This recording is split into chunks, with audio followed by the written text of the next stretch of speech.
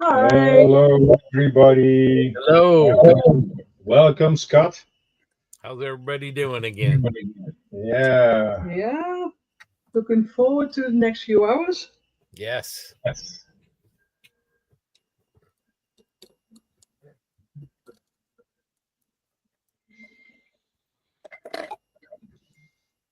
So I'm going to create ice. Oh, you're going to create ice? Oh. And how are you going to do that? Gewoon gieten. Oh, but first, something really, really important. For the guys in Europe, Stick your fingers in your ears, please.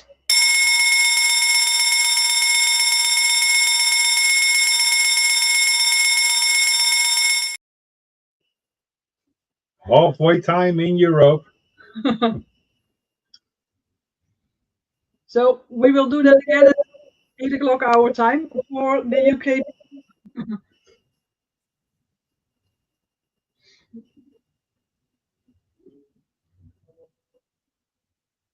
And how is your project, Scott? Oh, good. I'm started working on a Tosca Zundot motorcycle Oh, with a sidecar in 1/24 scale. Ooh, Just great. barely started. It's been in the stash for a while, so looking forward to it. nice.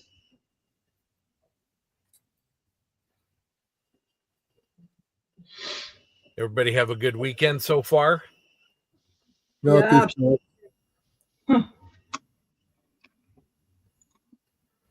Yeah, we're doing great. It's always a pleasure talking to everyone.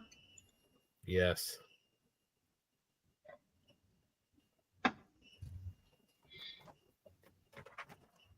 And we find out what Malcolm did.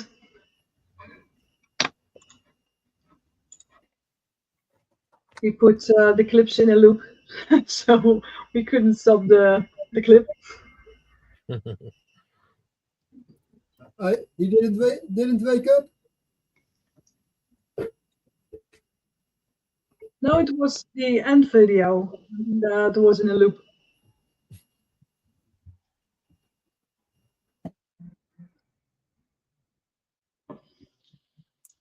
So and tomorrow I have ice, black ice.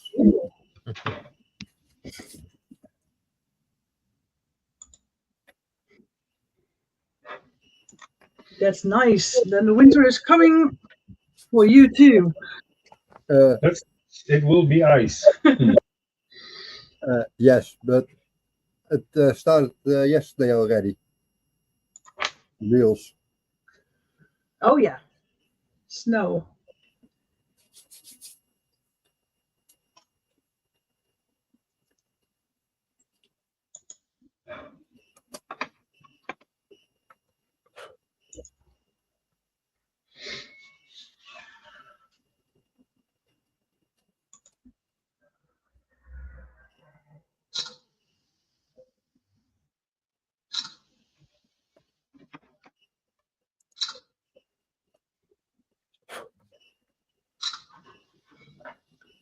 That are a lot of pictures.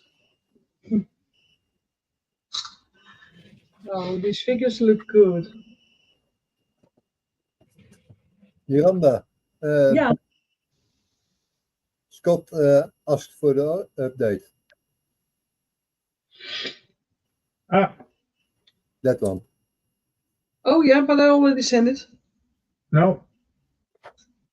Okay. The update on screen. Oh yeah, I can put it in the screen too. So the donations update is that we are at 363 euros and 47 cents. So we keep on climbing, but there's always room for more donations. So if you want to help, please make your donation on the Dutch bank account that is on the screen or via PayPal on info at de veteraan modelbouw.nl.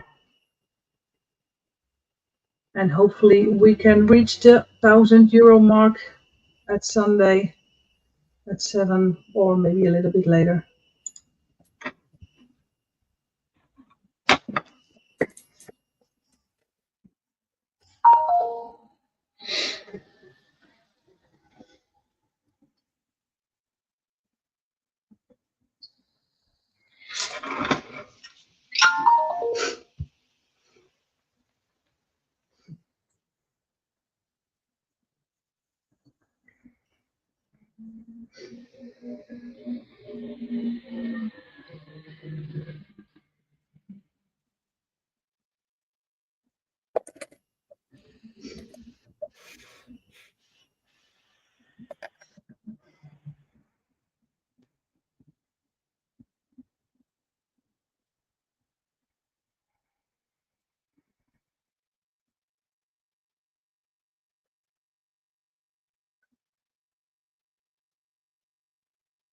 Look, the thing.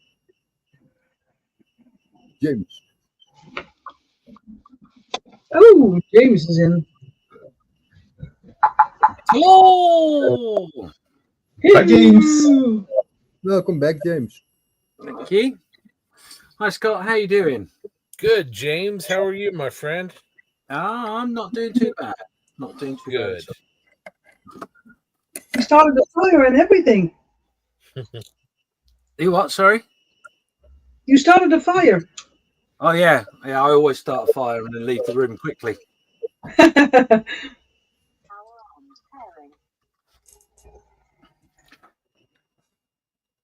Yeah. Sorry about that. I had to go and see my parents. All is say good. sorry. Don't say sorry for that. No, it's a long story. It's been an ongoing thing for ages. All it was basically there was some paperwork that needed signing. And this is about the 5th attempt of getting it right. So who knew it'd be so much trauma? But hey, all done. So that's all good. Right, I need to get a bit of that, get a bit of that, and see what happens.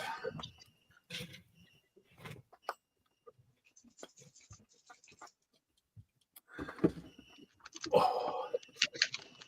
What did I miss? Anything exciting? Well, we were stuck in a loop. Thanks to Malcolm. You were stuck in a loo? In a loop. Oh. Yeah. We changed something in the StreamYard, so we were in a loop. Gotcha. But he told us before he left that he did something. Yeah, no, I got it. And we Yeah, had to see what it was. He's a monkey, he is. Yeah. And I bet he's not showed his face since, has he? We thought he was such a serious man, but He's not. He is a I don't want to ruin any illusions, but he's not. He's not. He is a very tall man, though. He is a very tall man, yes, and a lot of allowances are made for the fact he's very tall. That's right. To the point, I mean, it's quite funny. When we were at Telford, we went into the competition area to give our little awards out for things that we thought were quite nice. And I spoke to one of the people, the representatives that was in charge, and explained what I was going to do. And the guy just looked at me like I was insane, and then noticed Malcolm towering above me. And he went, "Are you with Malcolm?" Well, yeah, I am. He's like, "You can do what you like then. It's fine." It's like, what? What? I don't want to pick a fight with him. Completely dismissed me without even thinking about it. Anyway, yeah, it made me chuckle. I thought it was quite funny. Because all I did was just walk around and go, "Yeah, Malcolm did it. I didn't do it." Blame Malcolm. Yeah. That's my story, and I'm going to stick to it.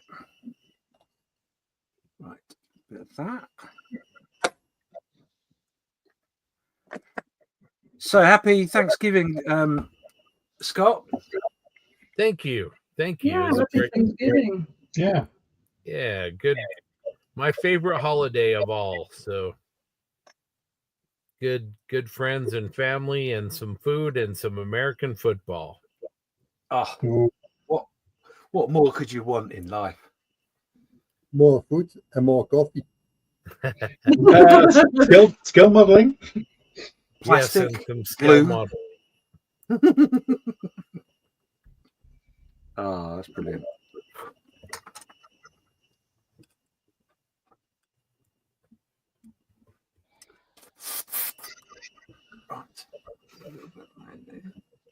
Yeah, that is a holiday that we don't celebrate here in the Netherlands yet.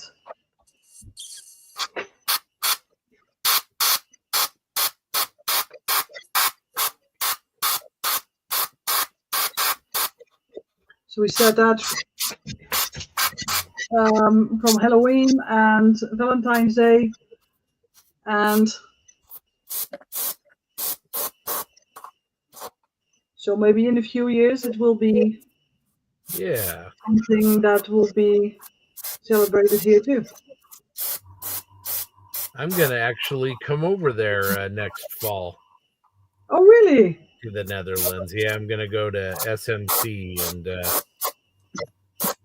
come visit. So I'm very excited about that. Then we will see you there, Scott, because we will be there too. Oh, that's awesome. That's great. Yeah. Oh, that's exciting to meet you in person. Will be fun. Okay.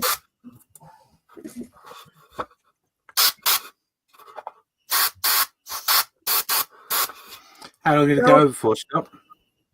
Sorry. How long are you going to go over for? Probably I think about 10 days. I'm gonna stop in the UK for 2 or 3 days and then go over to Normandy and spend some time in Normandy and in the Bulge area, and then go to the show. Cool. Yeah, cool. Looking forward to it. The pictures from SMC are always amazing. The amount of work and the quality of the work that's done is Oh, absolutely.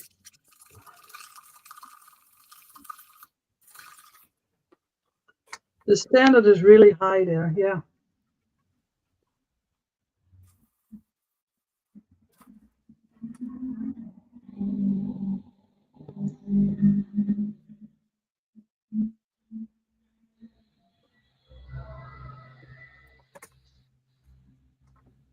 Is this a Triple P crew coming over for the show? yeah. TJ and JB and Jensen, I think, are all coming, and potentially Grant as well. So almost all of us, maybe. Oh, cool. Okay. We saw TJ 2 years ago. Yeah. Yeah.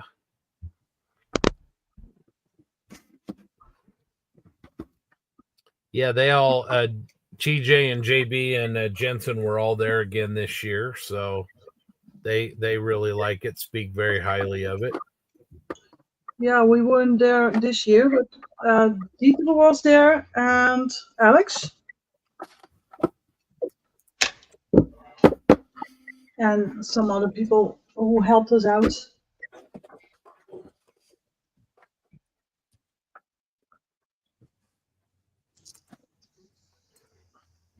Did you take some entries, Miranda?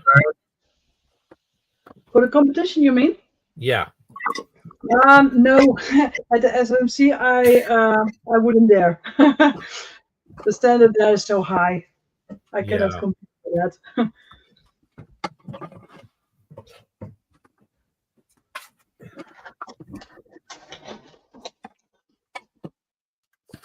Or maybe Stefan will enter the competition next year? No? No. No. It's even too high for me.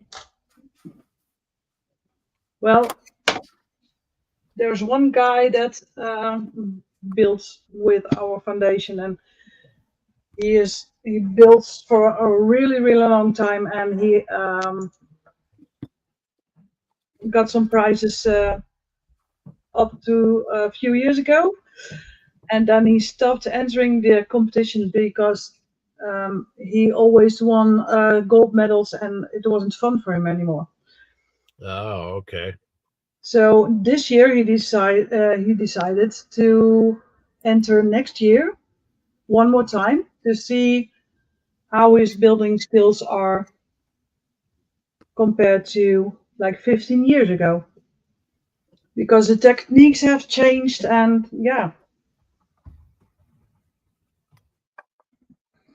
Yeah, that's interesting. Yeah. Yeah. Styles evolve and tools change, and yeah.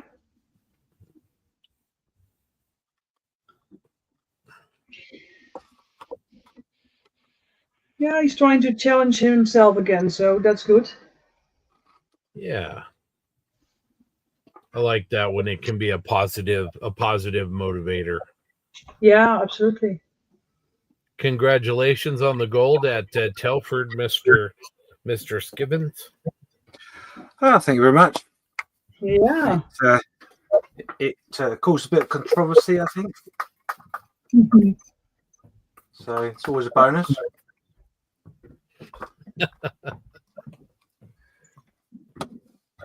Oh, No, yeah. it was a piece that I'm very pleased I got finished. And I have to thank one of my friends for that, because he pushed me to do it. So, but yeah, it was nice. That's very good.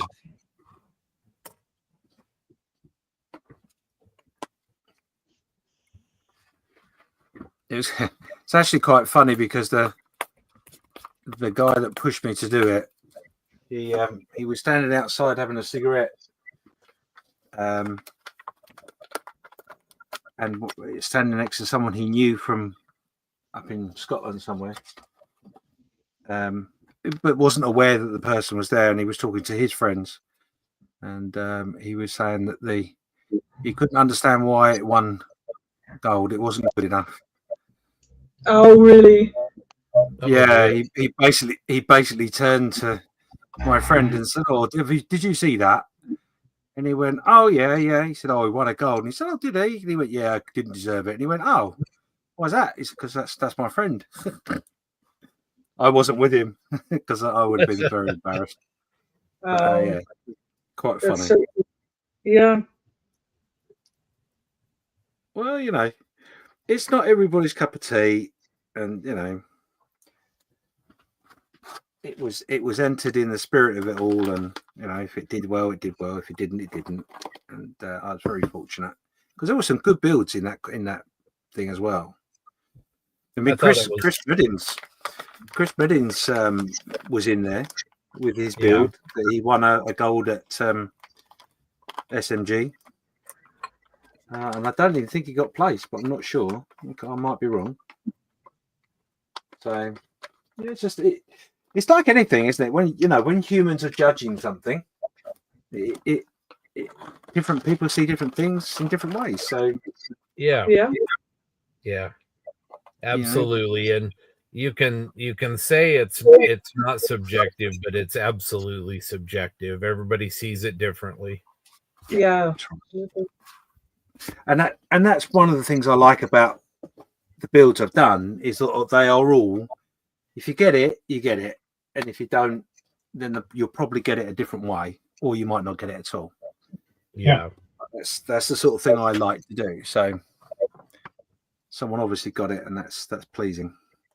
Before I do that, right. Am I going to put that back on there? So let's see. We've got Robbie watching from Alberta, Canada, and he says hello. Hi, Robbie. Hey, Robbie. And Grant is also watching. He says, hello, everybody. Hey, Hi, Grant. Grant. Hey, And Grant. he says, I will be there. Oh, is that a threat? Oh, nice. Yeah, for SMC. Yes, nice.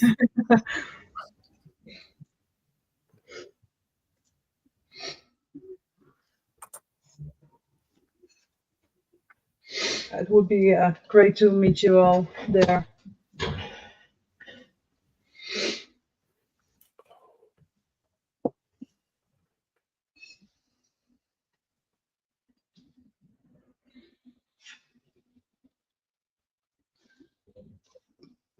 If we know where our step, I will let you know.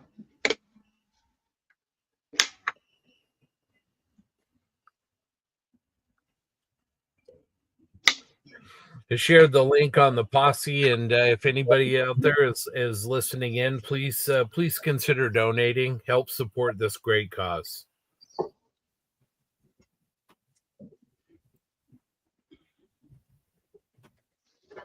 Thank you, Scott. Appreciate it. Absolutely.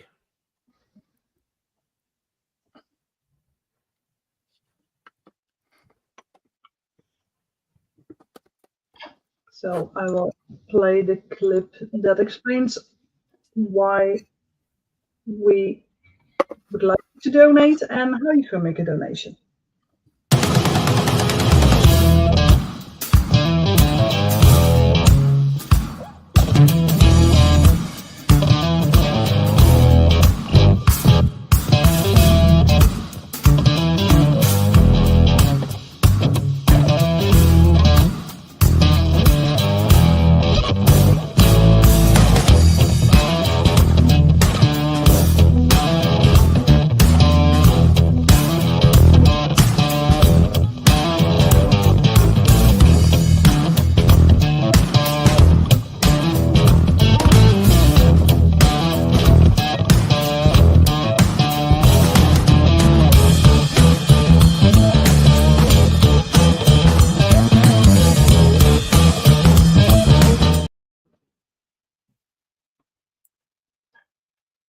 Sorry, I hadn't had time to put them in English.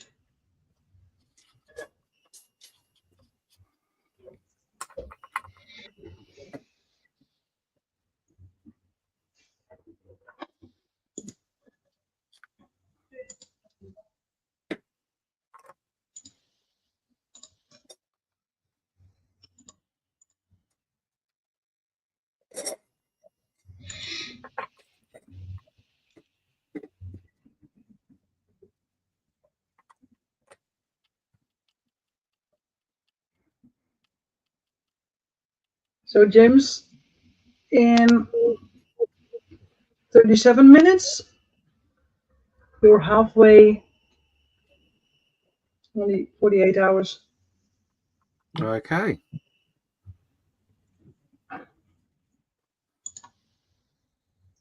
So we have an alarm bell for you too. Oh, right. Okay. Not now, in 37 minutes.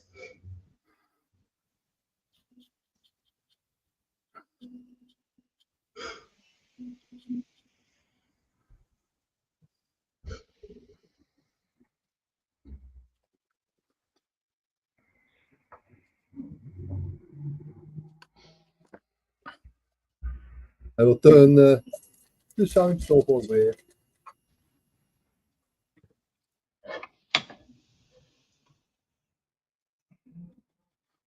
Hmm.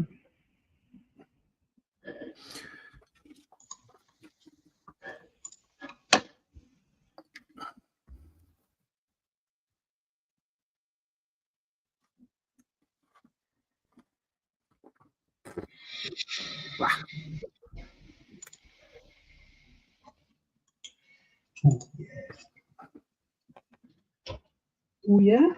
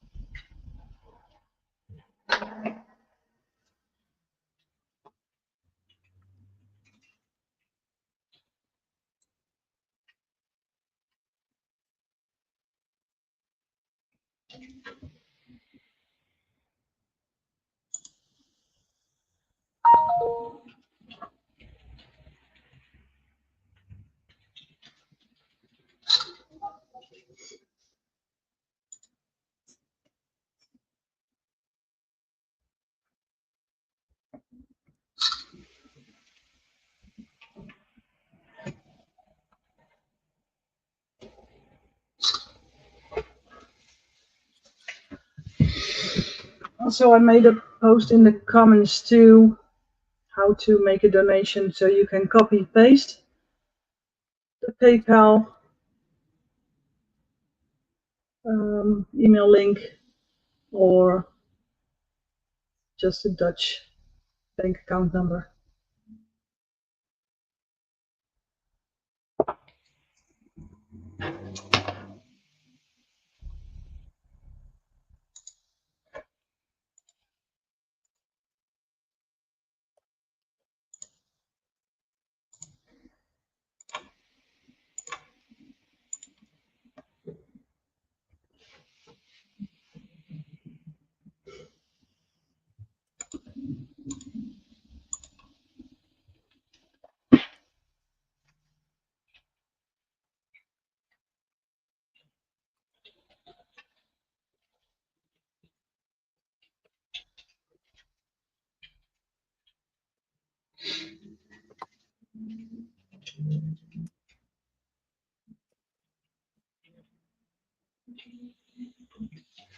Ooh,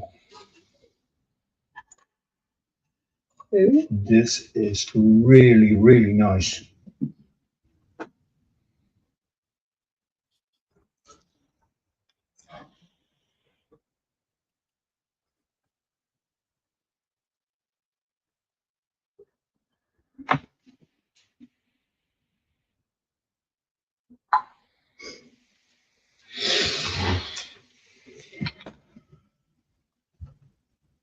I will give you a quick look about my figures, guys.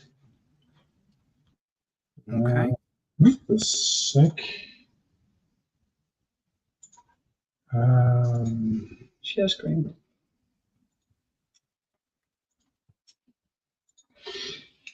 Here they are. Nice. Nice. Little Germans, All frozen. all frozen. Wow. That's liquid frost. That's liquid frost, yeah. Wow. Yeah. Wow. I think they look great later on the bridge.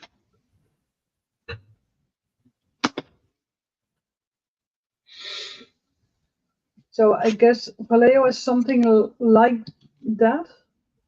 Liquid ice or something it's called. Yeah. This is from Green Stuff Worlds. This one. Liquid frost. Usually Yeah. we see that they test these things and later on they appear at Vallejo. Yeah, this turned out very, very well.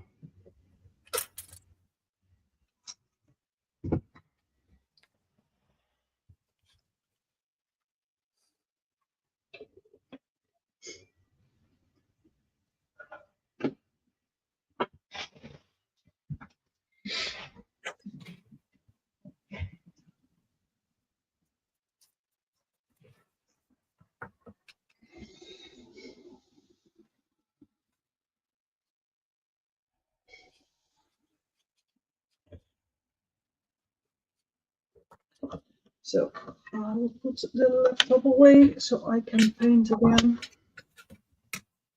a little bit more.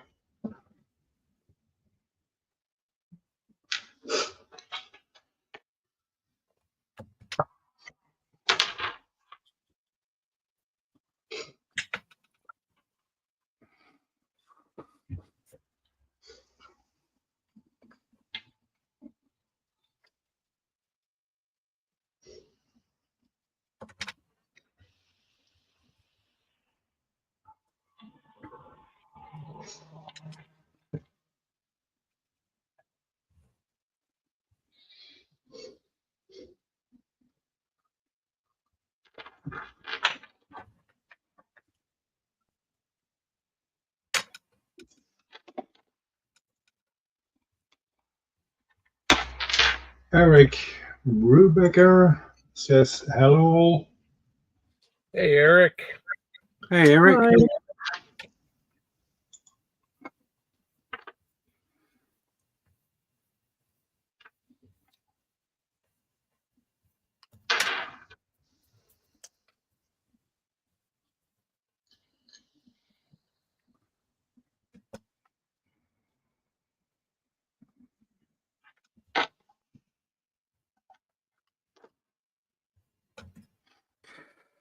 Okay, I think.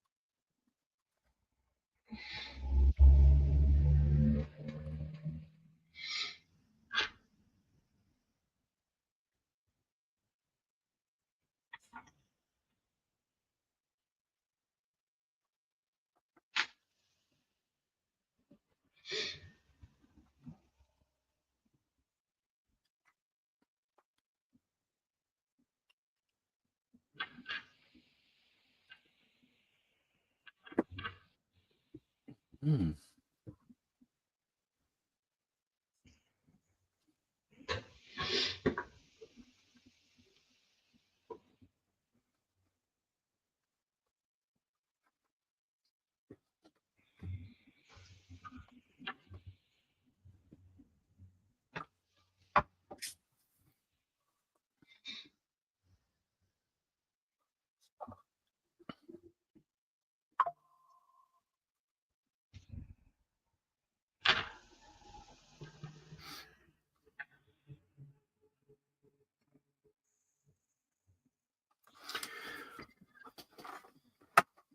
Right then.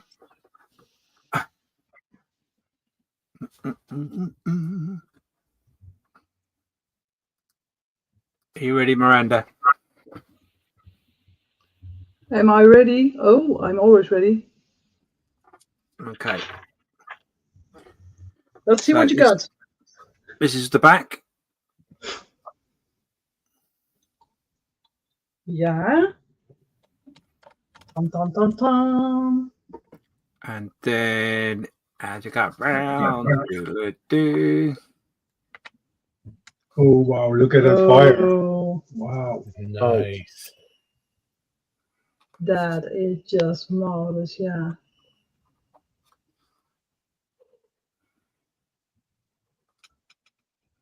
Wow. There we go.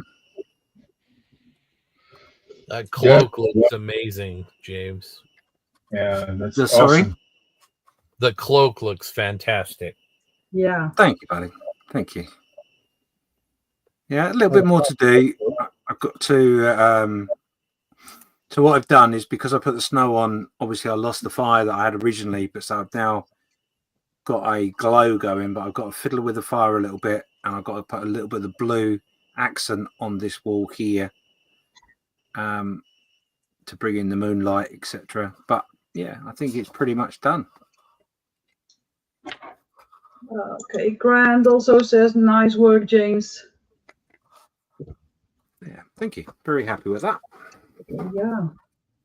I think you need the second figure this year. Yeah. A second figure. Yeah. Yeah, Yes. you had a second base, so a second figure would be nice. Yeah. No, it's not nice. It's necessary. So I like no pressure. No. Nope. No pressure at all. Just a little to keep you motivated. Just do it.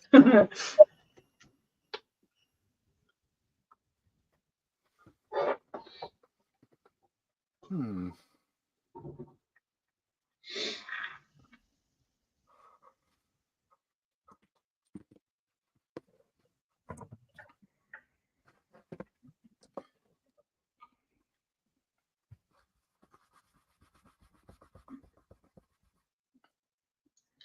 Mhm.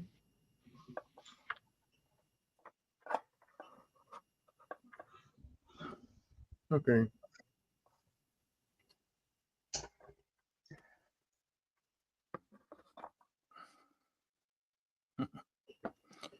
Right.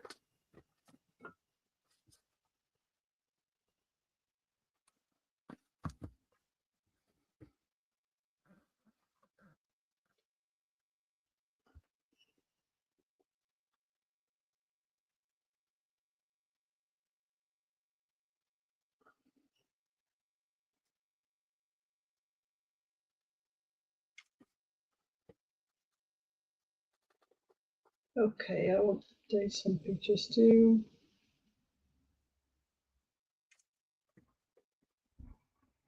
Some picture, one picture.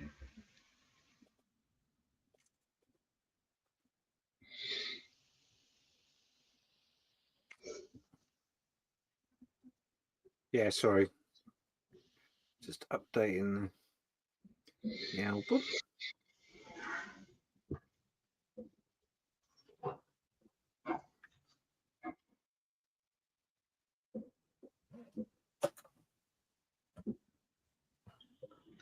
Oh, fireworks again, yeah. Okay. Really?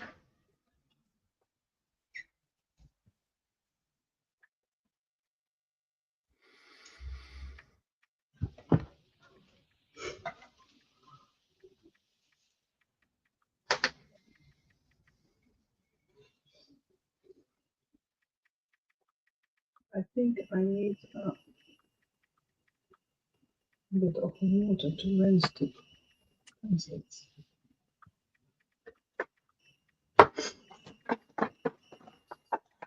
Oh, I can use this one.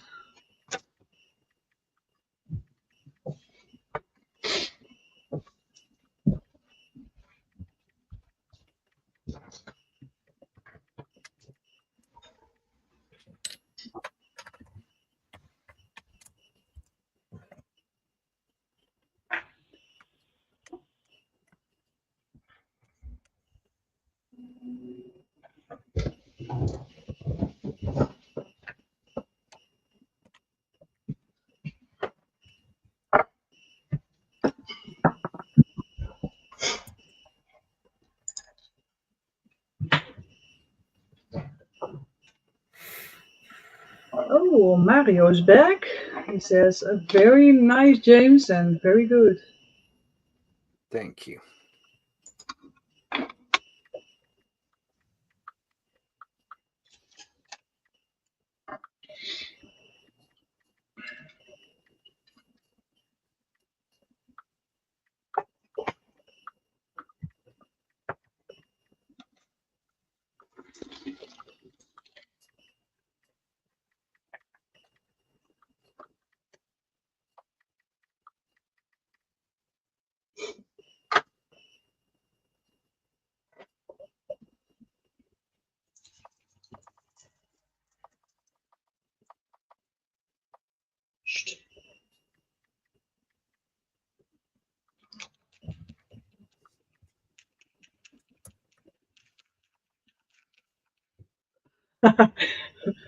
Okay, David says, that's so good, James, but I expect that from a gold medal award winning mother.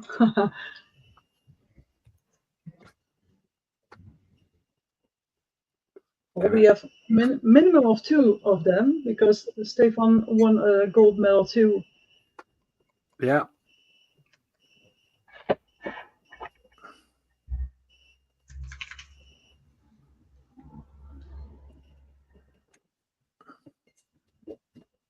That was like 2 weeks ago. Yeah, but it was a little surprise. So Yeah, you didn't expect that.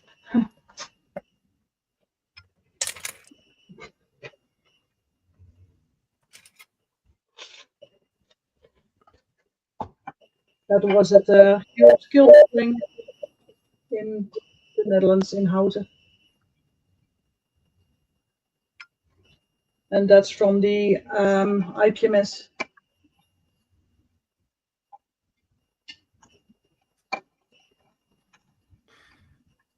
It's very rewarding. Oh.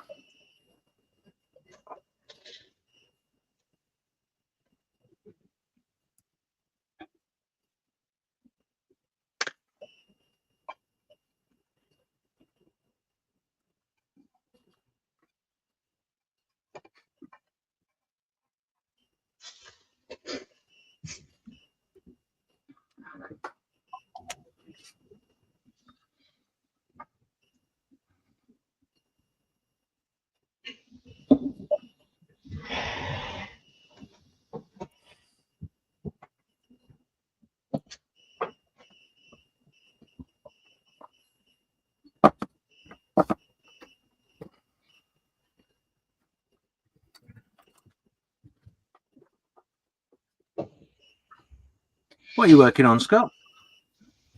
A 124 scale zoomed up with sidecar. Oh, wow. It's a Tosca kit I've had in the stack for quite a while, so figured it was about time. Oh, yeah.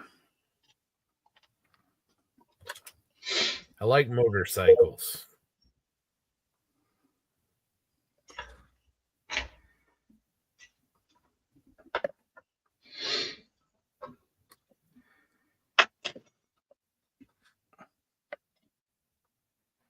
Often a forgotten subject, motorcycles. Yeah. I keep hoping that in 1/16 scale, with all these great big tanks coming out, that somebody will make a series of bikes. Freedom makes the BMW with the sidecar, but I'd like to see some British motorcycles and some American motorcycles in 1/16 scale. There's a lot to choose from out there of what you could potentially do. Yeah. Awful lot. I mean, obviously there's the well-known ones, but there's an awful lot of other ones there as well. Yeah.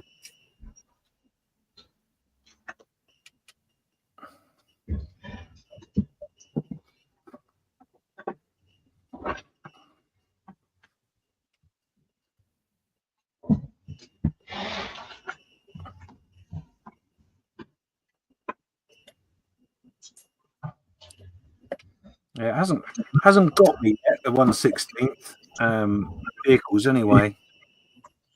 This is my first dabble, if you like, with a 1/16th figure. Yeah. And I got to say, I do like it. I like the smaller vehicles in that scale, like the Bren gun carrier and things like that.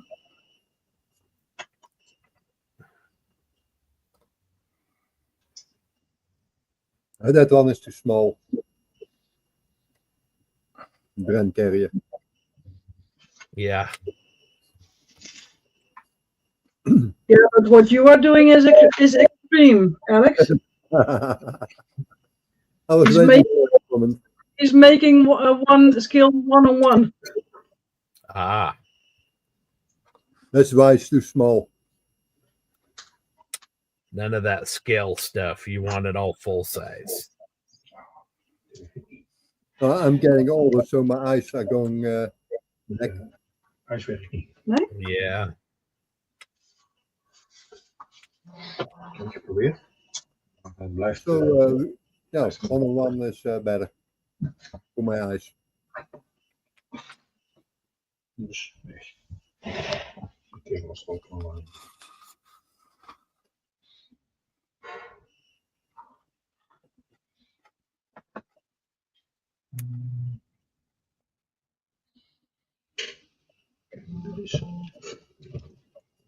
Eens even kijken. Oh ja. Super.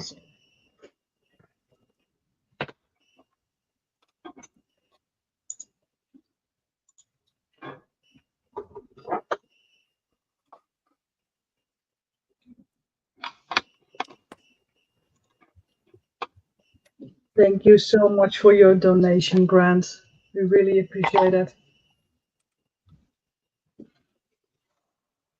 Hopefully Grant can join us at some point. I send him a link if he can find some time. Yeah. Oh yeah, you're more than welcome.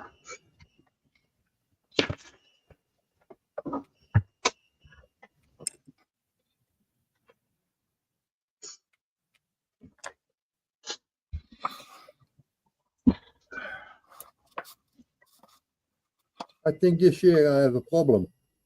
Uh-oh. I think I will finish it. What? Why? I don't know, but it will be the first time I complete something during a marathon. A unique moment.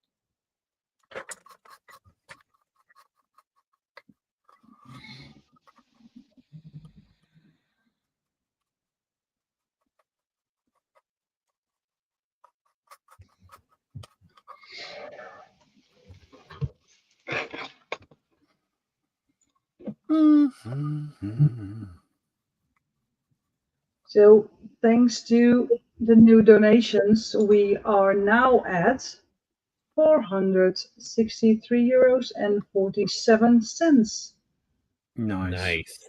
So we're almost halfway there. Thank you so much, guys. Well done, everybody. Keep digging deep.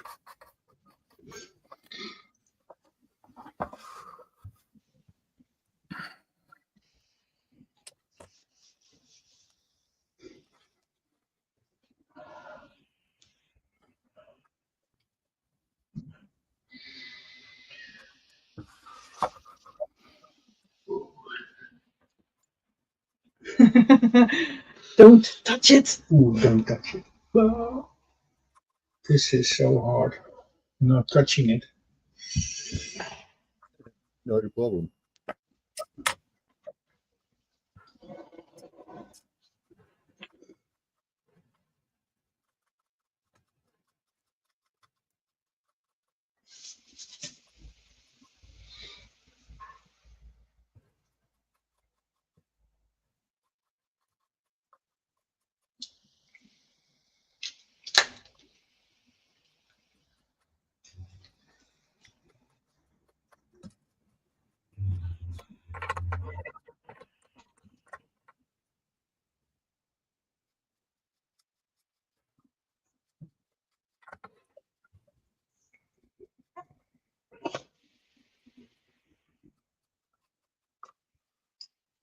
Okay.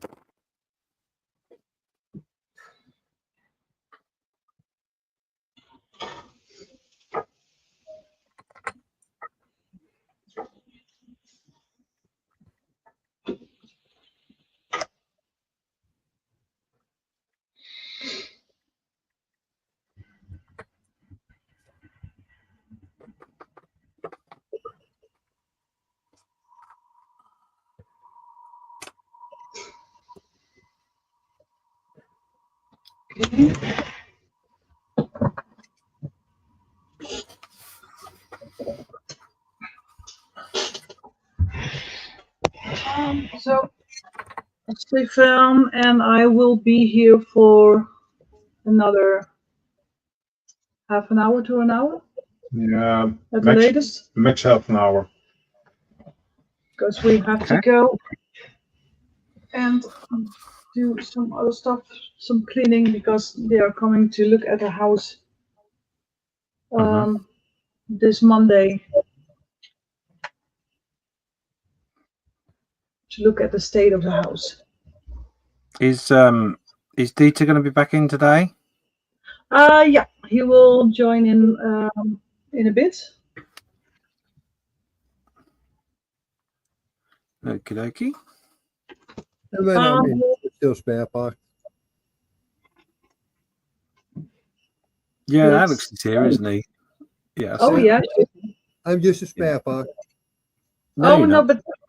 but Alex has hosting skills too. So Yeah. No, that's cool. The only reason I asked was because I will go off at about 9 o'clock to go and pick the wife up from work. But other than that, I'm here, so no big deal.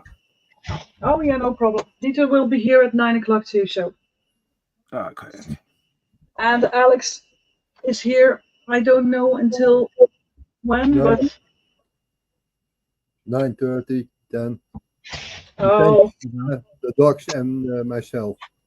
yeah, I can understand.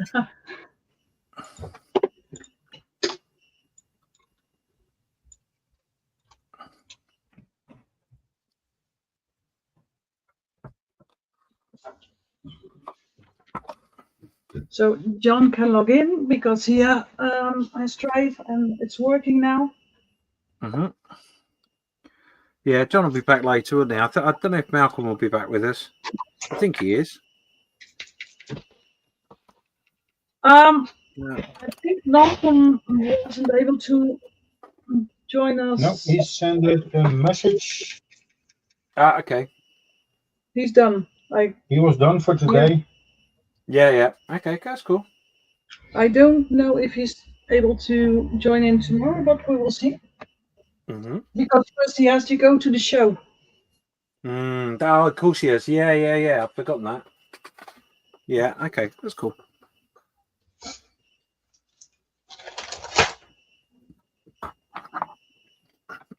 And Scott, you're here till about 10 UK time? Is that right? Oh, sorry, Dutch time. We will be here for a bit more than half an hour, 8:30 our time. And Alex will stay, and then Dieter will take over. Okay, cool. With Alex, of course. Yeah. I always make problems. No, you don't make problems. Add coffee. Lots of coffee. Ooh, you're talking about coffee? Yes. Oh, yeah. That's a good idea. I always said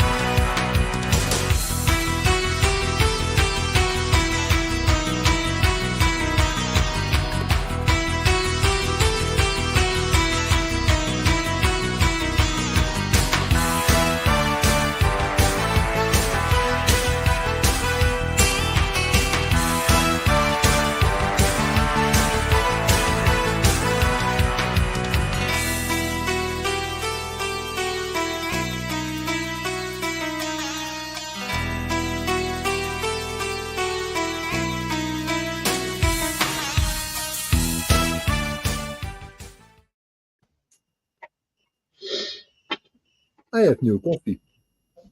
Yeah. New coffee.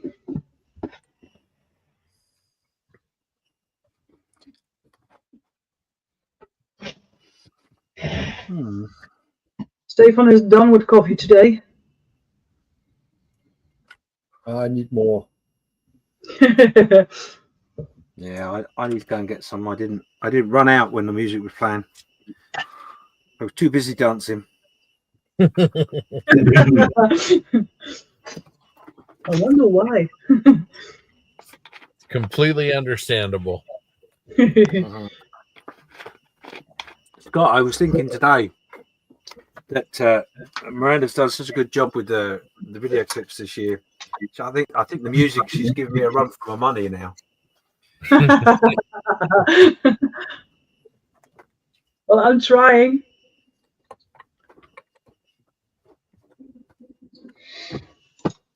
Oh, David says coffee and stroopwafel break. Yeah. Oh, very much. Except we don't have stroopwafels at the moment.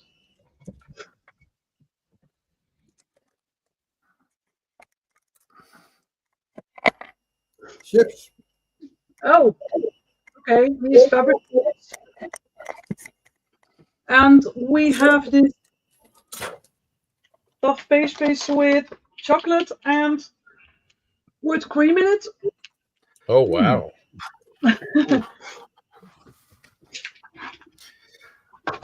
Okay, I'm getting coffee. Someone mentioned desserts.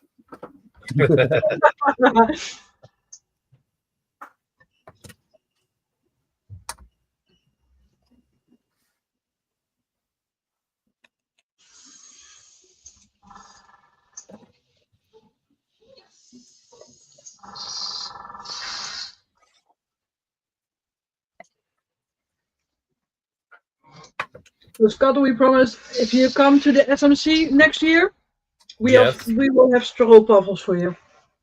Oh, nice. We will bring them. That sounds great.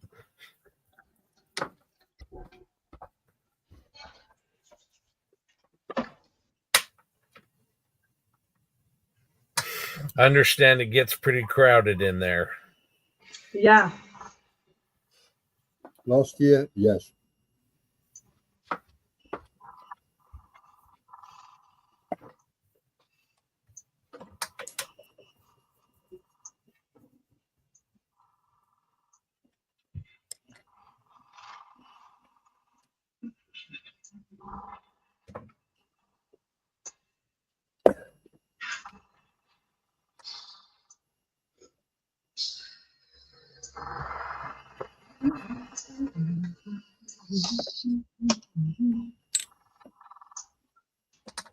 Welke kleur is dat?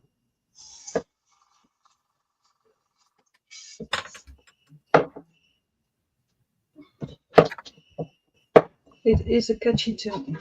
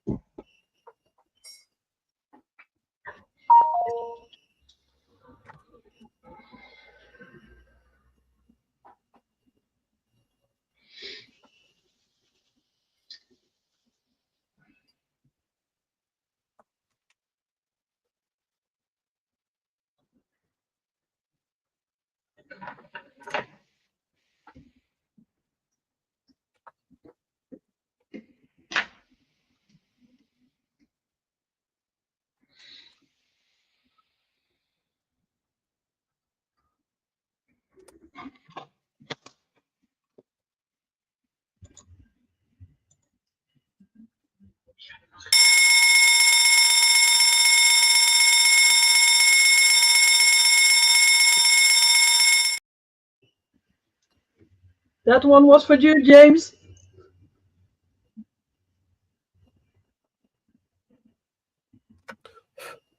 He missed it. He went and got coffee and missed it. Fire alarm! Fire alarm! go outside.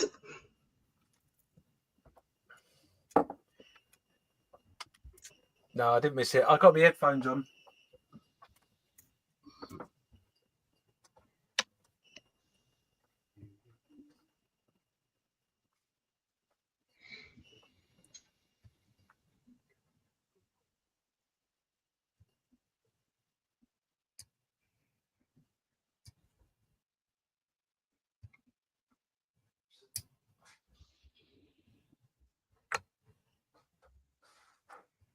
So, yeah, 24 hours for you to go. And for Steph and Malcolm. And everyone else in the UK.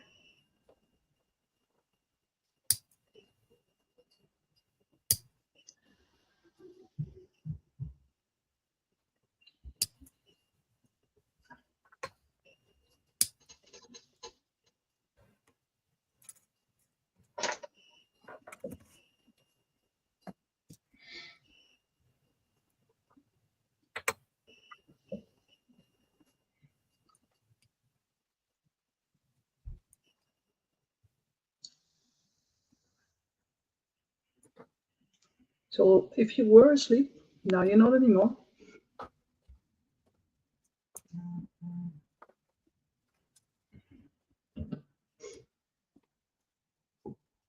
Right. All right, just gonna drop out a second and come back. I won't be a minute. Okay. Okay.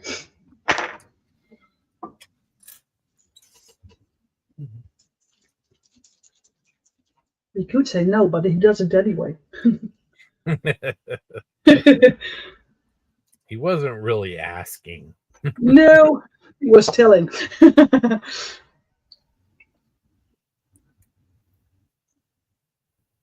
That's okay though.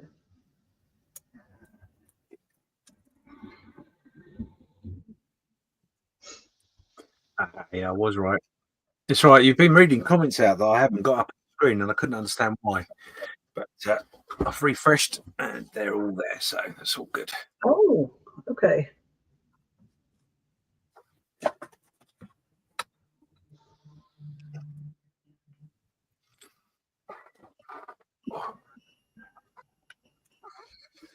I'm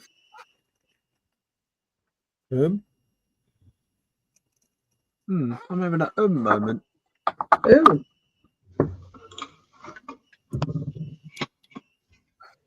A moment, Ian. Oh, it's always good to have a moment.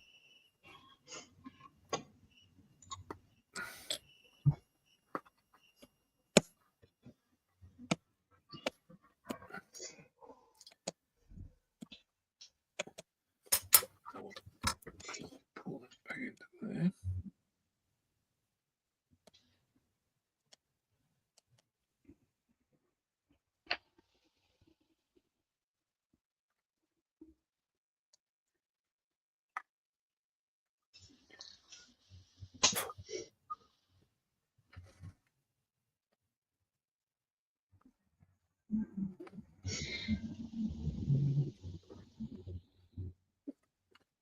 So, what's on the hit list to see in the UK when you come over, Scott?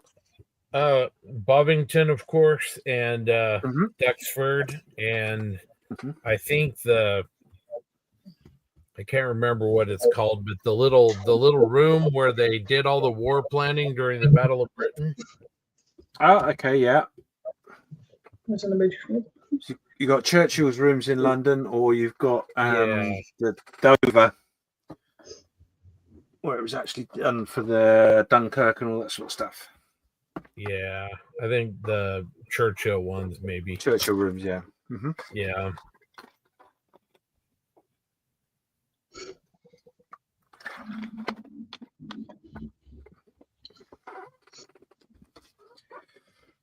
Blue.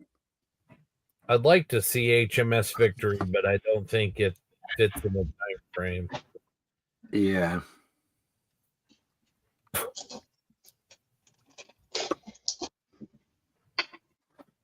Yeah, it's a lot to squeeze in, mind.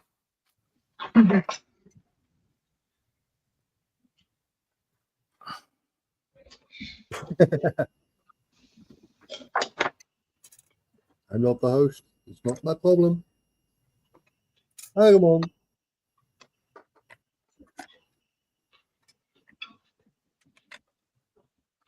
Well, Ramon says, good afternoon from your Dutch Frisian chief eater, Ramon Faber. And he says, oh, evening, sorry. Hi, Ramon. Hello, Ramon. Een beetje bijgekomen vorige week.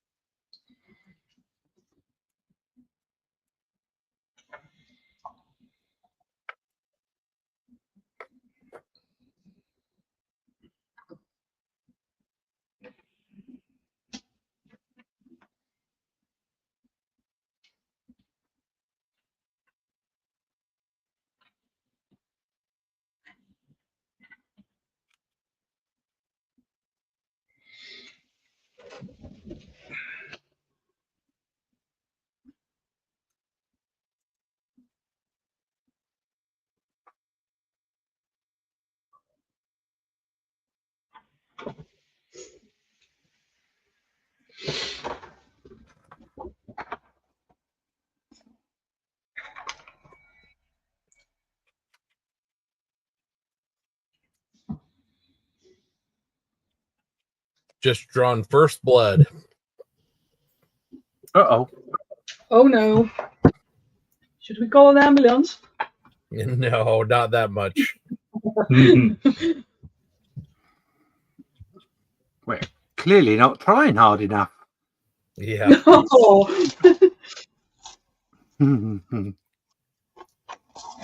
Use James goes- a sharp blade, they said. Don't use a dull blade. That's Yeah. right. James is going for the dramatic effect. No half measures, you know.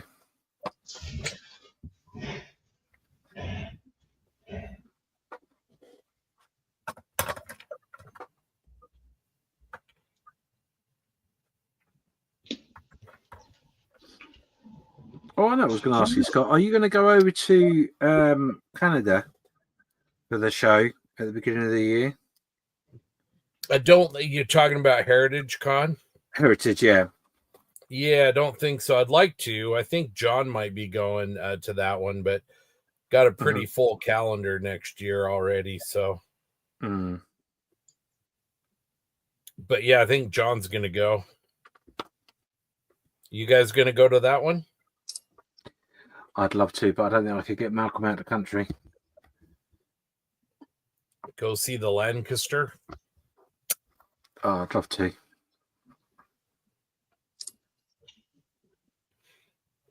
I'm going to go step away and do some first aid, and I shall be right back. Okay. No worries.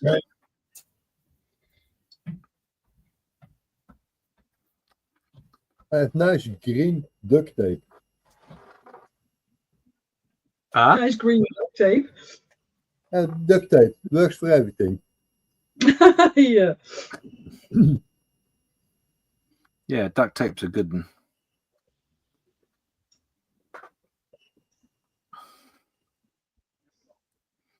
Certainly worked for my ex-wife very well. Oh, James. I didn't say it.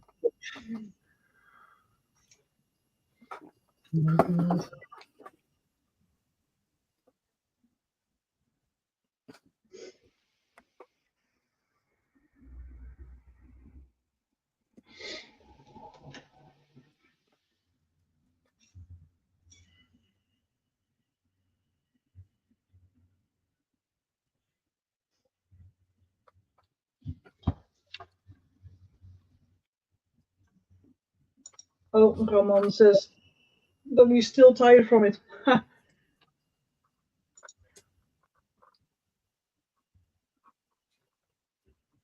Yeah, it was busy at the convention. They sold 11,000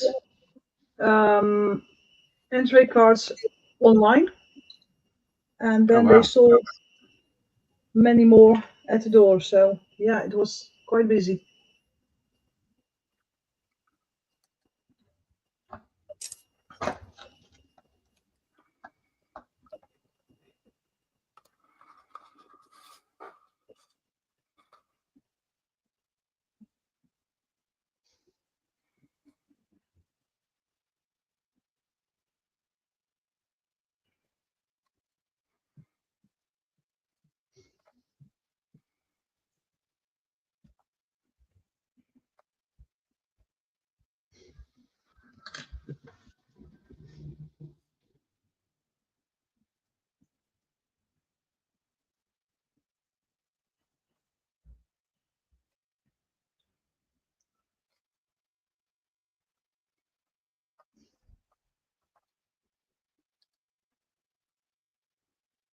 James, Ramon has a question for you.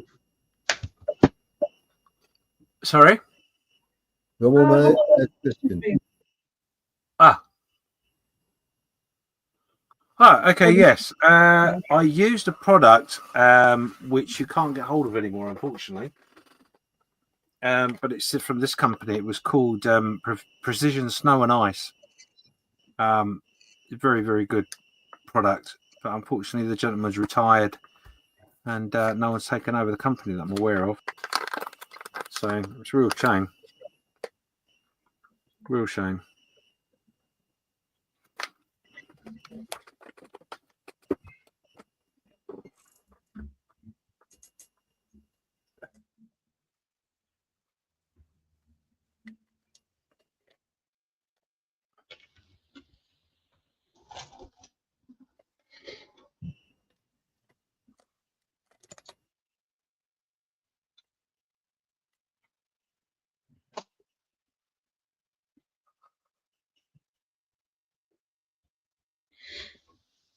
I hope Scott can stop the bleeding.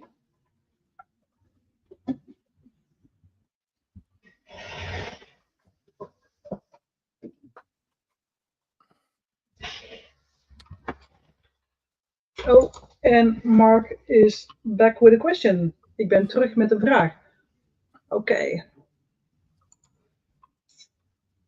Heeft iemand All Game Terrain Super Steel G6407 gebruikt? Moet ik het woord aan het opbrengen? Oké. Van welk merk is dit, Mark? So he wants to know if someone has used the All Game Terrain Super Steel, and if he has to add it on the sand before or after. But I don't know which brand he means. Oh, no, I don't know the answer to that question. I always use this.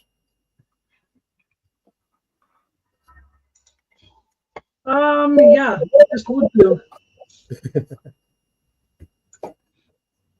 Okay, so Ramon says, nice, thanks, James. Do you sometimes use AK Interactive products? I'm a beginner of the demo world. No, I've not used any of AK's interactive stuff at all. Not for any reason other than I just haven't. They're meant to be a very good product, depending on what you want to do. When you say you're a new beginner, what sort of dioramas are we talking about here? Give us some idea. I assume for planes, but I also think, please. Oh, let's have Mark a look. See what he says. Okay. Mark says the brand is All Game Terrain. Oh, okay. They show a photo of someone spraying the sand into sand. Just wondering how well it sticks down to the base. The sand is thickish.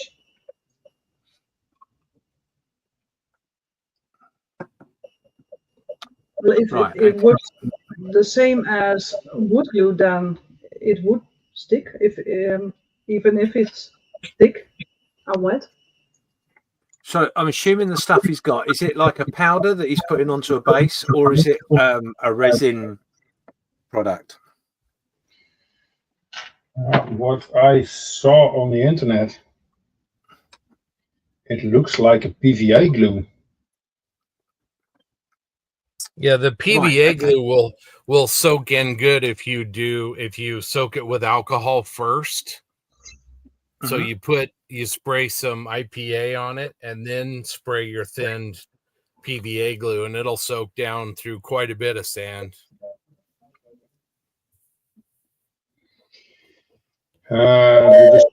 That's on the internet. This spray adhesive seals landscape materials onto your terrain feature, miniature base or gaming mat. Goes on white and dries to the clear matte finish. Ideal for use with flowers, weeds, sand, gravel and more. Apply with a sprayer for an even application. Super Seal is water soluble and non-toxic. So I think it's a sort of PVA glue, but Yeah, it probably would be. Yeah. Yeah, so Scott's right. A little bit of if you prep the surface with a bit of alcohol, and then your liquid solution over the top, it'll get nice and hard and fast. Grip onto whatever you're sticking it to.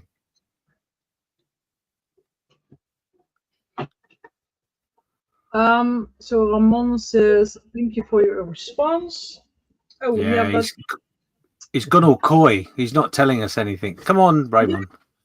Tell us more. What is it you want to get into, and we can point you in the right direction. he wants to know what you're going to make from the diorama.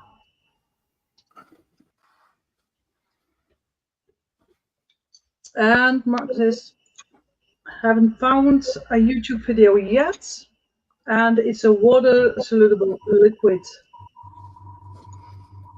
And he's got the sprayer for it. Yes, probably PVA glue type glue. Yeah. Okay. So if you have any more questions, Mark, let us know. So the original question from Mark was, I think I'm right in saying, was he asking for the order in which to put it on? Yeah. Does he apply the sand first, or does he use it to the sand? So does he apply it first and put on the sand, or the other way around? Right. So you're going to put the liquid on the base first, and then the sand on top, and then what you probably will do. So for example, the snow. This snow, what I've done to attach it is I've actually used hairspray because I've got an abundance of it because I don't use it for anything else. And what I've done is I've prepped the surface with a little bit of alcohol, then a little bit of hairspray, then the product itself. Let it settle for a little bit, and then I've gone over it again with the hairspray to sort of lock it in as best I can. And then what you're going to do is you would probably with sand, most things that you would do in that sort of process is you then tap. So you get your base and you'd like do everything, and then you put it to one, so it was everything to slide off, and you just give it a little tap to get the access off. Now, if the sand is thin in places or bald or patchy in bits, all you do is just go back with the liquid, spray a bit more on, bit more sand, bit more spray, leave it, tap, repeat until you're happy to get what the surface that you want. Also, if you've got a sandy base, if you're trying to get ripples in the sand, for example, you could do that process and then, for example, put a little bit of paper. How can I explain that? So if you get a bit of paper like this, for example, put it on your base like that, come in really close with your spray and spray along the edge of the paper, then put the sand, you're going to get a ripple effect. And then you can move it backwards again. Don't go forwards, because what you potentially could do is you could pick up what you've already just started to stick down on the paper, and you'll lift it off as you move it backwards. So work away from where you start to the opposite side, and you can build up ripples, you can build up banks, etc. that way. Just do it that way, and have fun with it, play with it, because you'll find different things react slightly different in different ways. So I hope that helps. Any problems or you want any more information, and it's not when we've got a live stream, just drop me a message. If I can figure it out for you or have the answer, I will let you know. No problem. He says, okay, that makes sense. And he says, James thinks I need to make sure the track prints of my tiger show up. So he's making his tracks up for his tiger. Right, okay. Yeah.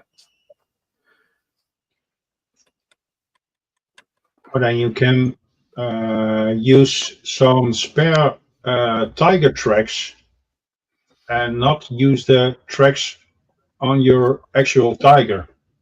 Mm-hmm. You can push them into the sand. Mm-hmm.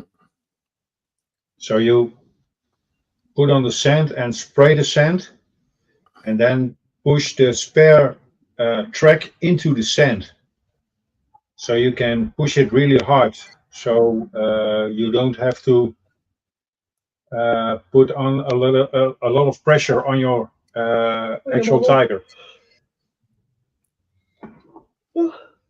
The other way you could do that as well, that's a great way of doing it, but another way in which you could do it, if you've got your full length of track, put your adhesive down on the base, put a lot of sand on top, then get your track, lay it down and run your thumb along the track, pull the track up, and hopefully, if you've got a thick enough layer of sand or whatever, nothing will stick to your tracks. And when you tip your base forward to take off that excess, the excess will fall off, but the track will be underneath. So you won't see it at first, but you will see it once you've taken the excess off. Yep. But yeah, be really careful, because otherwise what you could end up doing is clogging up your tracks with loads of glue and bits of sand and whatever, and then that's a nightmare to try and get that to sit right on the base. Yeah, that's why I always use some spare tracks from an older tank. Uh-huh.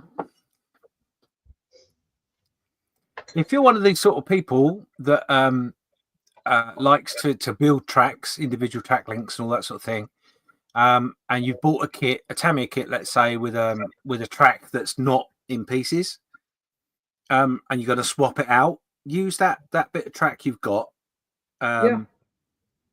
keep that and just mark it up as what it is, because obviously tracks do change depending on the vehicle to a point. But yeah, keep hold of that, and you can use that as your constant thing for making tracks in your diorama spaces, etc. It's always a good thing to do. Yeah, never throw away your spare tracks or spare thingies. Any bits. Yeah, any bits. Always keep hold of them. That your partner will probably go, no, I don't want boxes of bits, but you soon filter out what you don't need. But a big box is always an essential to any modeller's bench. Always should have a bits box, definitely. And Dieter has joined us. Hi, Dieter. Yeah, hi, Dieter. Evening, lads. And lasses. Sorry, couldn't get to the can't get to the last. Thanks for reminding me. No, the moment that I wanted to say lasses, my voice basically said, no, not gonna do that. So thanks for the save. I have not been able to follow much today, so I have been going through the posts. I've been going through the chats while you were chatting away, so that I know what exactly has been happening.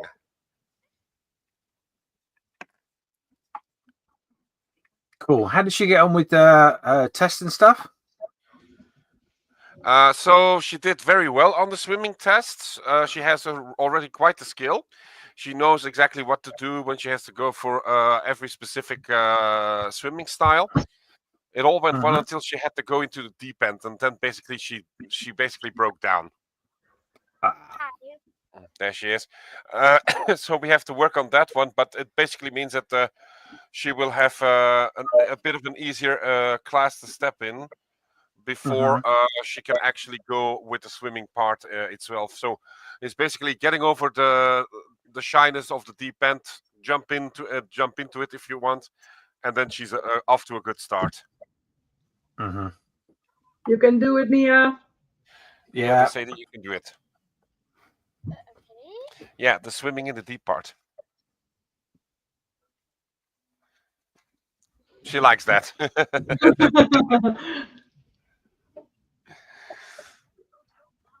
She hasn't worked on her white yet, so we'll probably do that tomorrow because it's already 9:30 here, 9:30, excuse me. So in about an hour or something, she will be off to bed.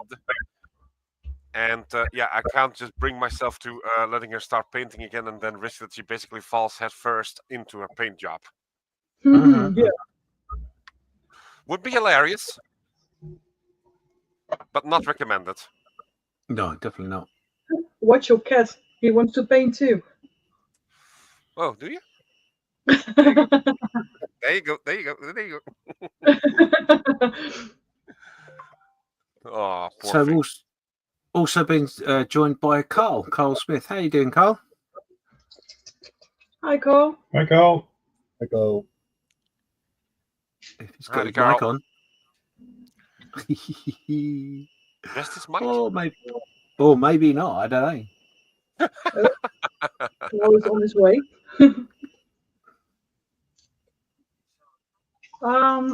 So we will be getting off in a minute.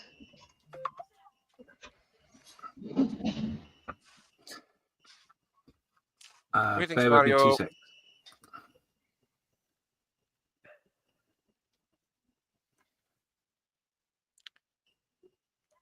Oops.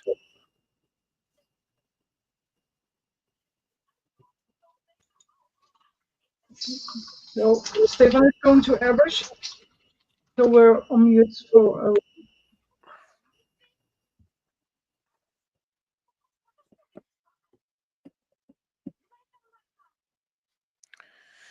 My cat is not going to airbrush. She's just going to purr brush.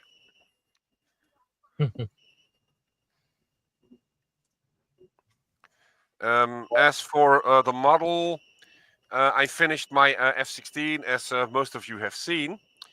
I am now working on the free propellers, and this is definitely something that they kind of over-engineered. I mean, it's 4 parts. No, let's see if I got this correct. 5 parts for the shaft, and then you have to attach the 4 blades plus the propeller head. So that's 5, that's 10 parts, and you have to do that 3 times. I don't see the problem. Well, point being is you won't see much of it anyway.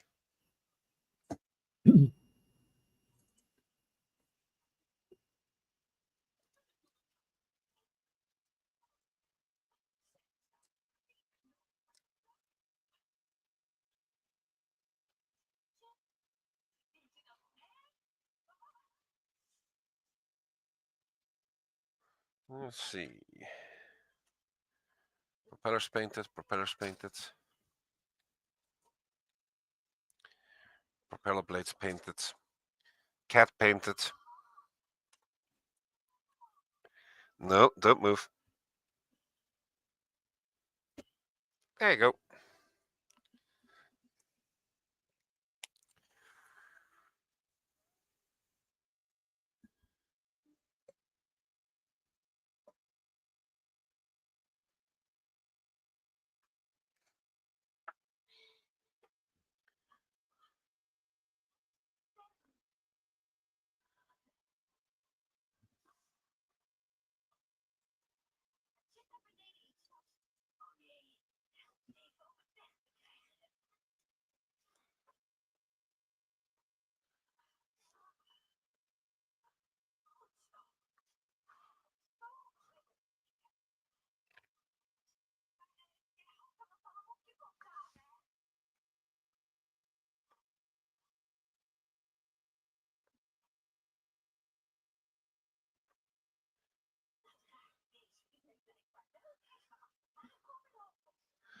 Mm-hmm.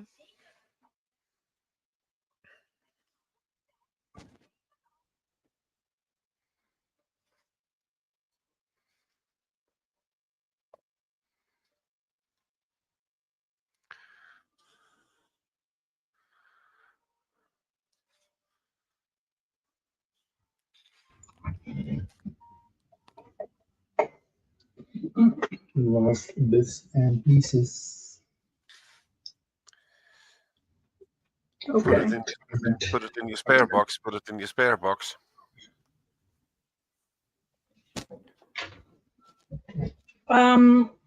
So we will show you how far Stefan has come along, and then we will be off until tomorrow morning. Okay. No, it's not. Oh, it is better. The Germans Mm-hmm. on the front and the back. They came out pretty well. I'm gonna put some photos in the on Facebook so everybody can see them. And Miranda has her statue. Wow. The little flowers. Oh wow, yeah. Yeah, it's just the base now, so Looks good. Yeah. It's looking very good.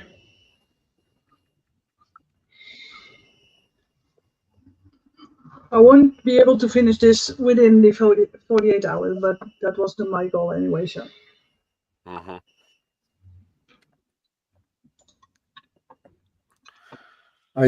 You just started 2 hours ago, so it's possible. Yeah. Yeah. Yeah. But then I have to do an all-nighter. I won't be able to do that, so. Wasn't it Malcolm that was also doing these soldiers, and he was challenging himself to do one soldier every hour because he has 48? Yeah. Yeah, that didn't work. So, thank you guys all so much, also for your donations, and we really appreciate all the help. So we will see you tomorrow morning, and we'll keep up the good work, and hopefully we will have extra donations in the morning. So thank you, You guys thank take you care. all, and have a great time in this block. Take Okay. care of yourselves. Take care, Stefan. Okay. Okay. See you tomorrow. Bye. Bye bye. Bye. Bye-bye.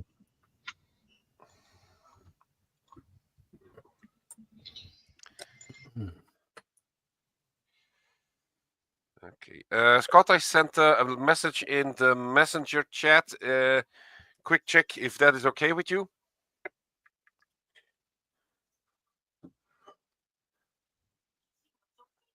I think that's fine. I don't have all the videos and stuff, but I'm happy to keep people company. Okay, excellent. A quick glance showed me that the moment that I'm gonna tuck my daughter in, unless she tucks herself in, wishful thinking, that should basically work out. Okay. Because I quickly check. So we have the round the studio that's going to begin in in half an hour. Then we have the break clip, so I can start that. That's okay. We have the update of the auction, and by then I will be back. So wouldn't be a problem. There's just one video that we'll have to deal with. Okay. Unless, of course, everyone suddenly is screaming like they want an extra break. A coffee break. Yep, like that one. Yes. Oh, that sounds like a good idea. Yes. We use more coffee, James. Mm. Well, since you guys are asking for it, and away we go.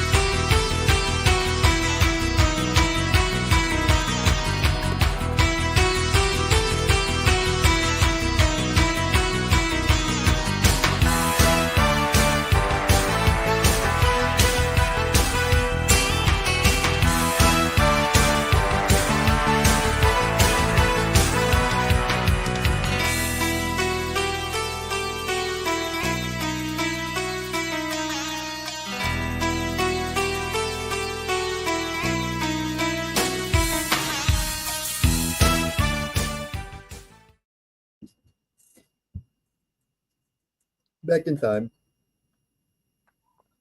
I'm now imagining to see Alex rushing with his two large bunnies chasing him. Oh, I almost miss it, always miss it. Oh, never mind, I made it. Yes. Our last block I have been training together with James. Good show. My training's not been going very well, in fairness, because my cup's nearly empty.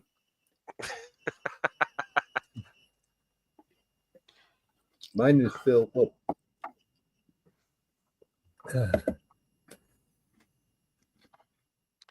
Oh, James, I noticed that in one of the comments on your build, there is a guy named Reuven who answered about the day camo suggestion. He's one of the guys of the same club that I'm in, this one, who actually made the suggestion and made it stick. Oh, okay. I will have a look at that in a minute. Yep, just so you know. Okay. What was the gentleman's name? Roueven, but you pronounce it Reuven. Oh, okay. Right, okay.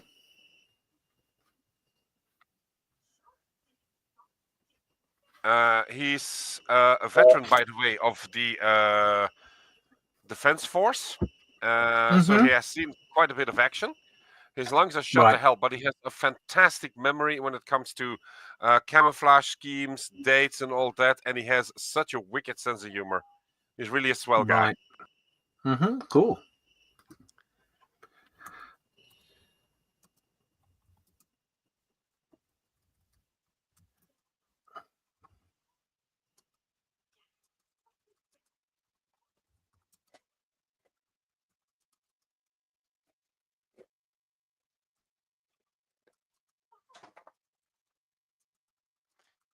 Yeah, my cat is being catty again.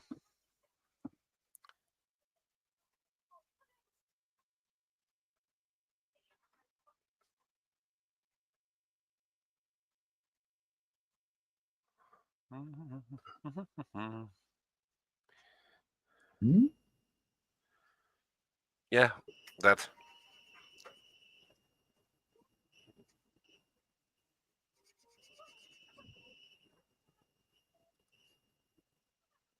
I'm not finished yet, Mario. Oh, we have comments. Yes, I have comment.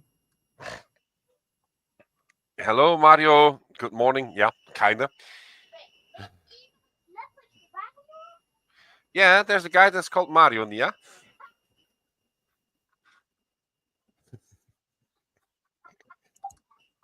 There.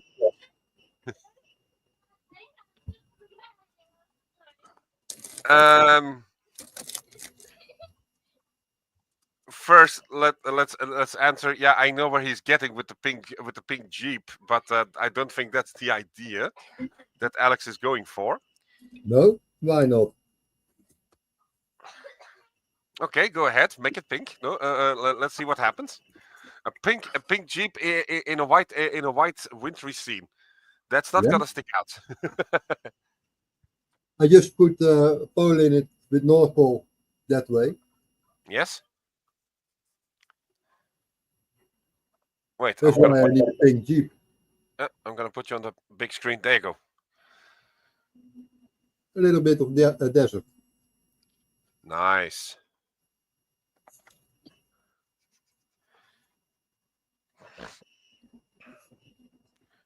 Always am amazed to see how you do that, Alex.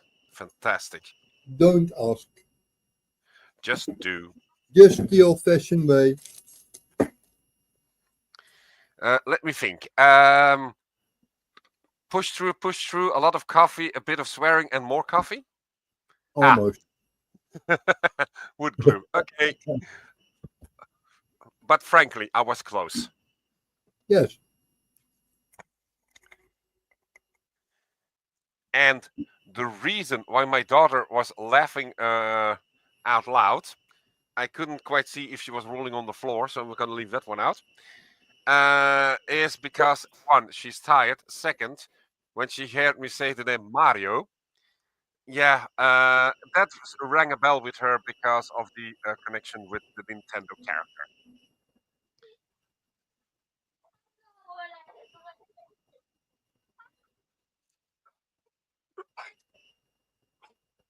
Hold on. So I'm gonna just reply with that. Okay, Mia. First of all, the Nintendo Mario is small, fat. He's a plumber and he's an Italian. Mario van Graas, the only thing that he has with Italy is that he still has to deliver pizzas to us, but is a far more better guy and builds aircraft.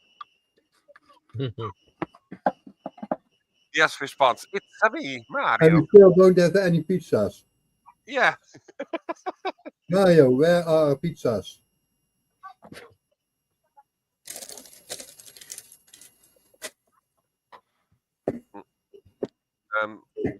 While we're waiting for Mario to respond on the pizza question,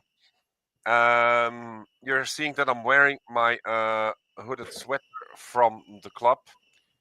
I finally got it, and as you can see, it says my official call sign Hagrid.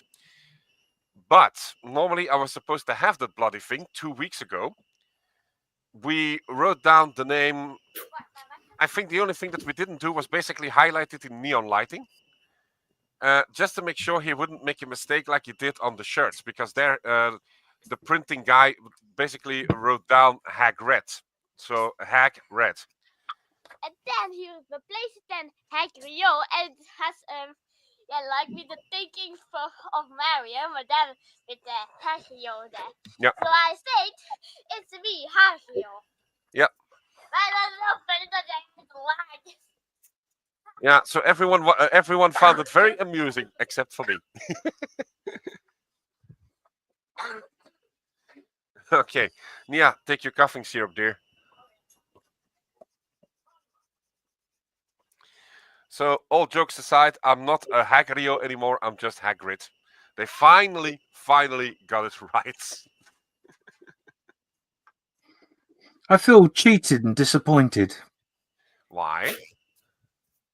Because they've changed your name. Changed your name. Yeah. Yeah. Hold on. Say that again, James. They changed your name and then what? I said they've changed your name to what it should be. I feel cheated. Why? You think that Hagrid suits me? I just liked it more.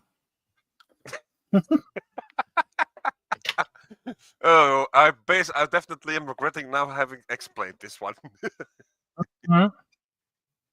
I feel a teacher. No, stop it, Saka.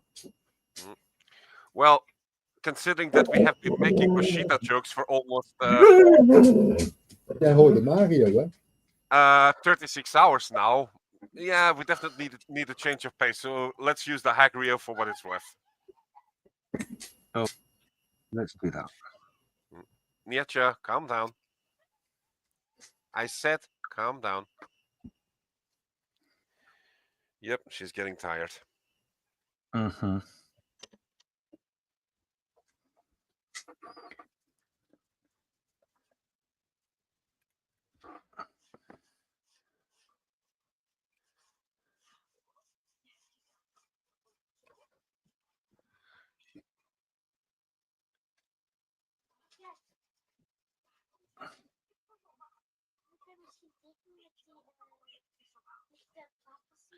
Okay, hold on. I'm gonna go on mute so that I can talk to Nia for 2 seconds. Hold on.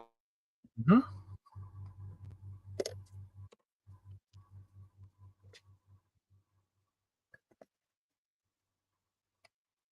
James, where did you get that figure? Which figure is that? So this is the Russian sniper figure from 3D Gizmo. Did you print that, or did you just buy it? No, just bought it. Basically, okay. 3D Gizmo is a company in the UK who prints resin figures and vehicles and all sorts of things. Okay. I could send you the link actually.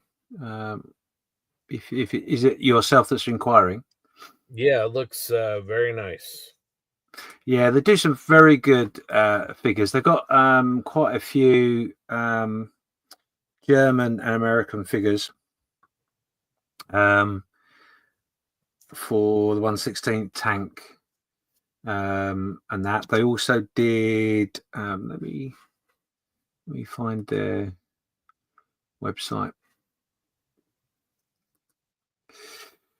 But they also do 1/35 figures as well.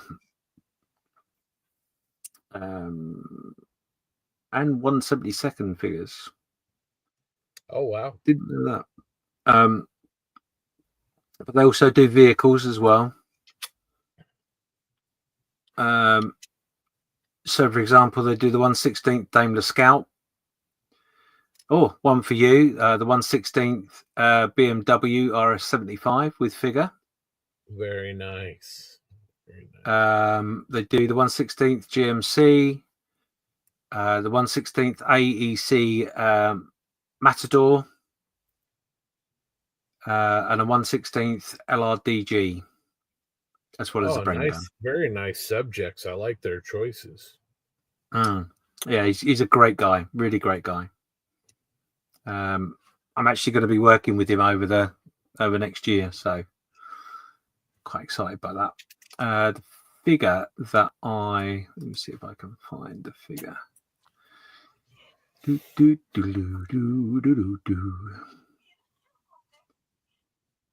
Oh.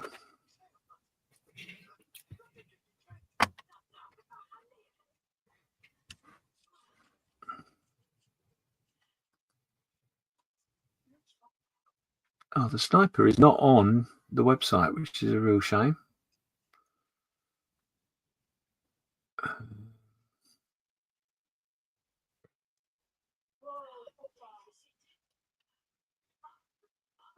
Mm-hmm. Yeah, I'll send you the website. Thank you. You can send it to me too if you want, James. Okay. Considering that figurines and all that is Mia's passion in terms of modeling, perhaps she'll find something that also suits her. Maybe.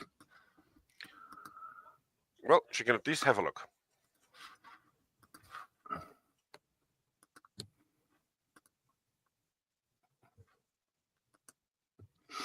So it's there in the chat on the stream, and I will also send it in a private chat on the stream as well for you both. Thank you very much. There we go.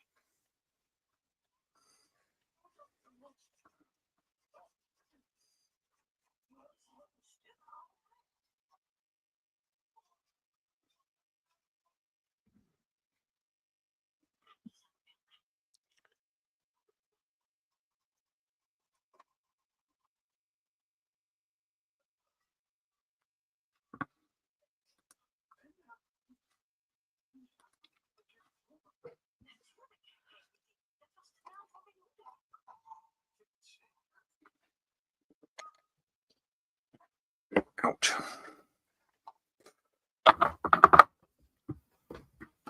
Right, I'm just going to step away from the bench for 5 minutes. I've got a couple of things I've got to do.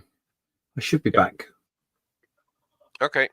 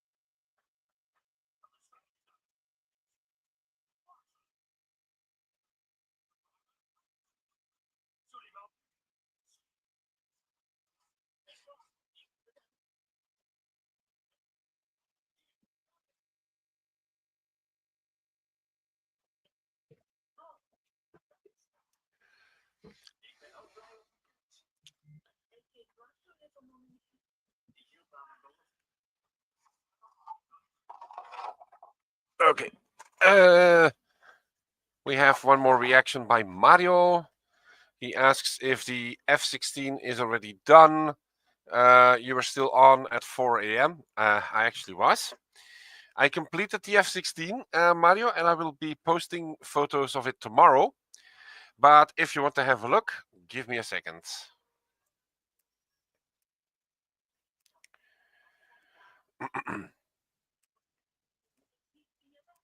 Here we go. I'm also going to prepare to add James to the stage in a few seconds. So here she is.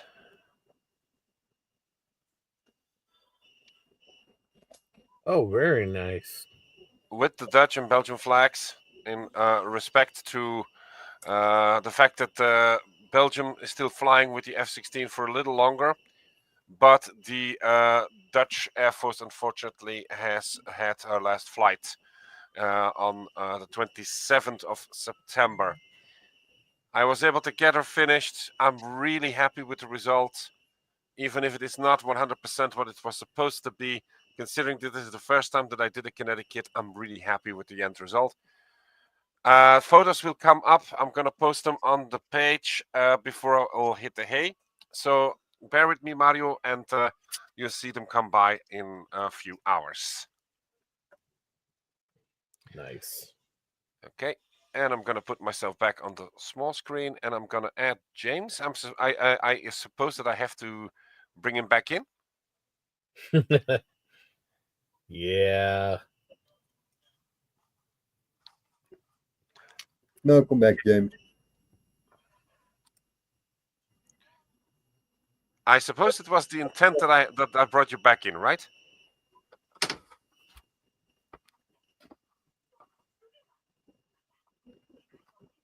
Or is it?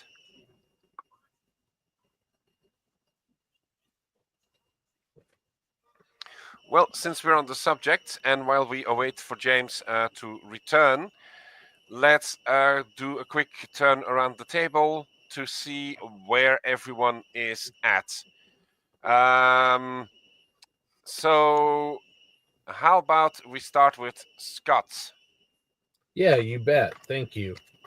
So I There you go. am doing a zoomed up 124 scale Tosca kit. So far, quite nice. And I just started, but been working on, let's see, maybe you can see it better. Working on the wheels. There's 4 of these, as this one has a sidecar. So not much to show yet, but enjoying myself.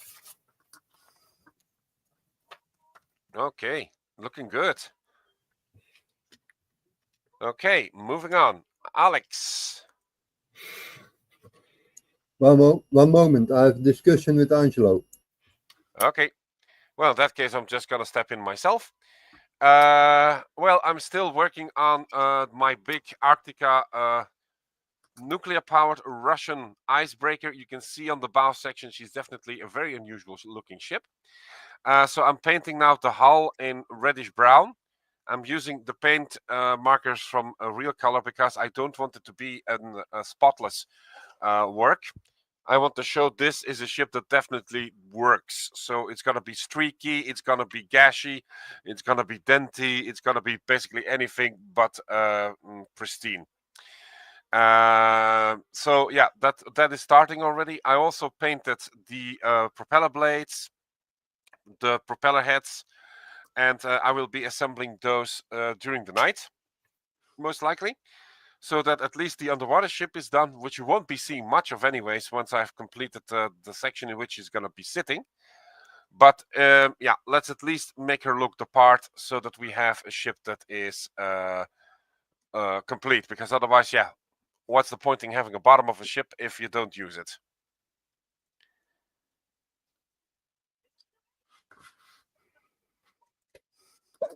That's a very cool, unusual subject. The idea is, while Alex is still arguing with Angelo about pizza, the point is that I wanted to build something unusual, and my first idea was to build a Russian missile sub broken through the ice, the real typical site, and launch one of its missiles.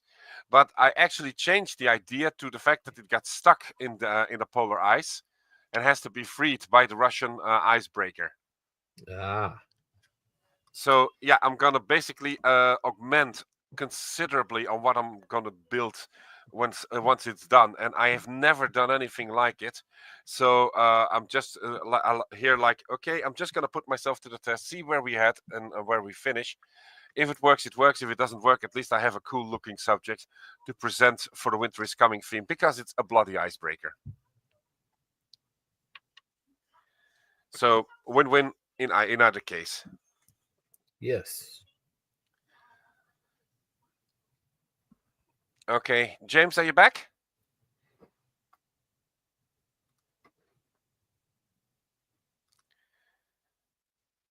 Nope, James is still. Oh, there you go. 1, 2, 3, test. James, are you in the house?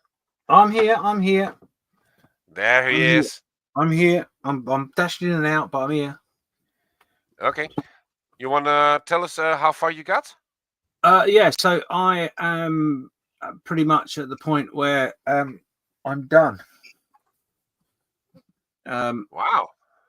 So I've got a few bits and pieces I want to do still. But yeah, so the figure itself is done. Mm-hmm. I'm happy with it. I've adjusted the cloak a little bit because I was a little bit concerned that the blue was a little bit too blue. Mm-hmm. So we've gone back over that a little bit. I've done a little bit of the moonlight on the brickwork here. You can't really pick that up on the camera. Yeah, but I so get the idea. The only thing in which I want to try and do, or is left for me to do, if you like, is I might tinker around with this fire a little bit more, because I'm not fully happy with it, but it's as good as it's going to get. And then obviously the wooden frame that it's all sitting on, I need to do something with. But the back's all done, as you can see. Mm-hmm. So yeah, it's just that to do. And I think that's going to be it. I'm scared to touch it anymore because I think if I do any more, I'm going to go too far. So I think that's where I'm at. But yeah, there we go. I love how that works out, and you're right. If you look at the figurine from the backside, you see exactly where the shaded area commences, and the moon, the moonlit area, and so really nicely done. I'm really impressed, James. Well done. Thank you. I'm back. Okay, Alex, if Angelo permits, I hope so. all yours. This one is a little bit further. I added some colors.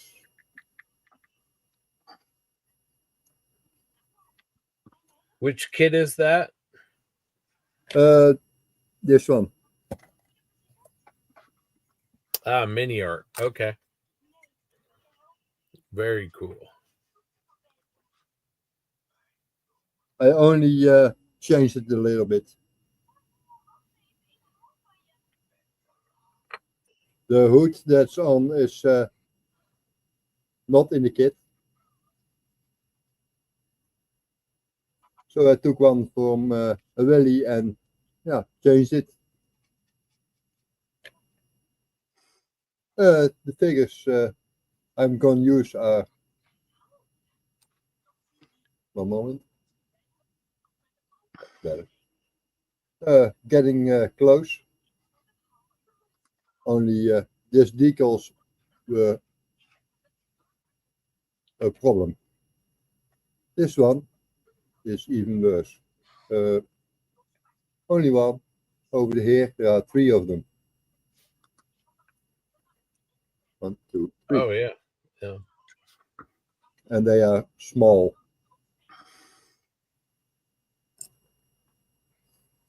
But on Facebook there are pictures. They are better than I can get it on camera. All right.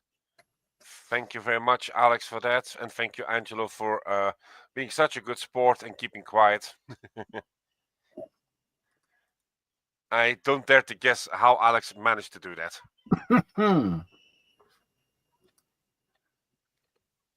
And we have a few more comments that's in. So Mario says, "Very nice, Dieter. Very nice. Yeah, I'm really happy with the kit. There's just one small smudge that happened on the canopy that I just saw this morning. It's really faint, so you have to know where to look. And I know that I can basically brace that away if I put myself to it. But considering the delicacy of the kit, I'm just going to leave it like that and show the model kit every time so that you can actually see the beauty of this thing. And this is only one of 2 F16s that I'm going to build in this particular scheme, because I'm also going to be building the 2019-2020 version, so that I have the 2018-19, the original tail, that will follow in 1/72 scale, because I still have those decals anyways. And then tackle another pair of 148 F16s. One will be an even dafter challenge than this one, because it's going to be the last Belgian Air Force solo display aircraft, the legendary Dream Viper by Steven Vrieske de Vries. And I'll try to put some pictures up as well, so, or get the box to me once I put Nia to bed, so that I can actually show you how complex this decal set is together with the masking. And the last F-16 that I will be building in 1/48 scale for the time being will be the last Dutch aircraft. So the 45 years scheme created by Peter van Sticht that flew on September the 27th from Volkel to make the final round and the final handoff. So we got a few beautiful aircraft coming up. But for now, back to the icebreaker. And then we have Mark Sextro, who's also saying, that's so cool, Dieter, very complex diorama. Yeah, and considering it's going to be my first actual diorama that I'm going to try to build from scratch, I'm really, really, really looking at what the other guys and ladies are doing in this field. I got a few very, very good tips, thanks to James, thanks to Malcolm, thanks to John, that I also put on my watch list for YouTube, so that I can also study his work. I have to apologize. I don't remember exactly what the name was because I can't find the video back, but I know it's in my store. So if I go just look into the history list, I'll find it anyway. I know that he did like a cyborg shark in a sewer pipe that fires a cannon from his mouth with such amazing detail. Yeah, it looks incredibly strange.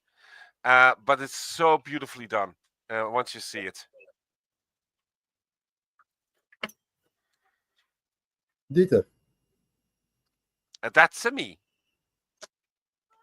watch this. Those are 3 decals on his arm. Holy hell. Yeah, even Nia likes this one. So if you like to make small figures, now I know how to do it. Okay, I'll keep you to that because I have a few German soldiers that I have to do, and they basically have to get the armband. So I definitely gonna be asking you for a few pointers in that area. This one has. Yeah. And then wait, over here, you can see the first part I have painted it, so I only needed to add the decal. Nicely done. Nicely done. And we have Mario, who is also agreeing with that one because it says, very good, Alex. Well done. Thank you. Okay. Thank you for sharing that.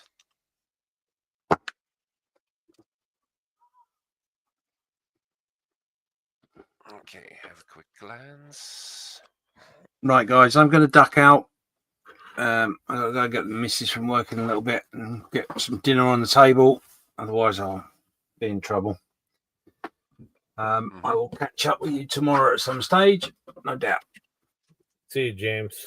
All right. Be good, everyone. All right, James, see you tomorrow. Thanks, mate. Bye-bye. Bye-bye.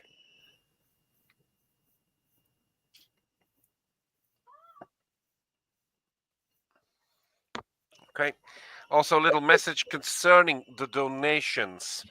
There were a few reports that actually stated that hold on, yeah, that stated that apparently there were issues with working links. So if you have missed it, on the bottom of the screen it says the correct address, which is info@deveteraanmodelbouw.nl. Be careful if you copy this that you drop the final dots, and that is basically what most likely causes the problem. Second, if you pay, do keep in mind that if you do this for goods and services, there will be a small fee deducted from the amount that you will be transferring to us. So if you want to keep that in mind, you can always do it as friends and family. You will be paying the small transaction fee, but it will make sure that the amount that you wish to transfer will be the amount that we will also receive. In either cases, any donation is a good donation. So thank you very much so far for everyone who has been donating. And keep in mind that the auction is still up and running.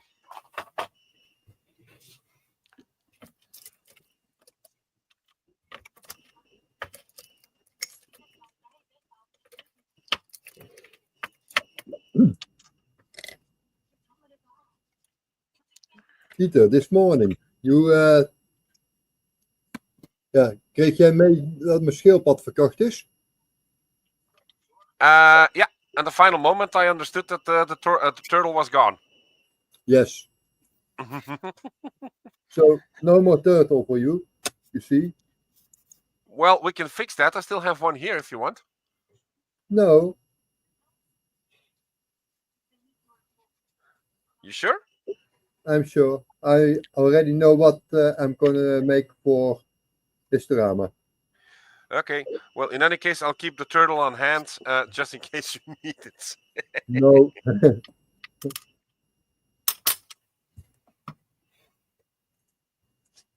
Next year I have a lot to do.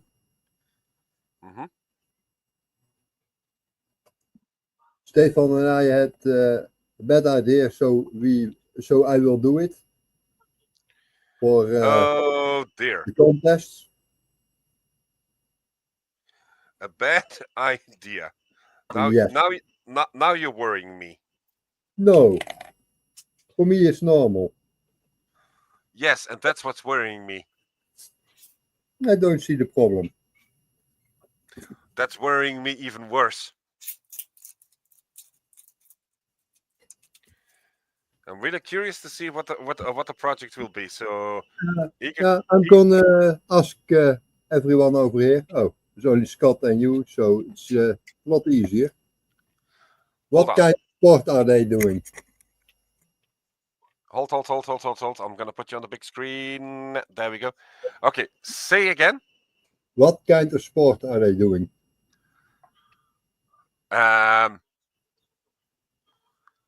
I would say sand curling. Almost good. Okay, Scott, you want to give it a try? Sorry, go ahead. Okay, so the question is, you see these two guys on the screen. Uh-huh. And Alex asks, what kind of sport or discipline are they performing according to you? Track maintenance, or if it's a sport, maybe it's baseball.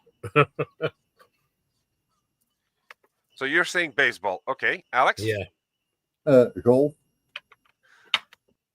You got to be kidding me. Oh, I can see it now. Okay. Now, in that case, we have to do something else as well. No. No. But that's something that I will be doing. And if I get my water diorama fixed, then the next thing that I'm going to be building is a diorama from a scene from down Periscope. Okay. I think Alex knows which one. Yeah, I think you know which one. I'm afraid so. Yep. Scott, you got an idea? I have not seen that for so long. Very funny movie, though. Okay, so the first introduction that they do of the rogue captain in question, played by Brendan Fraser, is that they are basically measuring a whole lot of things. And it turns out that they actually are sailing a nuclear attack submarine close to the greens of a golf course. And the commander basically swings a golf club, trying to make a hole in one, but he fails miserably, but gets close enough. So I'm kind of thinking if Alex and Stefan are gonna go that way, then I'm gonna join that idea. I'll really like it by doing that particular scene.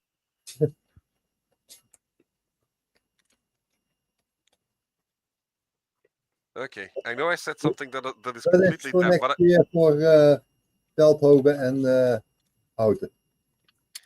okay, you're on.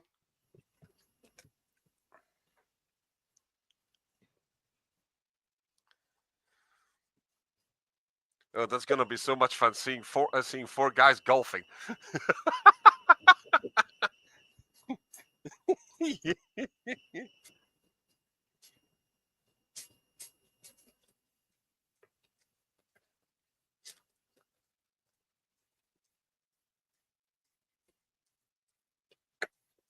Hi, Angelo.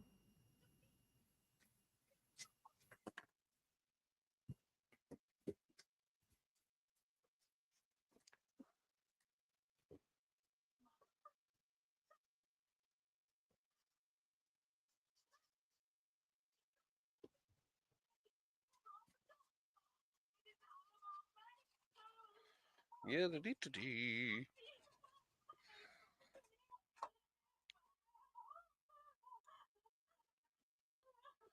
Okay, quick look.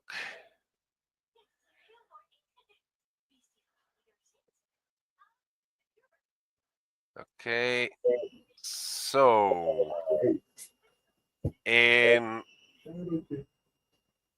an hour from now, we're gonna do an update on the auction to see how that is going. Then we're gonna continue for another hour before we're gonna make a long break. So that's moving forward to the stand on the donations, which Miranda has already updated. And then we go forward until we are at 2:30. And then for that block, it will be mostly me that is going to be managing it. Of course, knowing that I have you guys to back me up as long as possible. Before we're gonna start with block 5 on 3 a.m. our time, which will be taken care of by John Marley. So, people, if you want to join us in the chat, if you want to have something to share, please continue to do so. For the people that have looked at the transmission that we did last night, even the one that we did in 2 blocks this morning, we really get around to a lot of whimsical discussions just to keep us going, and they're so much fun to participate.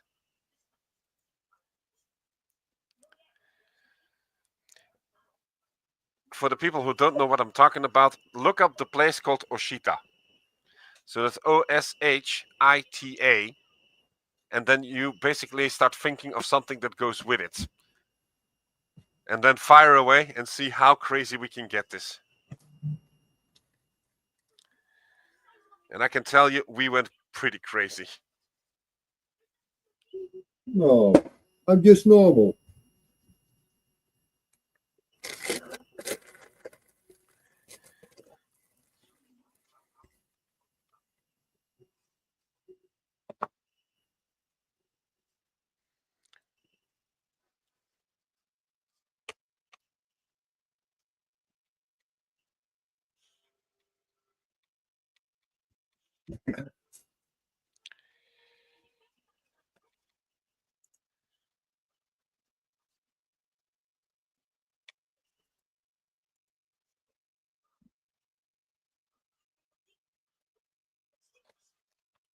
Oh, was it still in big screen?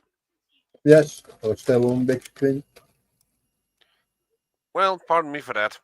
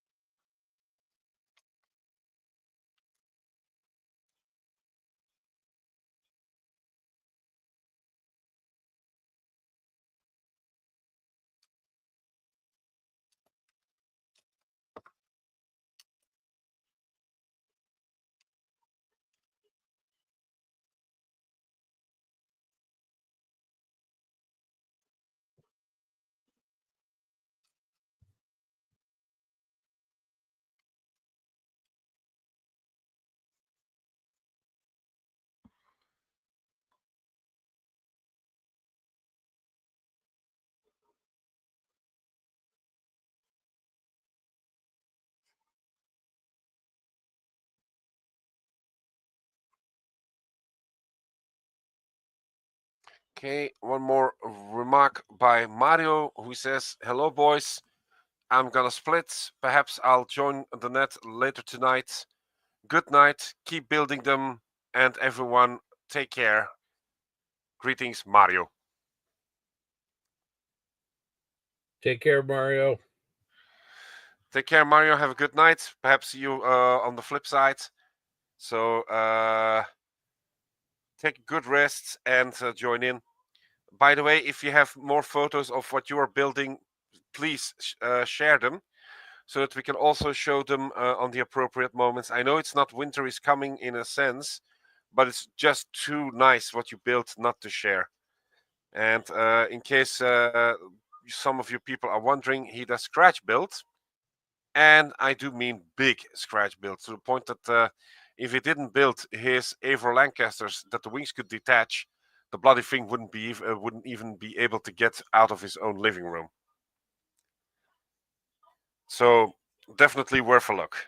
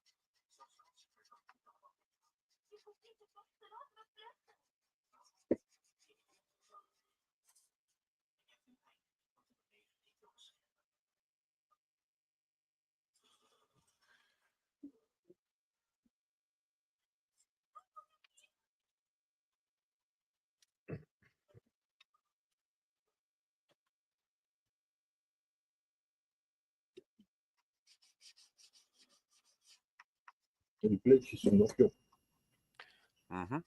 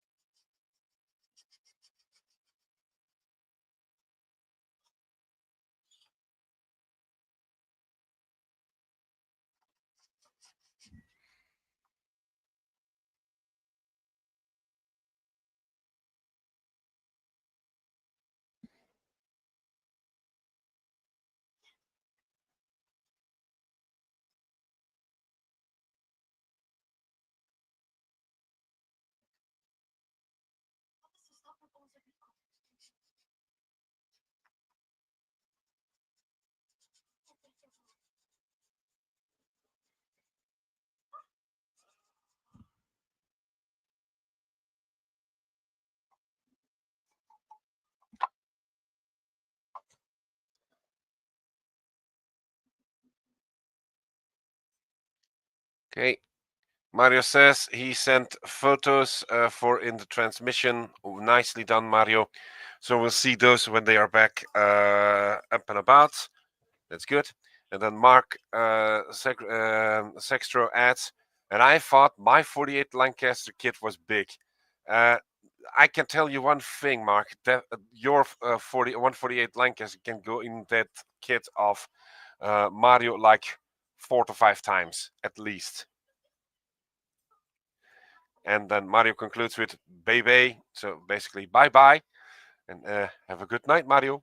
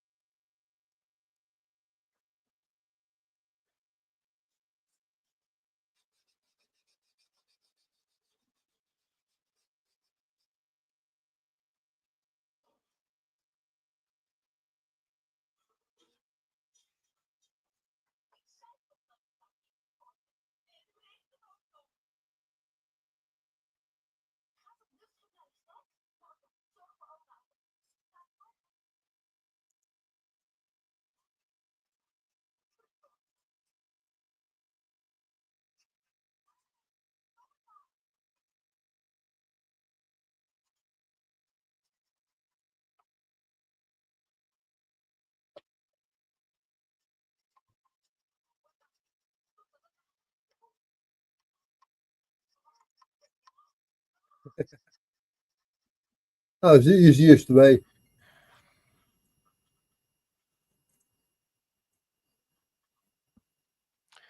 And adds a splash of color to your desk. Yes, but my desk is black. It means I can see the colors better than when it's white or or even another color because of the light I have. Quite right. What you see is not the color; it's really it really is. Hmm. That's why I also put pictures in Facebook. Okay.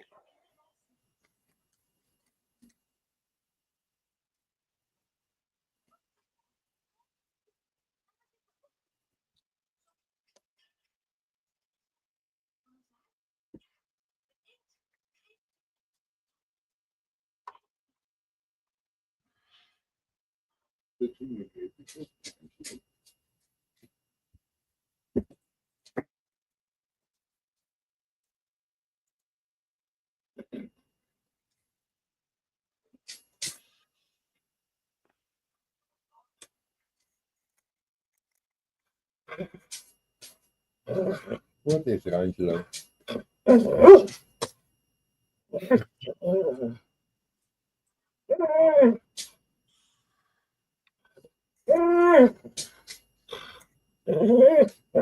Jij wil meer lekkers hebben.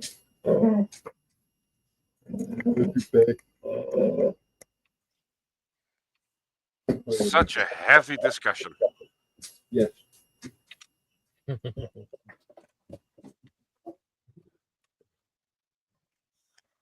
Okay, time to take a drink.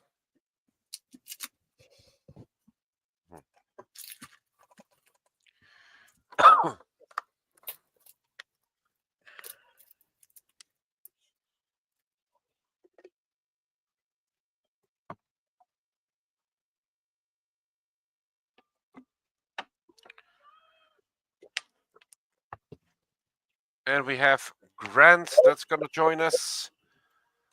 All right. Let me get this button. Here we go. Hey, Grant. Good evening. Or in Good your evening. case, good Hey, day. Grant. Hey, how's everybody doing? Can you hear me? Yeah. Okay. How's everybody doing? Good, Still my holding on. It's got to be late for you guys. I don't know. 9:36 p.m. our time. Oh, that's bedtime. Yeah, for a little one over here.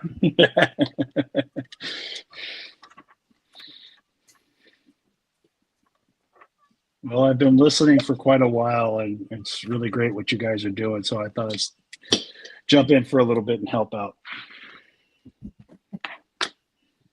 Thanks. How was Thanksgiving, my man? It was great. How about yours, Scott? It was good. Good, good. Well, your Cowboys won, so it should have been good. Yeah, yes.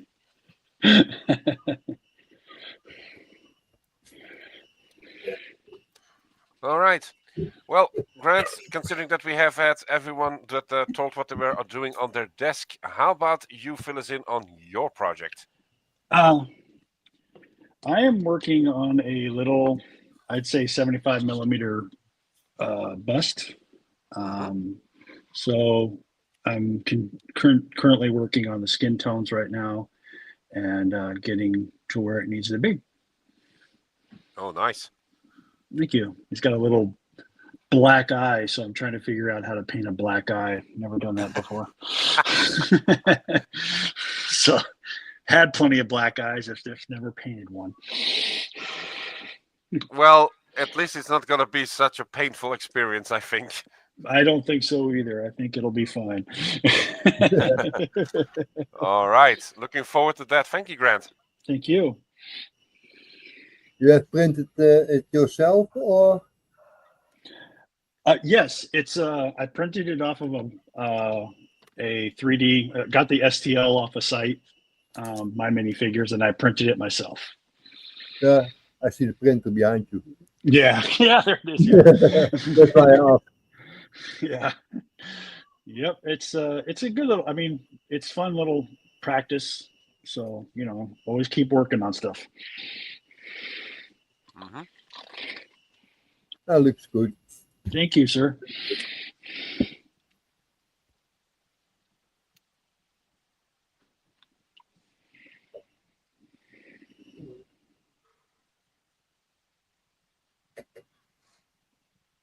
All right.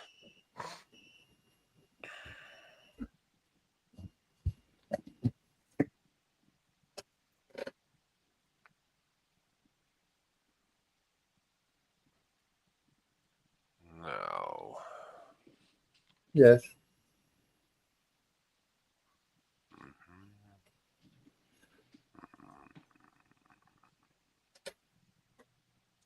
Okay. Made a quick look at how the sections are scheduled again. And as I was guessing, we have a new coffee break coming up real soon. So, preparing the video.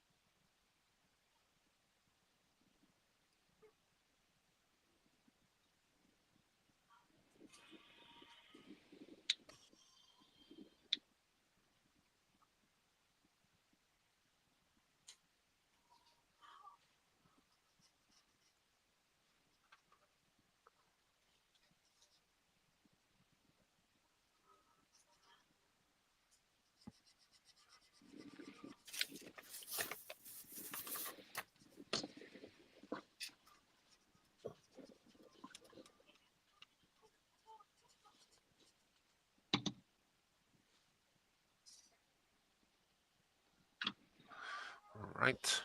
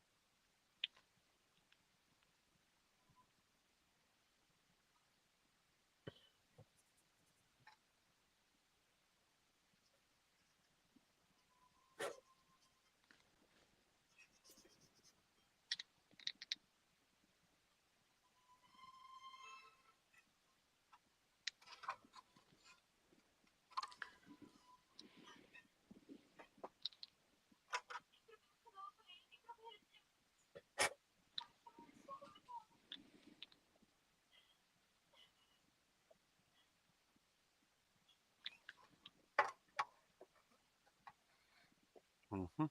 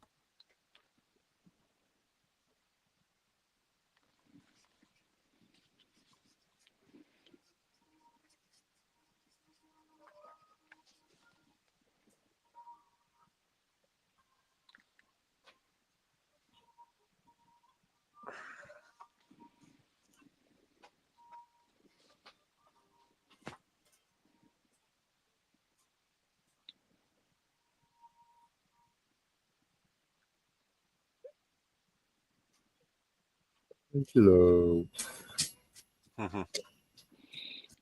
ben je er alweer? Ja?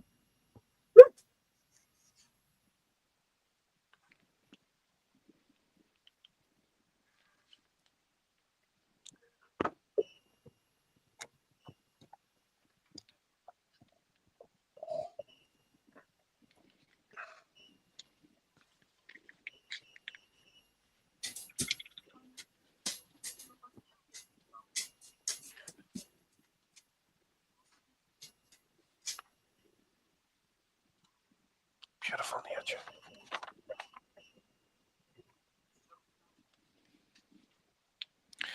Ligt het veilig weg, want het is iets aan beter voor jou, schat. Okay, I'm gonna pop out real quick. So Okay. what I'm gonna do, I'm gonna launch the coffee break right now. So that we can use this also as a moment that I basically will step out for a short while so that I can put my daughter to bed. I'll be back in about 15 minutes. Okay. That's good. All right. Enjoy the break, guys.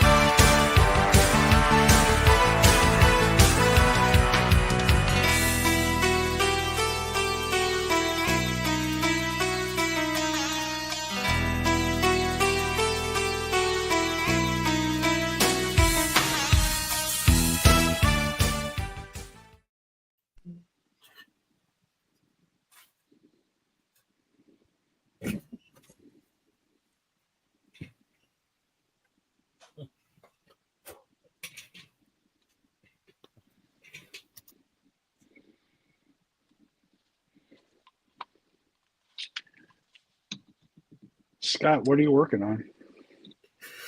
Tosca 124 scale zoomed up. Oh, you broke it out. Yeah. Cool.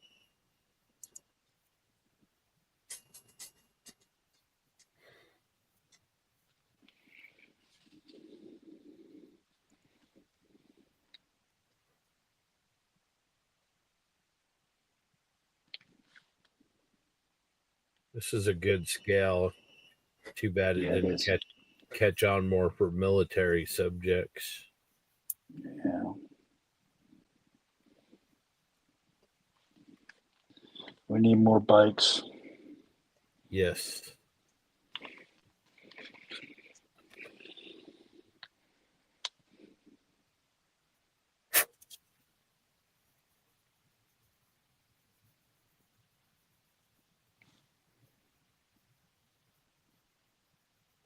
You feeling better?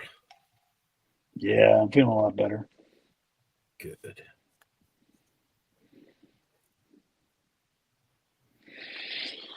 Stuff knocked me on my butt again. Gotta stop doing that.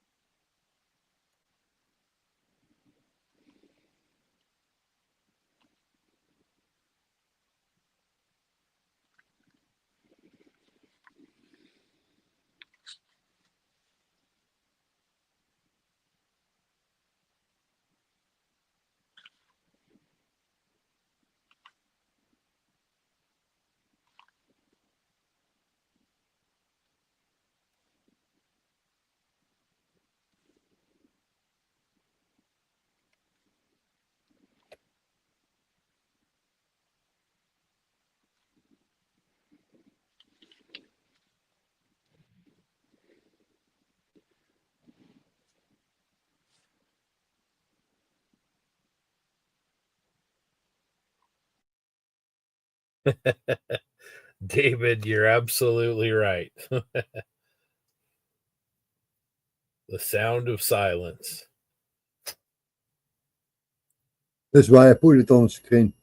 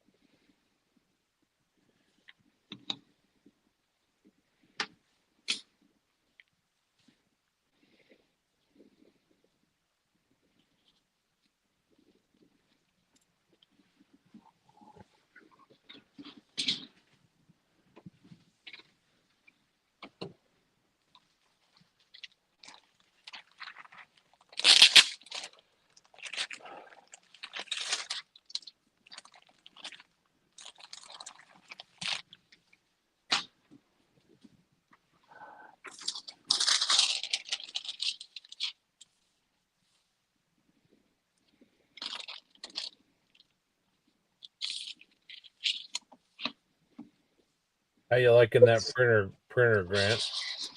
I'm loving it, and I can't say thank you enough. Oh man, I'm glad you're using it and it makes you happy. That's cool, man. Yeah. It's had lunch or had breakfast with a friend of mine this morning, and we were talking about 3D printing and how much our hobby has changed because of it, and so it's kind of cool. So it's nice to be back on. So,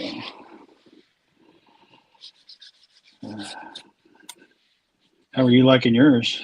Oh, I'm loving it. I fired it up for the first time in months, and I was thinking it, might take a minute to get back into it, but it's just like falling off, like, grabbing a bicycle after you've been off of it for a while, just jumping right back on. Yeah. I want to learn how to do CAD more so I can do a little bit more of my own stuff, but yeah, I love it. Yep.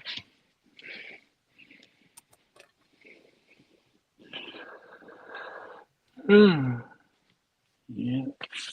Sure be nice to have a legitimate auto support that actually worked, though. Yeah. I don't auto support anything because it just ain't good. You and your wants and needs. Yeah. Yeah.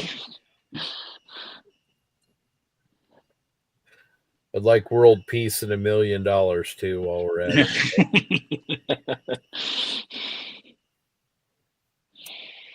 Well, the special pass is perfect.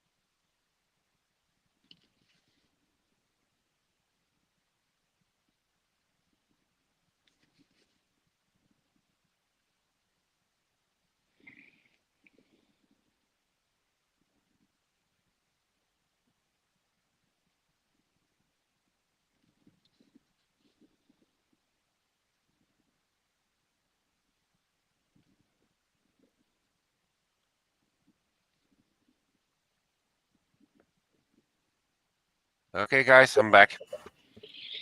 Welcome. Yeah, I was reading Harry Potter to Nia, and I did all the voices and all that. And at one point, I had to do the squeaky voice of the house elf Dobby. And Nia found it so hilarious, she started laughing. So you can imagine that took a while before she actually calmed down.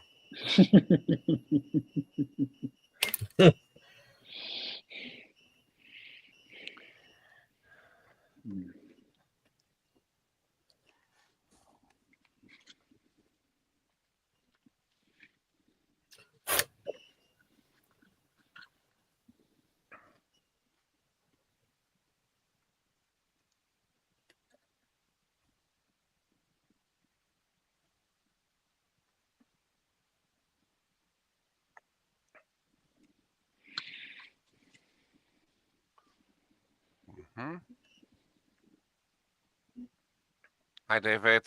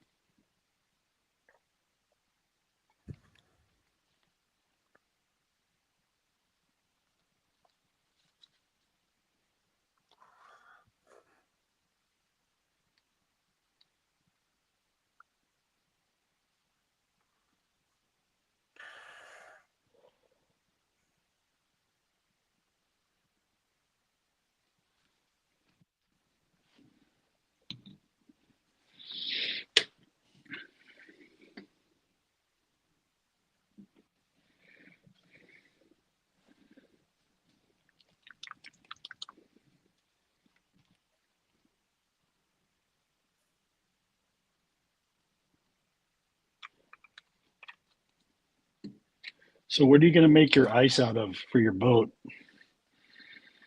I have a special kind of foam, Mhm. very light, very sturdy, can take up a lot of weight. Mhm. That I got from one of our fellow builders, Henry Staples. Mhm. The only thing that I'm a bit concerned about is that it may be a tad too porous to handle resin water. So I'll still have to experiment on that. But other Mhm. than that, because it is lightweight and sturdy enough, it could really work for the diorama not to get overweight Right. and handle and capable of handling it when I move it around. If I ever get to the point to say, okay, I'm just going to put this into a competition and see, or Uh huh. put it on public display. Well, sounds like a plan. Yeah. So in case it is definitely too porous, Mhm. I already got some filler left from my move. That's still Mhm. in good condition that I checked, and because it is rather thick in material, it could, in the meantime, also help to sculpt some ice landscape as well. Yeah. Yeah. They can make the icebergs and the ice flow and stuff like that with it. Yep, Yeah. precisely. So I'll just have to wait and see if it works. So what I'm gonna do, I ordered some resin water that I can Mhm. actually try. So I'm gonna make like a small pond out of it and see if it absorbs or not. Yeah.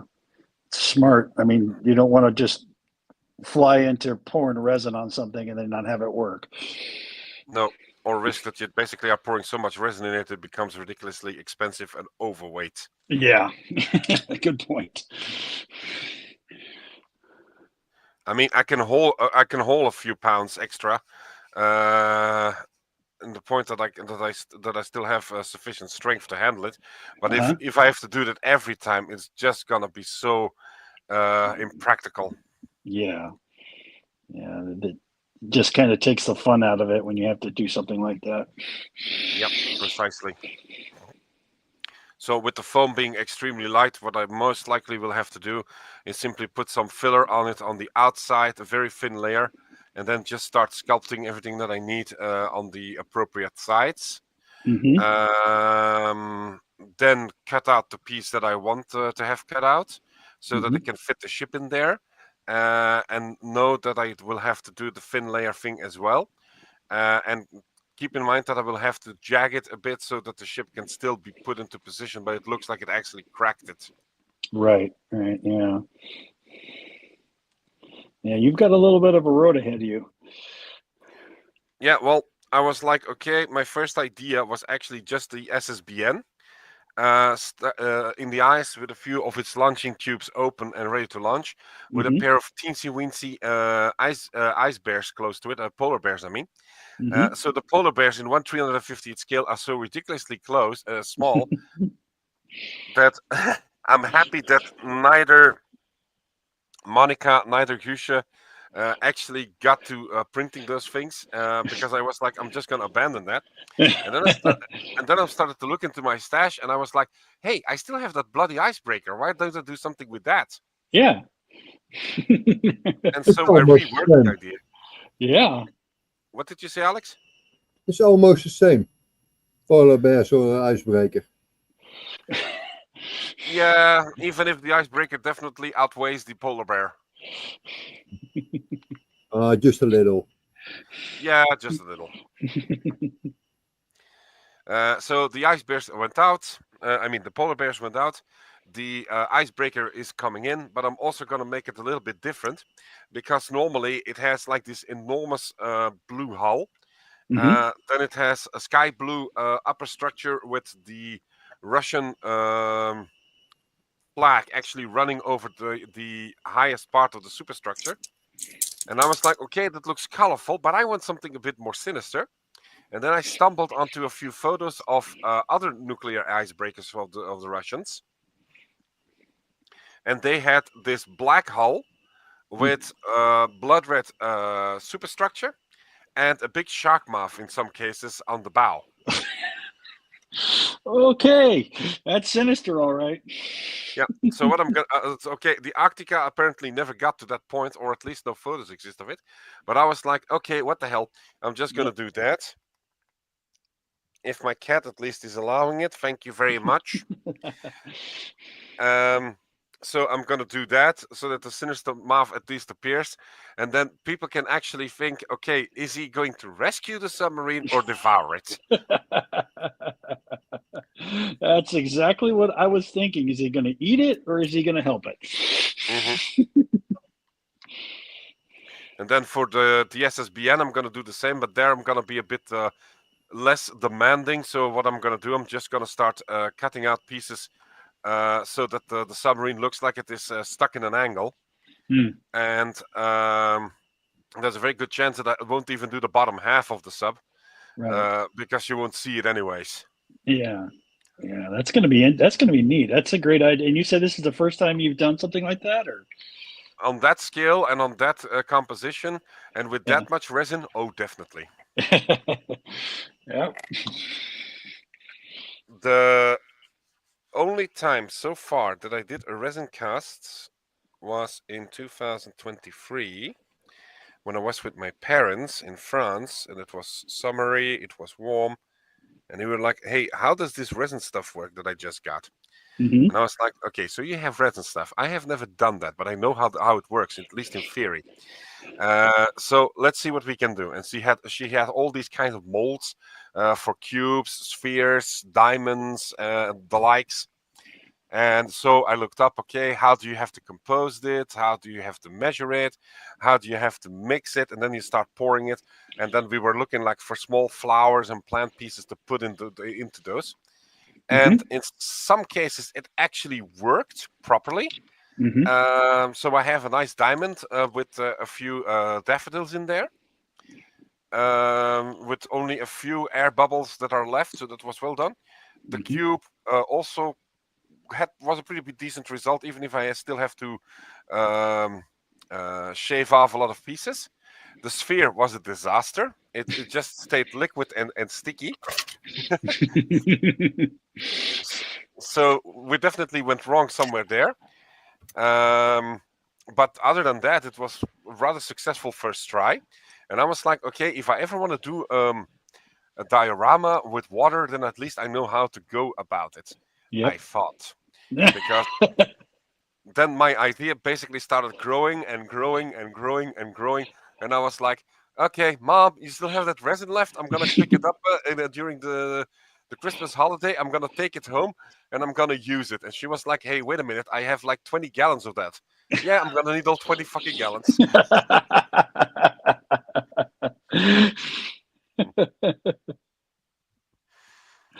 What are you going to do? Put the cat in there and cast him? And I was like, good idea, but no.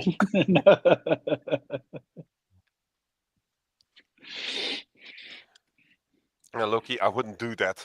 Yeah. And now he's looking at me. I'm not so convinced you don't. Okay, that's it. Down you go, mister. Let go. Come on. Come on. Yep, there you go. That way. Okay, bye.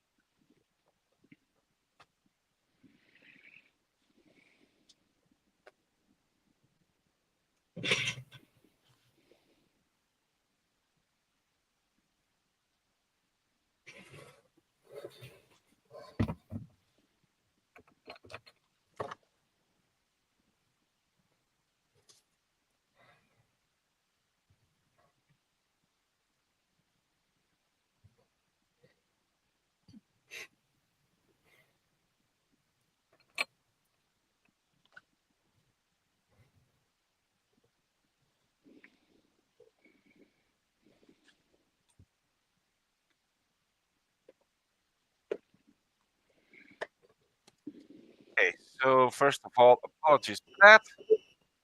But the cat literally dragged the camera and my headset off.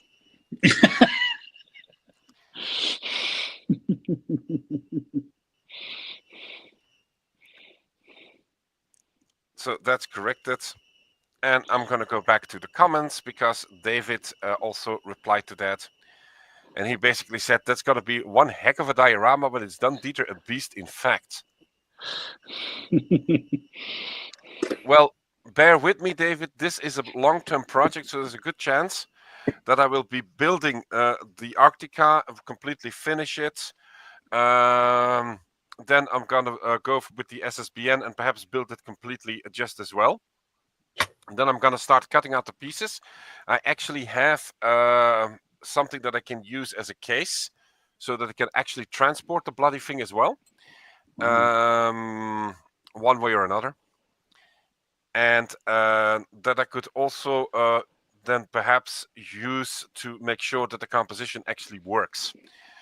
So I'm going to put the foam in there. Once it's done, I'm going to cut it out so that it actually fits it, because it's something like a very hard shell of a suitcase thing, but very, very lightweight. So I'm going to see if that actually works. And that way, when I put wheels under the bloody thing, I can actually roll it around. So I'm really thinking how I'm going to move that bloody thing. Am I going to keep it in that case, or am I actually trying to find a way so that I can actually pull it out, put it on a display so that you can actually also see below parts of the ice landscape. So I'm still not there for how I'm going to finish the whole thing, but that I want to finish it, you can bet on it. And if that works, then the next project is also decided with a little bit of indirect help from Alex and Stefan. And basically, you were saying, Alex? Do I help with what? Yeah. Perhaps you should show it to Grant, because I don't think he has seen your mystery.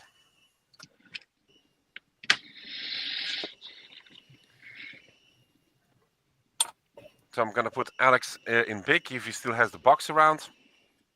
No. Okay. So what he basically has, he has a box that contains a pair of US servicemen. There they go. Hold on. One moment. And the $20 question is, or was, what are these guys doing in terms of sports or discipline? Golf. Wow. Sorry, I play golf, so it looks like golf. Well, you're actually the first one that got it correctly from the start. Okay, cool. I'm stumped. I mean, we were like baseball, we were like curling. Curling. Yeah, I can see that.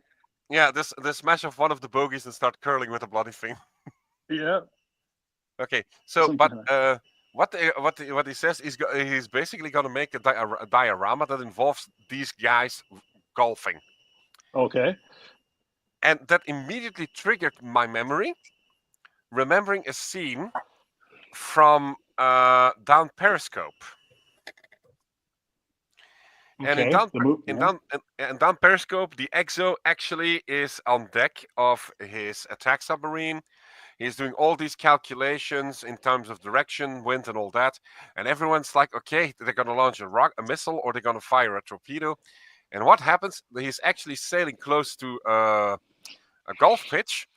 And the EXO actually strikes the ball from the deck of the attack submarine and almost scores a perfect hole-in-one. It's a good idea, actually. It's a really good idea. So I was like, okay, if I actually can finish this one, I'm going to do the whole thing again. So I'm going to need I'm going to need the characters 3D printed. I'm going to need that submarine partially 3D printed, and I'm going to use a smaller of those hard shells that I still have left trying to recreate that particular scene. That's going to be great. Yeah. That's good. Yep. And if I make it, it's going to enter the same competitions as Alex and Stefan will do with their concept. And then everyone is going to, why the hell are there so many golfing dioramas on this thing?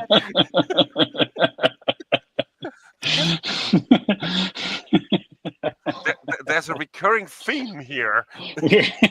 What did I miss? So I'm not gonna make a solid vow that it's gonna work as I intend to, because I still have a lot of other projects that I need to build, especially for a guy who likes the Pacific theater of war. He has right now like 5 carriers that I need to build for him, 1 heavy cruiser, and he also is interested in getting a few more big boys in there. And I was like, look, I don't mind building the ships, but I have to build all these small bloody aircraft. Yep. Hold on. First, get my cat out of the way. I'll show you what I'm talking about, because I already finished 1 ship, but I've not gotten anywhere near where I hope to be, because I literally ran out of paint to complete this one. I'm gonna put it on a big screen. Hold on. Here we go. The USS Lexington, the Lady Lex. So the kit was finished in about 1 month and a half, and the first 2 Wildcats are on deck, and I have to build 18 of those. I have to build 20 Dauntless dive bombers, and the rest has to be filled in with about 14 to 16 hell divers. Yeah. I can't see your screen. You're blacked out. I'm blacked out? Yeah. No. You're not? Oh, I must be my camera then. I still can see him. Yeah. Oh, okay. That's my camera then. Sorry. Okay, you see it now? No, I don't. Sorry. I don't know why. It's weird. I can see everybody else's stuff, but I can't see yours.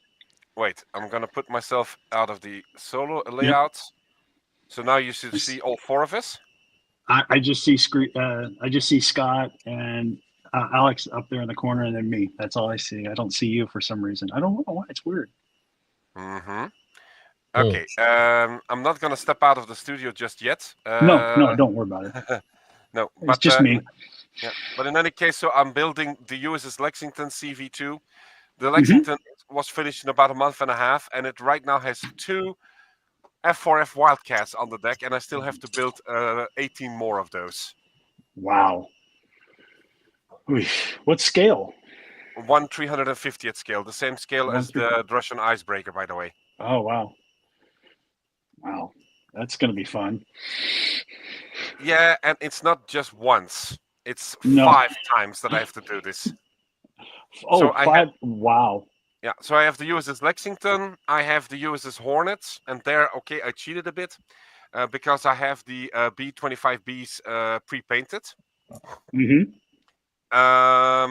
So that's going to be a faster build, comparably. Then I have 2 Japanese carriers. And he also made a request to keep on the lookout for the Shinano if it ever comes out in 1/350th scale, or the Ise, which was a dreadnought battleship that has a carrier section on the back filled with hydroplanes, and he wants that too. Wow. And to continue it off, he has also like 27 boxes that he gave to me of 1/48 scale aircraft, both Japanese and American. And for some unusual reason, there are like 3 different versions in there of the Dauntless dive bomber. So I built the SBD-1, I built the SBD-3, and I still have here the SBD-5. Wow. Oh, wow. I'm not done yet. Oh, jeez. 4 different versions of the Grumman Avenger. both the B-26 and the A-26.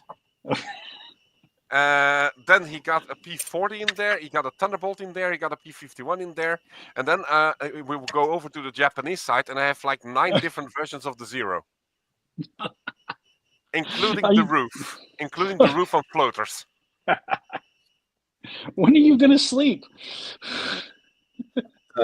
I'm not going to sleep now. He will not be sleeping next year. Yeah. Let me put it like this. I suffer from fibromyalgia, which has the unusual tendency to cut my sleep time significantly. So at one moment, I can basically go on for like 92 hours before I actually have to do a good sleep. Wow. But the next moment, it could be that I'm feeling very energetic. I can do a lot of things. And even before the hour is out, I'm basically drained. Wow. So what I am actually doing is making use of that as much as possible. And every time that I feel up to it, I just keep building scale models. And that has kept me going for now 35 years straight. Wow. That's great. That's good. As a result, my apartment's living room looks like a small museum. Yeah.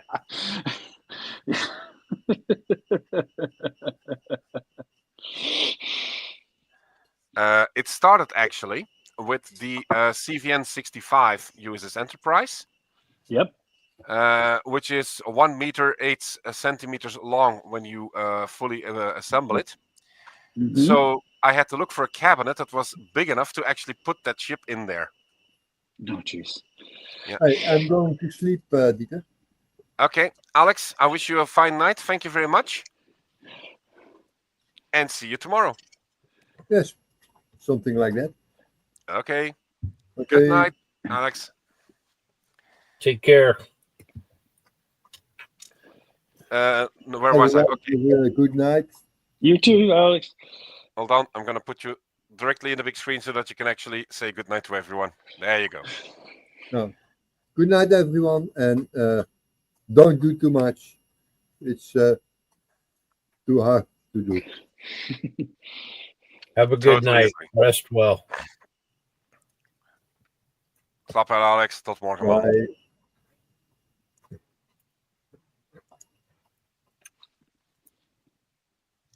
And there it goes. Okay, so I have the big E. And then I started looking for other ships. So I have like all in 350 at scale or 1/400. I have the USS Enterprise. I have the USS Hopper DDG-71. I have the USS Leyte Gulf CG-51. I have the Admiral Kuznetsov carrier, completely built with a full air wing. Wow. I have the Moskva, the one that the Ukrainians sunk. I have here. I have the only Udaloy 2 DDG Admiral Chabanenko. I have the Kirov class Kirov, ex-Admiral Ushakov, and that thing is huge. I have photos on my page, the project room, where I put it next to the HMS Hood in the same scale. It's like only the bow section of the hood, and you basically have the same length. Oh, jeez. Just to give you an idea what a huge piece of ship that is. Yeah, it's a massive ship. Then I have the Sovrameni class, who is actually known as the Admiral Ushakov. Then I have the 2 light cruisers of the First World War from the Germans, the SMS Emden and the SMS Dresden. I have the Admiral Graf Spee. I have the Prinz Eugen, as she looked in 1945. I have the Bismarck. I have the Tirpitz. I even have the Graf Zeppelin still in storage. I have 4 different American battleships, including the USS Texas, by the way. I have the French battleship Strasbourg that I finished. I have the HMS Hood. I have 6 submarines that I have built so far in the same scale range. I have the HMS Campbelltown. I have the destroyer Dieter von Roeder. Well, let me just put it like this. I don't have any room left, and I still have the USS Freedom that I have to finish, so it can sit right next to the USS Fort Worth. who is sitting right Mhm. next to the HMS Belfast. Jeez. Wow. That's all I got to say. Not to mention, I have like 49 different ship kits still left, Jeez. including this one, Yeah. the icebreaker. Yep. Like 17 submarines. I have still a few battleships. I even have the final version of the Schleswig-Holstein. I have Mhm. the Ark Royal. I have the Hornets for myself. Let's see, what else do I got? I got an X-Craft in 1/35th scale. I got a few Russian submarines, a few American submarines. I still have 1/72nd scale Type 9 U-boat, while I finished the Type 7C U-boat, and I finished her to actually look like the U-96 from the movie The Boat, Hmm. complete with the correct lettering on the base. Oh, wow. Cool. And at one point, I brought it to one of our physical stands with the foundation, and we Uh-huh. put it right next to a Blok class fleet submarine. Oh, wow.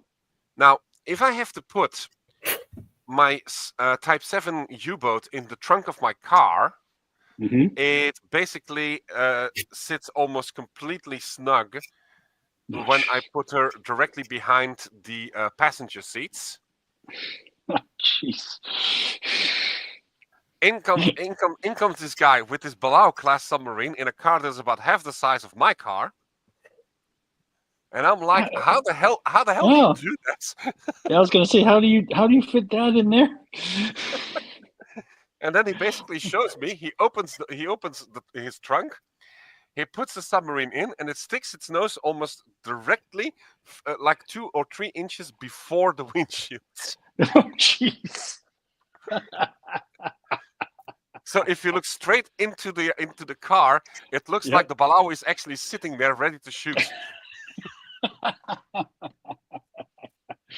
That's crazy. and I was like, okay, and you want me to start moving my ships around? No. Yeah.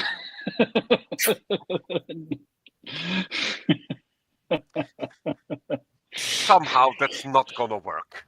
Yeah, I would be so scared to do that, because if I hit my brakes too hard, that thing would go sailing through the front windshield. Yep, you launch that one definitely. Yeah, definitely. Jeez.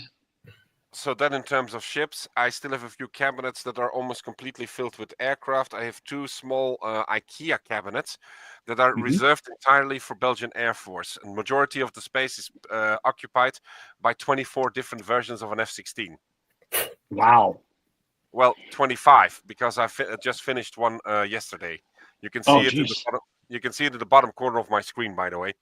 Yeah. Which is the Dark Falcon, the final version of the Dark Falcon that flew between 2021 and 2022. I Uh-huh. still want to do that one again for the 2020-2021 version. I still have the Dream Viper that I would have built in that scale, and the Farewell Falcon of the Dutch Air Force. Wow. So yeah, I started with 1/72nd scale, and I have like this architect table, that you can tilt, so you can draw on Right. it. I put that table there. That's a table of 1.50 meters to almost 80 centimeters. Mm-hmm. And I put every of my F-16s on there. Now there are 2 that were at that point 1/32nd scale. The rest was all 1/72nd scale. Oh, okay. Now 24 aircraft, including 2 that are 1/32nd scale. I'll let you do the math for yourself if you want. Basically, the table was about 2/3 filled. Yeah, I was going to say 2/3 to 3/4 of the way filled. Yeah. Yeah. Jeez, man, that's impressive. Mm-hmm. then I'm also as daft to continue to build almost every version of the F-14 that exists, or rather, one F-14 representing one squadron. Wow. And right now I have like 18 different F-14s, and I'm not even halfway. Wow. It's amazing that's amazing. That's just amazing. Mhm. I wish I had that kind of productivity, but yeah, it's amazing. Just let me put it like this, Grant. A few people here know me already a bit better. It has basically put the necessary support behind me to get through some very tough moments in life.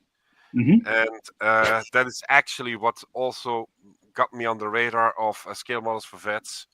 Even Hmm. though I'm not a veteran per se, I Hmm. do share a lot of commonalities with what the veterans had to face in their lives, and that Right. the hobby allows them to basically get out of that. Oh yeah, I agree with you 100% there. So it's a great thing that this hobby does is that it doesn't it do, it is not a it's a I'm trying to say it's not a crutch, but it's a stand to help people make themselves better personally, and it's a stage for that. And I'm huge. I'm sure Scott already talked about this, but we're huge supporters of the military here in all over the world and in the States. The Plastic Posse, and we all, this is what we want, and we want to make sure that everybody understands that this can be used as a therapeutic device. It can be used as a hot, in many different ways, and so Mhm. people understand that. So That's right. I'm In my case, sure Scott's agree. it started with my dad, who actually was also a scale model builder back in the days. Mm-hmm. He still has his retirement package that I gave to him with a few of the actual model kits that I screwed up Yeah. between 1988 and 1991, Uh-huh. which included about 9 different tanks from the Tamiya range, the big Bromund Vos BV-138 Flying Clump. Oh wow. And I think also I ruined his original version of the Bismarck, which was the 1/570th scale from Revell, and I built that as my second ship ever. To the Mm-hmm. point that I was that my father was so impressed by it that he actually asked for a larger version. So I got him the 200 scale Bismarck from Trumpeter. It's still sitting on his shelf because the main problem is if he wants to build this, he can't do it on his own. No, it's a big kit. Yeah. So what I Yep. proposed is after all my turmoil and challenges are done, that we are basically going to pick a few weeks that I'm going to visit my parents in France because they're retired right there. Mm-hmm. And that we're just going to spend a few good solid days to start building some model kits together. Yeah, that's beautiful, man. That's what it's all about. Mm-hmm. My first kit was actually the 148 scale Airfix. Now I have to see that I say this correctly. British Aerospace Company Harrier GR3 with the long tapered nose. Oh wow. And my mom helped me to actually start building something like a shelter, and which was basically a chicken fence, plastered over, and then started to sculpt it into the proper form. The shelter never amounted to anything. The kit did, and I also got a piece of multiplex wood for my dad that I started painting, so it actually looks like the base where the shelter would have been, where the Harrier would have been. And I held on to that plate. I still have it. It's one of the shelves actually right now in my living room that houses all my helicopters right now. That's great. That's great. Yeah, I started building. My dad got me into the hobby. I didn't have any growing up. My hand-eye coordination was really bad. So when I was very young, my dad said, "Hey, try model building. Hands, you'd follow directions," and it just kind of stuck after that. And my very first kit was a monogram 1/32 scale. The Sherman that had the Calliope, the rocket launcher on top that Oh yeah. Shep Payne did the flyer in, and that was my very first kit. And I remember that we went to the local hobby store, like Kmart or whatever it was, and that's what I got, and I've been building on and off ever since. So that's how I got into it. Mm-hmm. Well, Yeah. same here. I mean, almost everyone that knows me knows that I am a scale model builder. And I already have shown some of my work, some of the better, some of the worse. And I now have an 8.5-year-old daughter who's also building for the marathon, by the way. That's great. Yeah, she's doing 2 Game of Thrones figures of the Army of Ice. Oh wow. Yeah, but she's going to do it all the way in her own style. So I'm hoping that she's going to be able to finish them, or at least get far enough tomorrow, and that she can show what she's actually done, because they're very nice figures, but they're quickly built, so it should work for her to get it done before the 48 hours are over, or at least that she has finished them sufficiently enough for me perhaps to finish them and present them before I have to send her back to her mother. Yeah, well, that's great. Yeah. And so that's basically her expertise, which on one hand I find a bit disappointing, and on the other hand it was a bit of a relief. I was like, okay, I don't have to share my stash that much.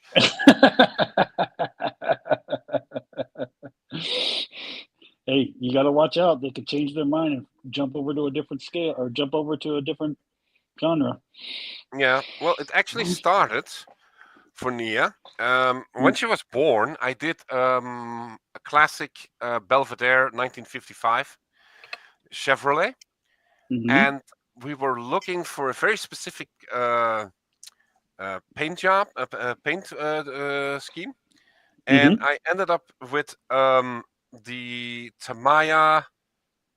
Let me see that I say this right. Light pearl red. Oh, okay, yeah. So that's a really, really nice pinkish hue that you get from that.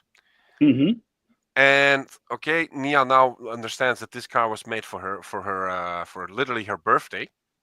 It still sits on my shelf, and I should be able to pick it off if you give me a sec.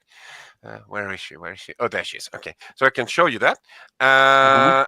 And at one given moment, I had discovered totally by accident that Hasegawa had issued a range. They're very difficult to find, by the way. That is called the Idol Master. Now, most people won't know what the Idol Master is. So I'm just going to explain it. The Idol Master is a Japanese game series where you become basically a manager of a Japanese girl or boy that are called idols, and basically they translate to, how shall I put this, to what we call an it girl or an it boy. Yeah. So usually associated with fashion, they look very good. They're very nice in personality, sometimes to the point that they are covertly sexualized. I'm going to be very prudent with what I say here, because they're still very young girls, but also are promoted in a singing career and all that. And these girls are so famous that the game series Ace Combat 6 actually had offered in the game, if you complete certain missions, a skin job for your aircraft that is dedicated to one of those girls, depending on the aircraft. Wow. Yeah. So, for instance, you have one girl that is related to the F-14D Super Tomcat, and that has a very, very nice mauve purple color scheme. Now, the color scheme is one color.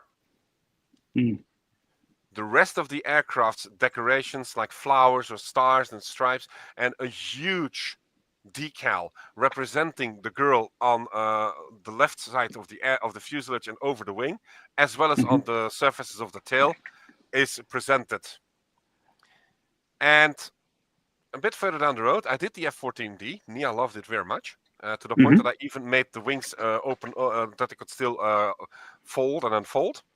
Even if Hasegawa basically says, yeah, you have to put in the bladder filled or the bladder emptied, but normally you don't move the wings. So whatever I did, I just fixed that it actually works. Even if I can't inflate or deflate the bladder. And she loved it so much that I asked my local hobby shop, hey, you have any more of those? And I end up with 7 different aircraft of the almost 15 that exist. They are expensive. So if you get the same kit, you almost pay like 20 or 30 euros extra just for the specific decal set. Wow. So the second aircraft I got was the F-22A Raptor. And it comes in a double color scheme. The bottom section is black. The top section was that same candy pearl and that same light pearl red hue. And I was like, okay, Nia, come with me. We go on the terrace of my apartment. I put the pieces, I laid the pieces out that had to be painted that particular red. Here's the spray can. Go ahead.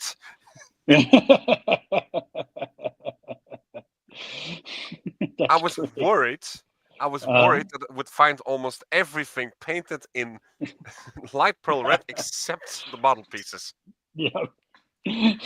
It turned out that she definitely wanted to make this look good, and she did a fantastic job. It was really well done for a first try. So then we started assembling the aircraft. That went also together very well until we arrived at the decals. Remember what I said about the Lexington and the 39 aircraft I have to put on there? In 1/48 scale, the decals amount to almost 311 pieces. Oh, gee. I'm sorry. No, it's okay. That is amazing. That's crazy. And to add to the difficulties, you have to put them in a specific order, or otherwise you're going to mess up your entire scheme. And because it only is written in Japanese, you don't know that until you start looking at the colors, and then you realize, wait a minute, there are decals that are indicated as black, there are decals that are indicated in red, there are decals that are indicated in blue. Is there a specific reason for that? And we have a local decal producer. His name is Saihar Decals, started 20 years ago. And he actually, for one of his kits, used the same principle. And I understood then, okay, this basically means that one goes first, that one goes second, that one goes last. Yeah. And so without even being able to read the anything in Japanese, I was able to actually do it the right way. So 311 decals later, the aircraft was done. Oh, wow. 300. I built kits with less parts than that. Then I got the Mitsubishi F2. Was a smaller decal count. I think it was like 79 or something. Then I have the F117, and it has that really nice frozen theme to it, almost an Elsa thing, to the point that I had to get a very specific kind of metallic light blue to mimic that ice effect. Oh, geez.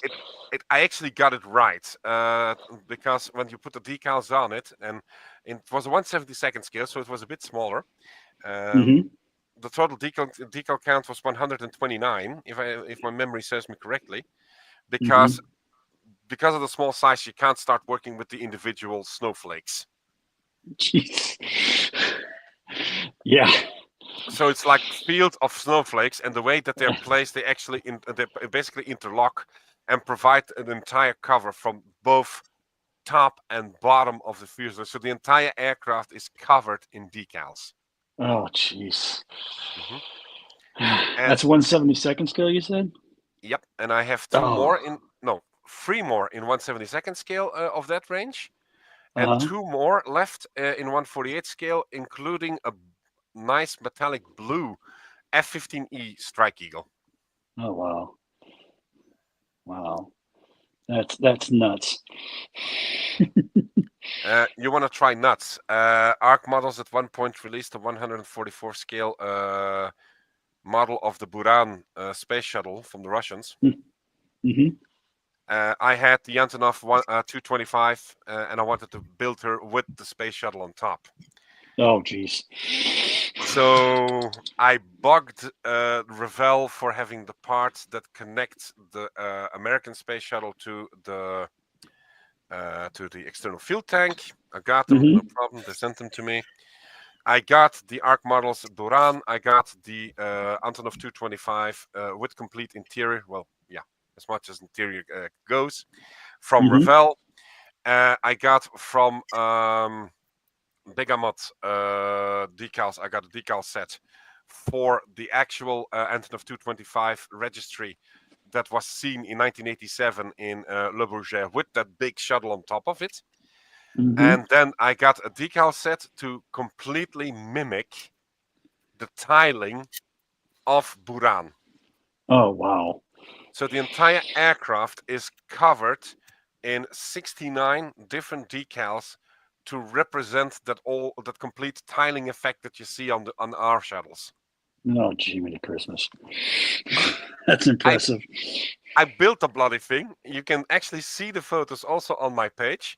And I even had the chance to put a photo in perspective together with the 747 SCA, so the shuttle carrying aircraft.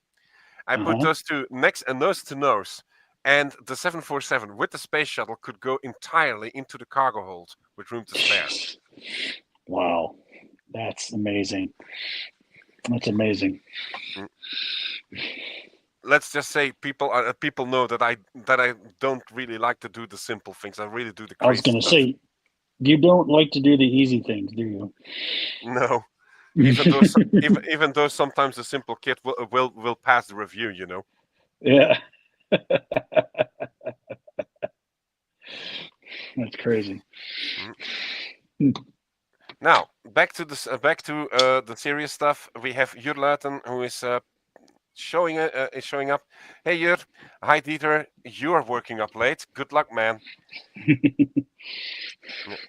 Jur is one of those guys who knows how crazy I am.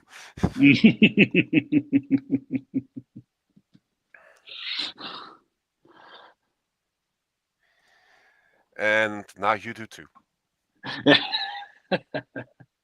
It's just a hobby. It's a fun thing.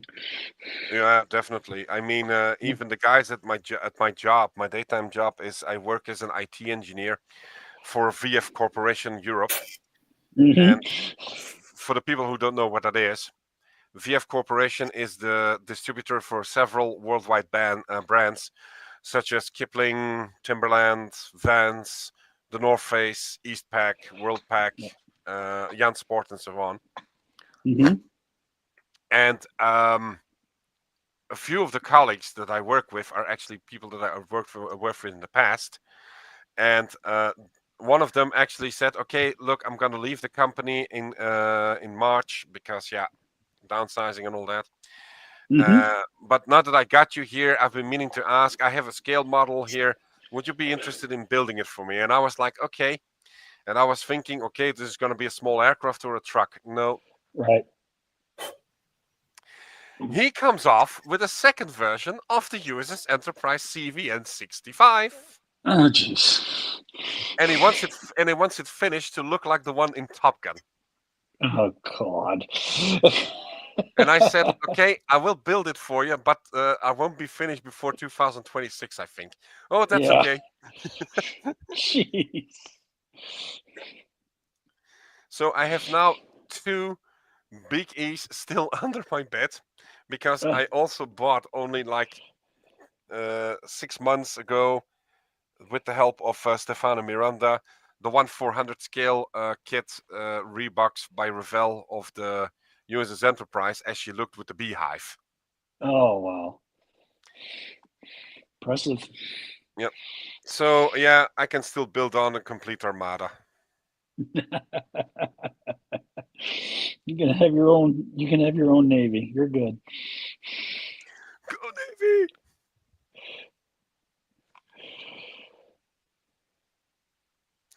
Okay. Because yeah, I was literally yanked out of the show because of my cat. Picking up a bit of the slack and show people that are checking in or are going to review the video that we also have a few household chores to do. And the first one will be that I will launch a little video explaining you how to donate.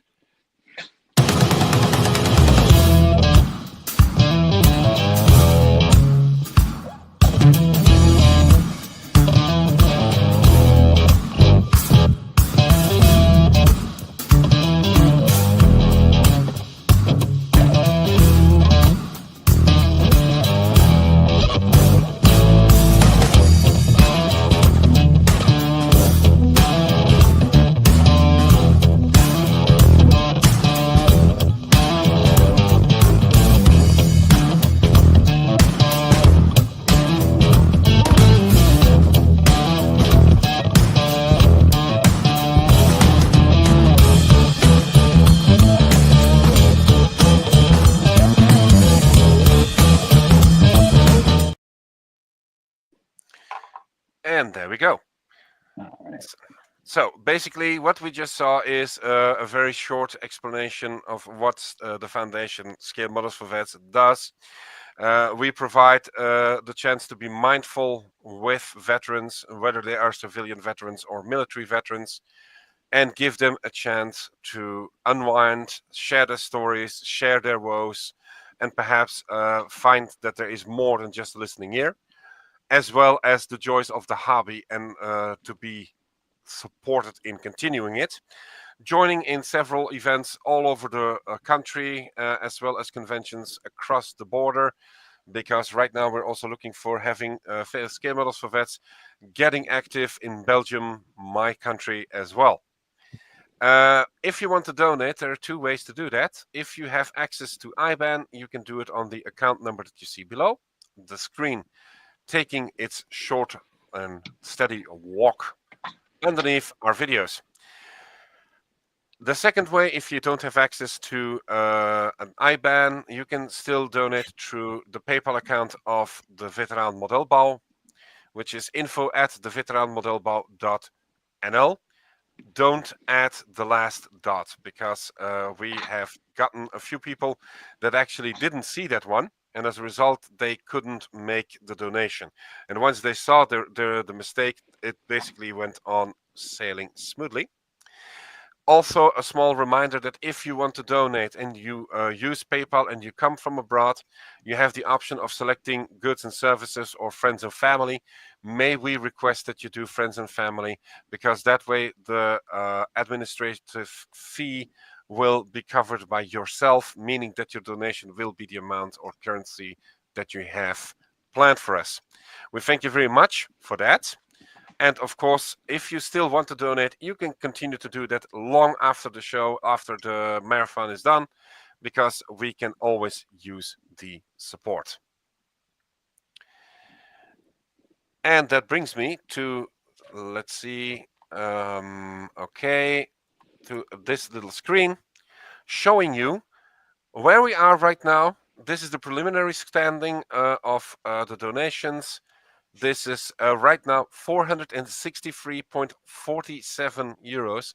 So we're almost halfway. Thank you very much, everyone.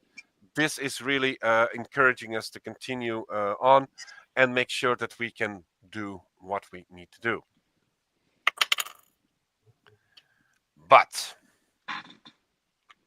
this is not the only way that you can sponsor us.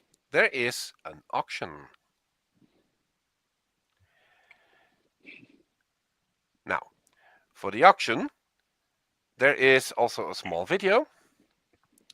It's a really short one, so everyone pay attention.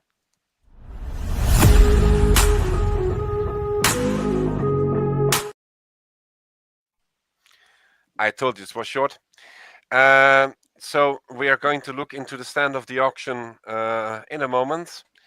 First, I want to explain a bit how it works by showing you the first auction item, and that's this one. So every item comes with a starting price, which is always without the shipping cost or shipping and handling. So keep that in mind, that you still have to add those in case you can't pick it up in Tilburg or don't have the means to have it been brought to you. If you bid, you always do it in a €1 interval. So please be serious about that. You can do it until 5 p.m. tomorrow. The highest bid will not be automatically the final bid, because you will have an hour to respond that you are okay with it, that you can transmit your data. If you cannot do that because of whatever reason, please be a good sport and understand that then it will go to the next highest bidder.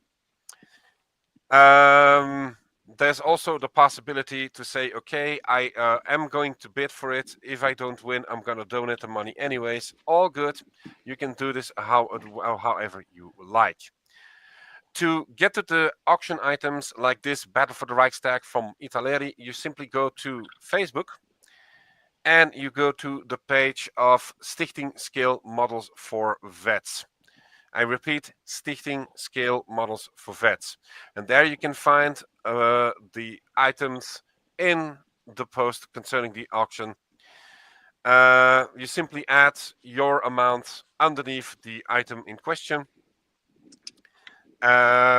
Please refrain also from putting in gibberish or nonsense or remarks, questions or whatever. You can always ask them in private. That is not a problem. Keep it to the bidding itself.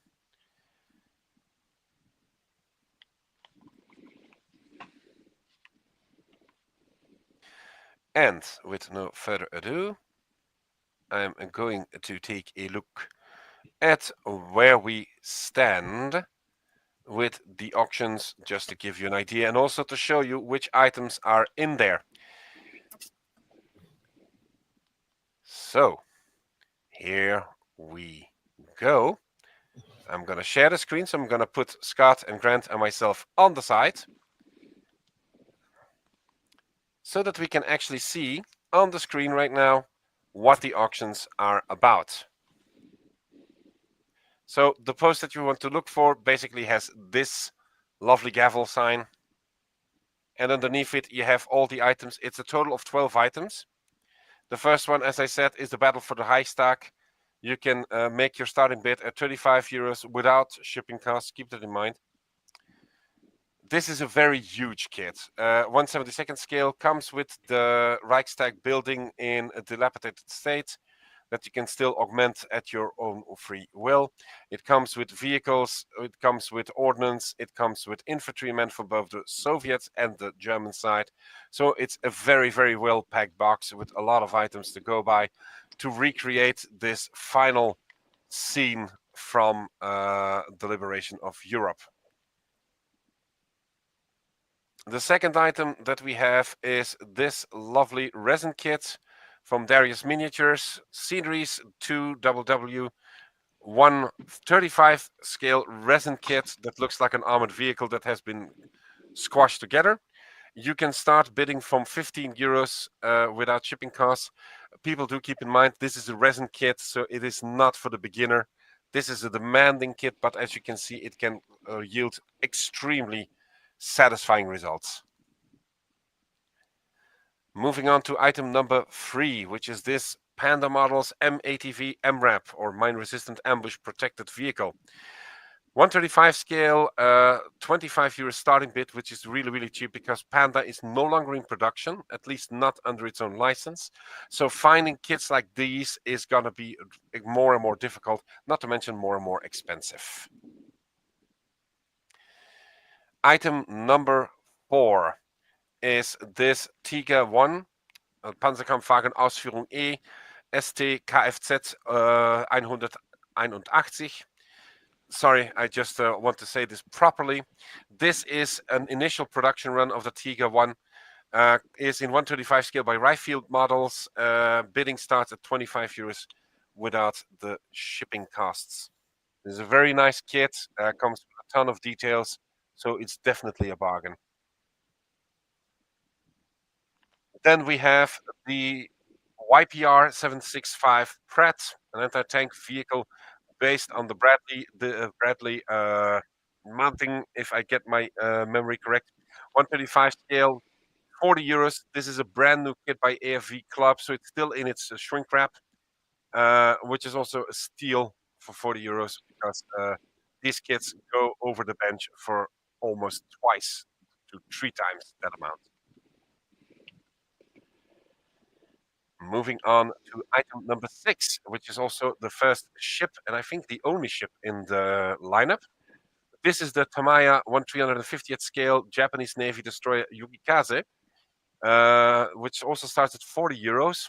This is also a brand new kit. It is still in the shrink wrap, so it has never been opened. It's still ready to be discovered, unpacked, the whole thing, by whoever is the lucky winner of this beautiful destroyer. Moving on to item number 7, we got this 3D printed carnivore, which stands about 16 centimeters high, is 20 euros. You get it unpainted, so it's up to you to basically make it whatever or however you like. And the same can be said for this little beautiful piece, the Undead Dragon, designed by Photosmint, 13.5 centimeters high, starting bid 13 euros. And I believe that Monica of MJG 3D Studio is actually building one right now as part of the 48 hours marathon. So if you want to have an idea what it could look like, just pop in the project section and you can see the beauty of this little undead dragon unfold. Thanks to Baslaats, we have this diorama TL Jäger Flitzer von Ravel, which is item number 9. What you see in the picture is what you get. Bidding starts at 15 euros. This is a very beautiful diorama, but is also very fragile. So as a result, if you win this, you better make sure that you can pick it up, because no way Baslaats is going to send this risking that it will arrive damaged. Item number 10 is this fire truck from the Soviet Union era, the ICM 35105 hose fire truck, which starts at 25 euros, which is also a steal because these kits go for 89 and up. And item number 11 is one that I also have offering, and is the Italeri 1/32 scale Antonov AN2 Colt.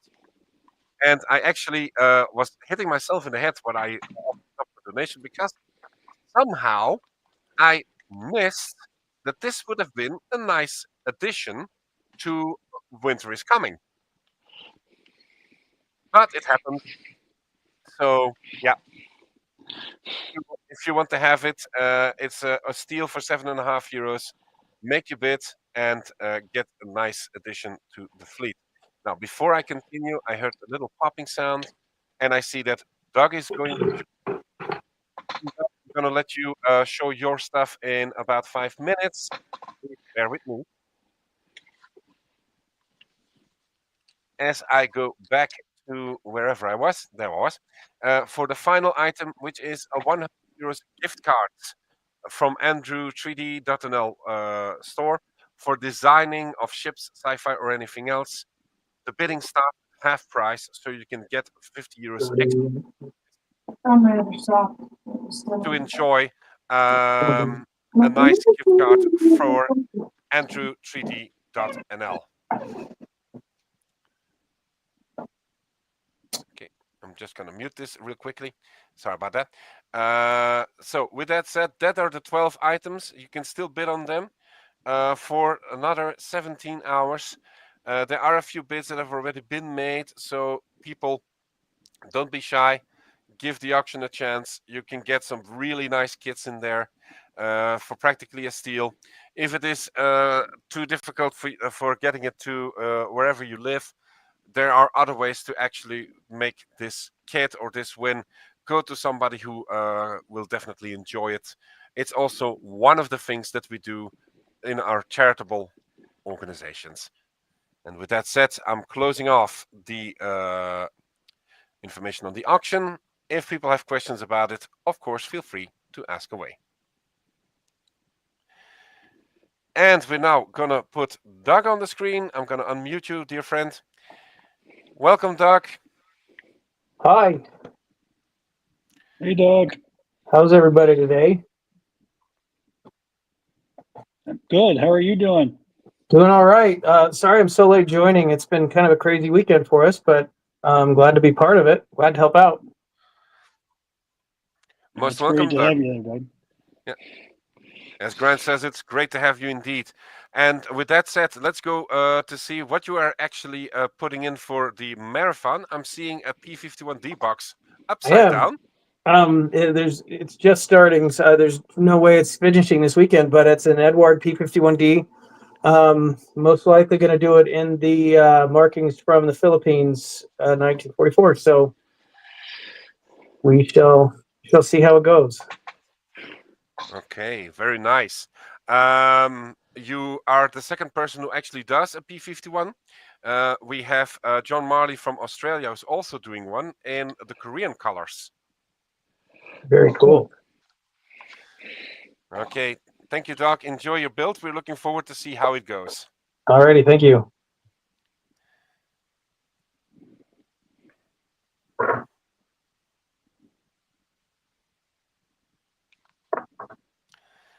Okay, and with that said, we have done all the work that we were supposed to do until now, except for one little thing. I'm gonna wait a little bit longer because we have a very nice video coming up in about 10 minutes. That is actually a very good reminder that while we enjoy the hobby, we also have to enjoy taking breaks.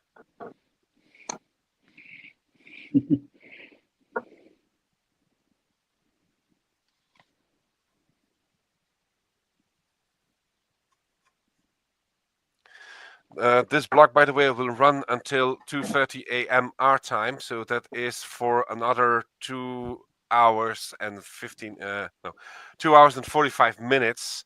After that, we will take a short break for 30 minutes before we move on to the next block, which will be hosted by John Marley from Australia, allowing me a chance to get some very much needed sleep. Even if my body is still saying no, I definitely feel that I'm getting exhausted. Yeah. And I already haunted my daughter yesterday, well, almost yesterday, by the fact that I did most of the night until, like 2 hours into the night shift. Both John and I were so exhausted that we said, okay, we're just going to close it off. Only to realize that I closed the entire live stream instead of just closing off for the time being. So Miranda was up. She scrounged up a makeshift second part of the block. We were able to get that started while I was off with my daughter to do the things that I had to do for her, like her computer lessons, like her swimming tests, a little party for what we call St. Nicholas. Well, she got some really nice stuff, by the way. And then trying to get back home without falling asleep behind the wheel. And I was like, okay, I think I'm overdoing it. Yep. So when I got home, I actually was parking the car and I was almost asleep. Oh, And geez. but I was fortunate enough to realize it. So I quickly put the car in neutral. I got out of the car, took a few breaths. My daughter was like, what the hell is he doing? Getting back in the car, parking the car, getting back out of the car. And I was like, Nia, just so you know, you don't want to see Daddy do a zombie parking thing. Yeah.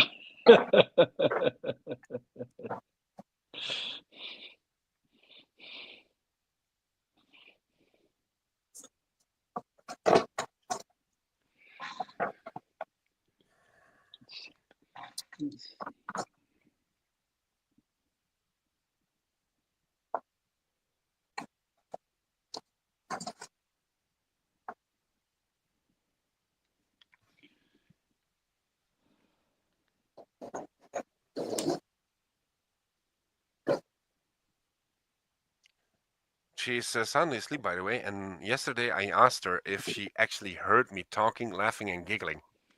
Mm-hmm. Nothing. That's a solid sleep.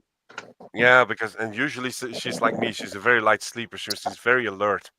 Mm-hmm. And that only goes to show just how much at ease she was sleeping, knowing her dad was going into zombie mode, pretty much, doing what he had to do, and still was alert enough to make her sandwiches, to make her a bottle of fruit of orange juice, to pack her bags, to get her clothes right, to help her with her hair. Drive all the way to Hoogstraten, which is also the heart of the strawberry industry in Belgium. And no strawberries on sale. Sorry. We did our computer lessons. We went to the swimming pool. We went to her godparents. We did what we had to do. I arrived home, falling asleep during the parking session. Back upstairs, we basically put everything away, and she was like, "Dad, I'm hungry. Okay, you don't mind if I just put on the old air fryer and just give you some fries?" And she was, "Oh, not at all." So she finished the fries. She took her medicine because she still has a little cough. "Dad, I'm going to bed." And I was like, "Yeah, thank you very much."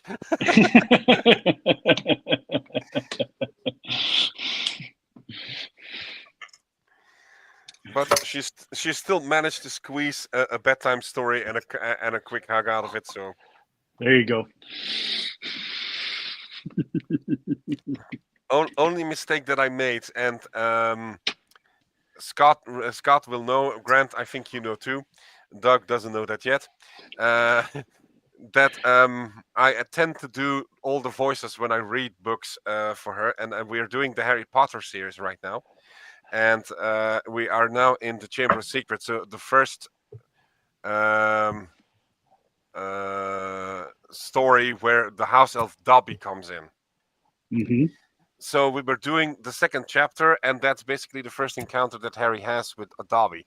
So I was doing the Harry Potter voice, and I was going like, "Dobby the house elf, sir, pleased to meet you." And she was giggling and laughing. And I was like, "Okay, Nia, the point is you're supposed to sleep." "Yeah, I know, but you're doing it so well, it's just hilarious."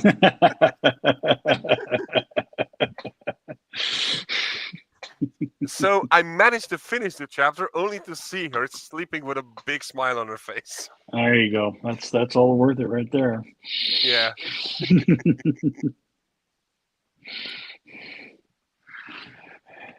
Okay, you're not going to do that again. Hold on. Yeah, I think that you see what I mean. Okay. Now you go that way. One of my 4 cats, by the way. The other ones usually leave me alone, except when their drinking bowl is empty, and then you suddenly hear a very loud meow next to the microphone of my remaining Maine Coon. And you know, a Maine Coon is not exactly a small cat, so it's a really big voice. Yeah.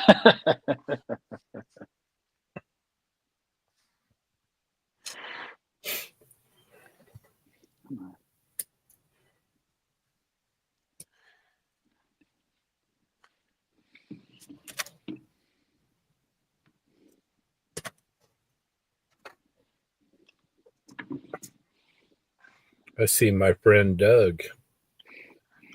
Yep. Who is putting on the silent mode because he's airbrushing. Yep.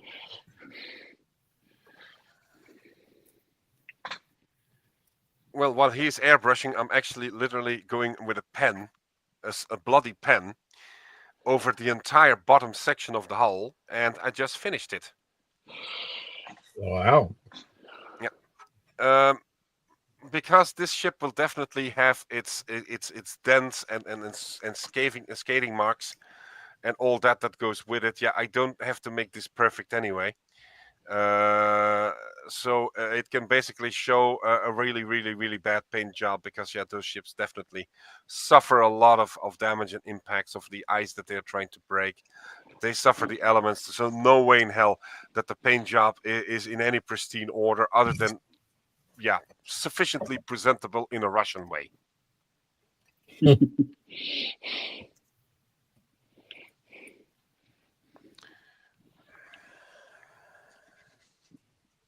But here she is. I'm going to put it on a big screen for a sec. Hold on.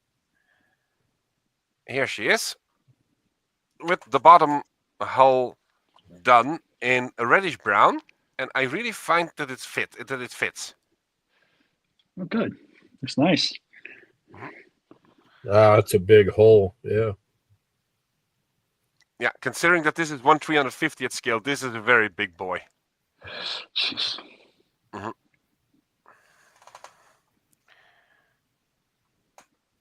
Okay. By the way, do you see my screen now, Grant? On and off. Oh, So I don't know what's up with my system. It's been acting up, so I have trouble logging in. But it's funny because I can see some people and I can't see everybody. But it's okay. It's fine. okay. Well, I'm gonna set some photos in the books soon, so you can actually see it there. Yep. No, because I was trying to show Grant one of the 6 carriers that I'm building for a guy in a nearby town who has shot up neural paths in his hands, so he can't do the fine work anymore. So I showed him my USS Lexington, which was finished Yep. with the first 2 of 39 aircraft that have to go on there. Jeez. And knowing that it's a Crazy. 1/350th scale, then you know how small those aircraft are. Yep. Jeez.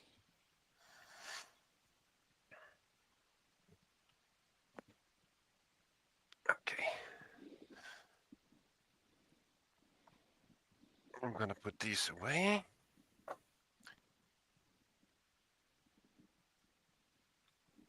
Yeah, I don't think that I'm gonna be finishing the Arctica also within the 48 hours, not without keeping a time off for Nia, for my daughter. Mhm. But I don't mind. What I will be doing, I made an album on scale models for vets projects, like almost everyone does here. So what you guys can do, I know that you're following the group pages as well.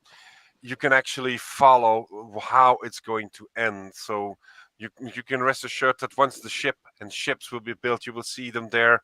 I will also add them to the weekly show your models, which will be presented every Wednesday at 7 p.m. our time, so that you can see the progress. There's a very good chance I'm actually going to take this ship to France to continue building it while I'm on the holiday with my parents and my daughter during the little hours of the night, just to keep myself busy. And when the diorama time comes up, then I actually will have a bit of help from the designers from Eastpak, who still remain in Belgium, by the way, who offered me to help cut up the pieces. Oh, cool. That's nice of them. Yep. So there's a very good chance that all of a sudden there will be like a big chunk of ice in the middle of the showroom.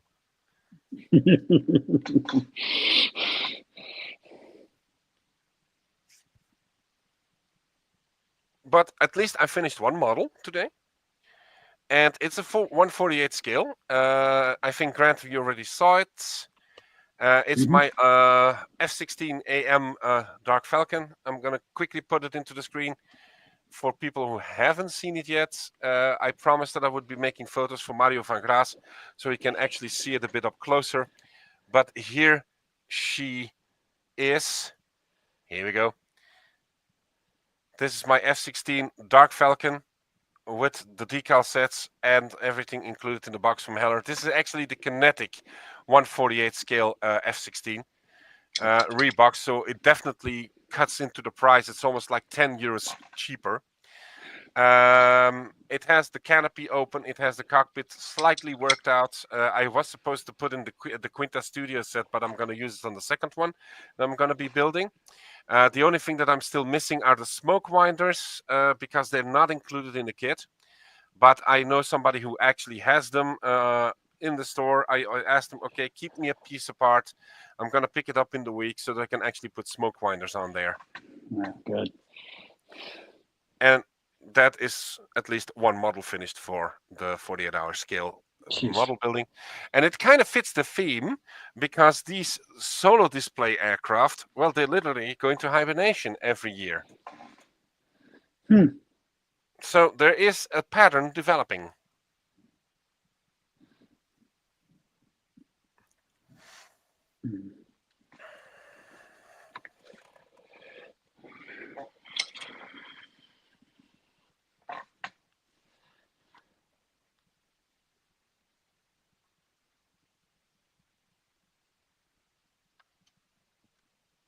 Okay, and as promised, time for the break video. So people, hang on to your suspenders, hang on to your belts, your chairs or whatever you need, because it comes with a rather catchy tune. Here we go, time for a coffee break.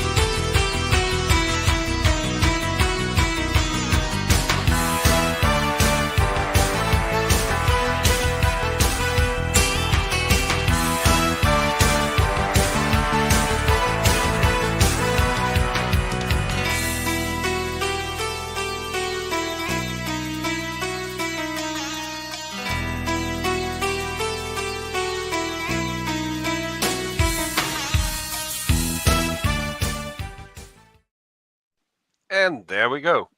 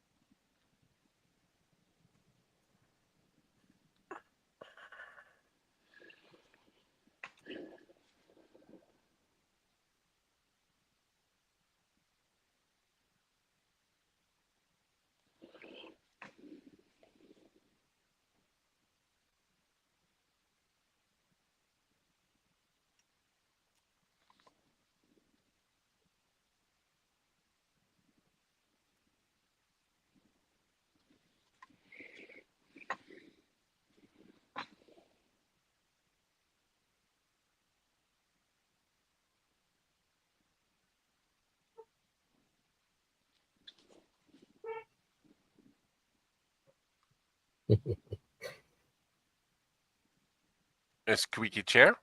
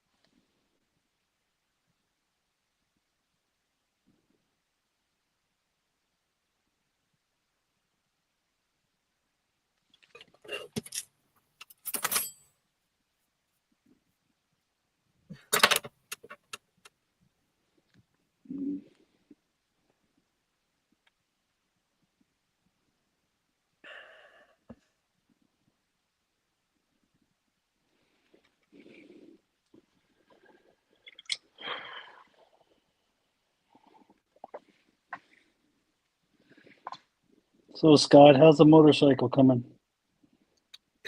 Good. I got all four of the wheels together, and doesn't sound like a lot, but there's a lot of parts to each one. And now I've almost got the engine completely built. That's great, man. That's great.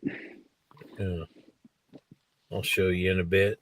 Probably have to hop off here pretty quick. Mm. I'm gonna have to hop off too here in a little bit because I promised the wife I would get the Christmas stuff out today. Ah. It's time to be festive. It's time to decorate the house. Well, I'm escaping that one because we'll be with my parents when we are celebrating the season. Oh, that's good. So basically, because I don't want to have the Christmas tree out here without someone supervising the cats, Oh, good point. we basically said, okay, we're gonna keep the tree off the books for this year, but we're gonna mount a similar tree in any case with my parents once we're there. Oh, that's nice. Where do your parents live at in France? Close to the center of the country, so it's like a 650 kilometers drive, almost straight south. Wow. For Belgians, it's a very well-known place because there is an actual real-life show that runs on the Belgian television called Chateau Plankaart. And Plankaart is, of course, Jo Plankaart, the former cyclist. And together with his family, he basically bought the castle of Nereux near a little town called Lurcy-le-Vie. Right. And on the other side of that town, like 5 minutes away from there, on the road to Valigny, my parents live. Oh, well, you're just like right down the road then. Yeah, pretty much. Yeah. And it's also close to one of the main pilgrim roads if you want to go to Santiago de Compostela. So the road that you have the little shell symbols surrounding the roads in question. So my father and my mother usually see a lot of pilgrims come by, and they know that they can actually ask for shelter or hospitality at my parents come by. That's nice.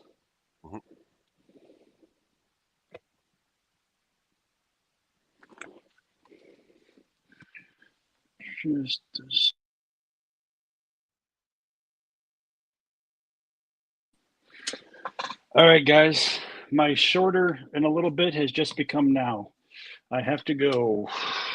All right. Sorry have a about good that. one, Grant. It's good to see you. Thank you so much. It's been an honor to work with you guys. I wish I could do longer. I really do. This is a great cause. Anybody out there listening now, please go to PayPal and donate, or any of the other ways you can donate, or please put value or put something in on the auction. The organization will really appreciate it. As a former veteran myself, but there's nothing more better than the support you guys can give us. Everybody have a great night, and I will talk to you guys all later. Take care, Grant. All right. Thanks Thank again. you, sir. Take care. Bye-bye. And there we go. I'm going to put myself back in the small corner. So it's 7 minutes past midnight here. So we are December the 1st at this particular moment in time already. We are 2 hours and 30 minutes to go before the end of this block. So we still have one more break moment coming up. We still have in the studio Scott, who is holding on strong with his bike with a sidecar. I almost wanted to say quad because you said 4 wheels, and I remembered where the fourth wheel goes. Yeah. So yeah. And we have Doug, who also joins us, who is building a Philippines 1944 P51D 20 Mustang from Edward. He just has been doing some airbrushing, so keep a close eye on that. And in my case, you can see it just sitting right here, which is the bottom section of the hull of the Arctica nuclear-powered icebreaker that's going to be part of a large diorama. The diorama will not be finished in 48 hours, so I have to disappoint a few people. Sorry about that. But you will definitely see the progress on this ship when we close the marathon in a little under 19 hours from now. So that we can actually enjoy that part of the diorama. Perhaps I'll also pull out the SSBN Typhoon so that you can also see what the Hobby Boss kit looks on the inside. Looks like on the inside. That also is going to be part of the diorama. And of course, do keep in mind the main principle is that you enjoy these moments that you build in the company of kindred spirits, and that we carry out the spirit of charity and support to our veterans worldwide. As we heard from Grant, who has just left the studio because life called him back to reality, unfortunately. There is more than one way to support us. You can donate to us financially on PayPal. You see it come by on a crawling speed on the bottom of your screen. If you live in an area where you can make use of the IBAN bank transfer system, you can also donate that way. Little reminder, if you do the PayPal, please do it as a friends and families, because that means that the fee will be yours to pay, but at the same time, the intended donation will be the full amount. There's also the auction. We mentioned it like 2 hours ago, well, probably less. 2 hours ago, there's still 17 hours left that you can start bidding on those. There's some really nice pieces in there. You have a ship, you have cars, you have a complete diorama set that you can build around the Battle of the Reichstag. There is 3D printed items in there. There is even an aircraft in there that I was stupid enough to donate. Well, no, I wanted to donate it, but I kind of failed to see that this would actually have been a great entry as well to the Winter is Coming theme, because it is an Antonov AN2 on skis. Very cool. Yep. There are also kits in there that are very difficult to find nowadays for a reasonable price. So get yourself a nice kit. Offer also some support to the veterans that way. The final goal that we hope to achieve when all is said and done is 1,000 euros, which amounts to about 950 US dollars if we translate it, so that the foundation can continue for the next year. Of course, even if we do not succeed in getting the 1,000 euros together, you can still donate throughout the rest of the year. It will be just as appreciated, whether it will be financially or by supporting us with kits that you wish to get rid of and want to make somebody else happy with, or of course, tools, paints, brushes, anything goes.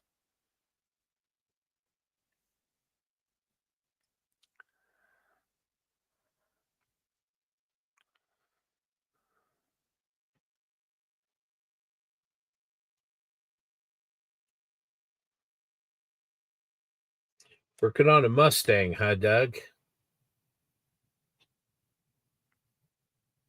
Doug, you have to unmute. There you go. Yeah, there we go. It's a habit. Just ask Scott. He knows all about that. Yeah, I've been wanting to do this. It's one that I drew out. I won this in the auction at Omaha at the Nationals. The day before I found out I had COVID. So, fond memories of this one, but I've been wanting to do it for a while. And shamefully, I must admit, I've never built an Edward kit. So I figured this was a good way to start. I've got a bunch in my closet. I just have never built one. Nice. I've done a few Edwards. They are very nice kits. They have great detail and a lot of options, depending on whether it is a weekend edition like the one that you are having, or it is an expert edition or the full master edition. Edward has a really nice reputation of bringing out kits for everyone's budget that still offer a nice, and I do repeat that with intention, a nice end result. They are a bit tricky, however. You have to keep that in mind, that they are not always straightforward to build. So a good knowledge of the aircraft, of course, is required, or the topic in question. And at the same time, also take your time with these kits, because they do end up beautifully once you do that. And that is something that a hobby is all about. Be patient and, of course, take your time. It's not a competition. Well, not always. It's not a competition. It's not a race. It's a beautiful piece of art that you're creating. Well, so far so good. We're just getting started. Trying to make sure I'm going in the right direction here. Mhm. You're right. Pay close attention to these instructions. It's just it seems pretty straightforward, but I just have to take my time. They're also very good for learning the more challenging parts of our hobby because they sometimes include a nice piece of interior, even if you don't see much of it, even in a weekend edition, and that's always a nice touch. So that if for people who don't know if they are up to it or like it, Edward definitely is your good to go partner for starting something like that.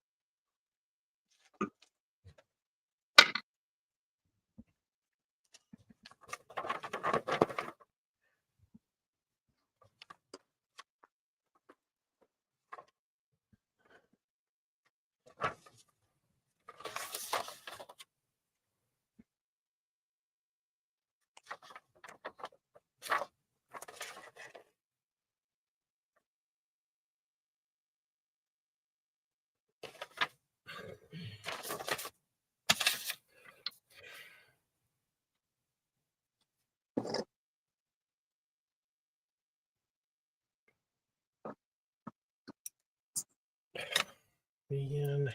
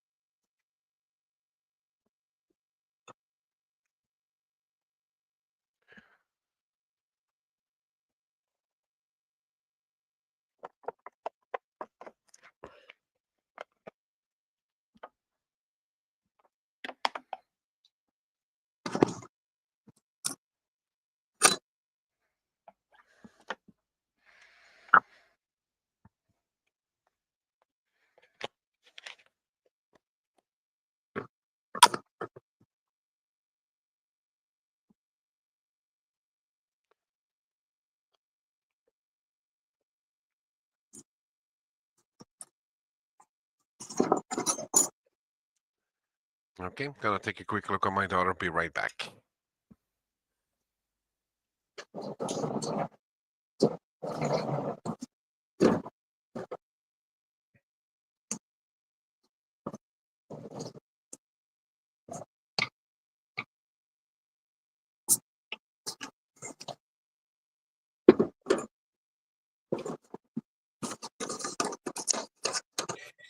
Doug, did you see the end of the Michigan-Ohio State game? What happened? No, I didn't. Michigan upset Ohio State, and then one of their players tried to plant the flag in the middle of the field, and there was a big old brawl. Wow. That's unbelievable. It's just a football game, guys.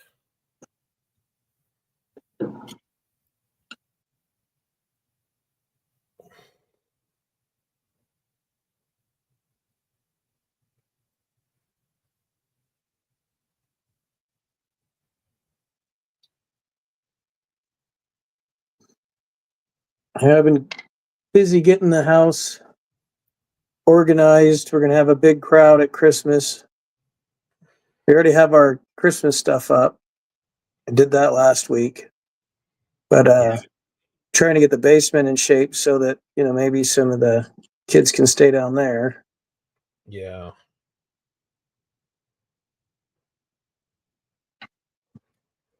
That's, man. I think it's about getting time for Scott to take a break.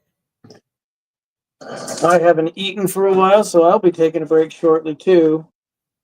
So what's the plan for the stream? Are we going to keep going when everybody hits the sack? Are we going to keep going tonight?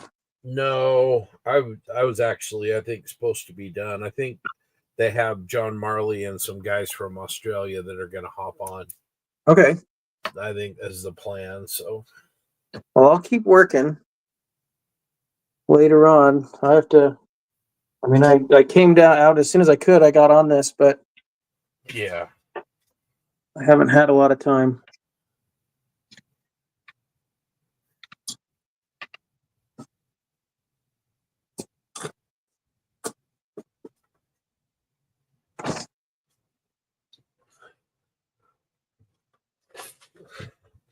Got my 3D printer running again after a long break, so that's cool.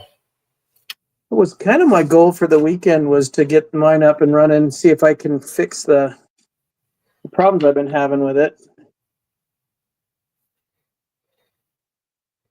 What's going on? Well, last time I ran it, which has been a couple months, I just gone through and cleaned everything up real good. And then tried to print again, and I'm still having a hard time getting the resin to stick to the build plate. Oh, yeah, so, that's right. So I'm trying a bunch of stuff, and I've got to clean it up again because the last one, there's a bunch of resin that stayed on the FEP. So I got to dump it all out of the vat and clean it up, and I just haven't really had the desire to do that again, especially since I don't know if it's going to work. Yeah. But I have a lot of grandkids that want to paint stuff that I print for them. and I'm running out of stuff that I've printed for them. Yeah, I get that. This M3 makes me, it almost makes me cocky. You know what I mean? It just like, it works so well. Even I'm just not the world's greatest slicer, and I do a plate and I think, oh, that's not going to work. And then it works. And Yeah, I've never had a problem other than the resin not sticking to the build plate. Other than that, it's been great.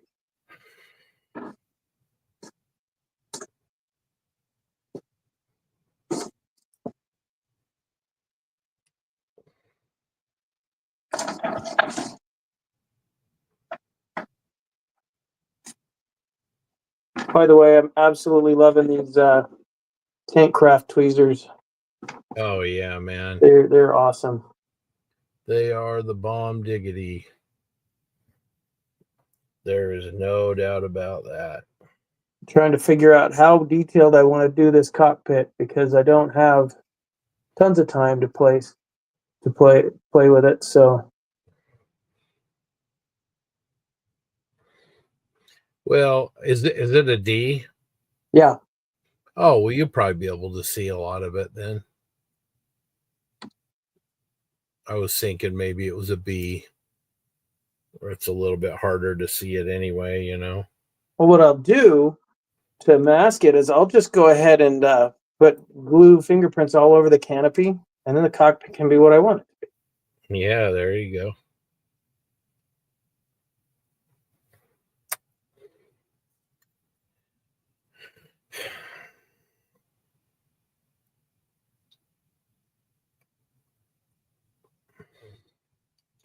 Cut my finger pretty good earlier, and now I'm at the point where having a hard time holding on to anything, you know?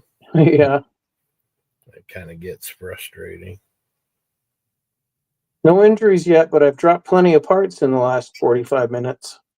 Yeah, that's something I'm super good at.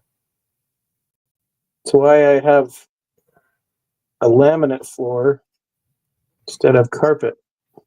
Yeah.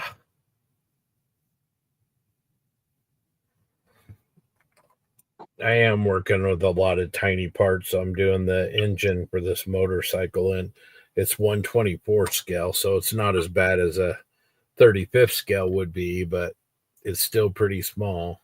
What kit is it? The Tosca Zundap 24 scale Cool, very cool. with a sidecar.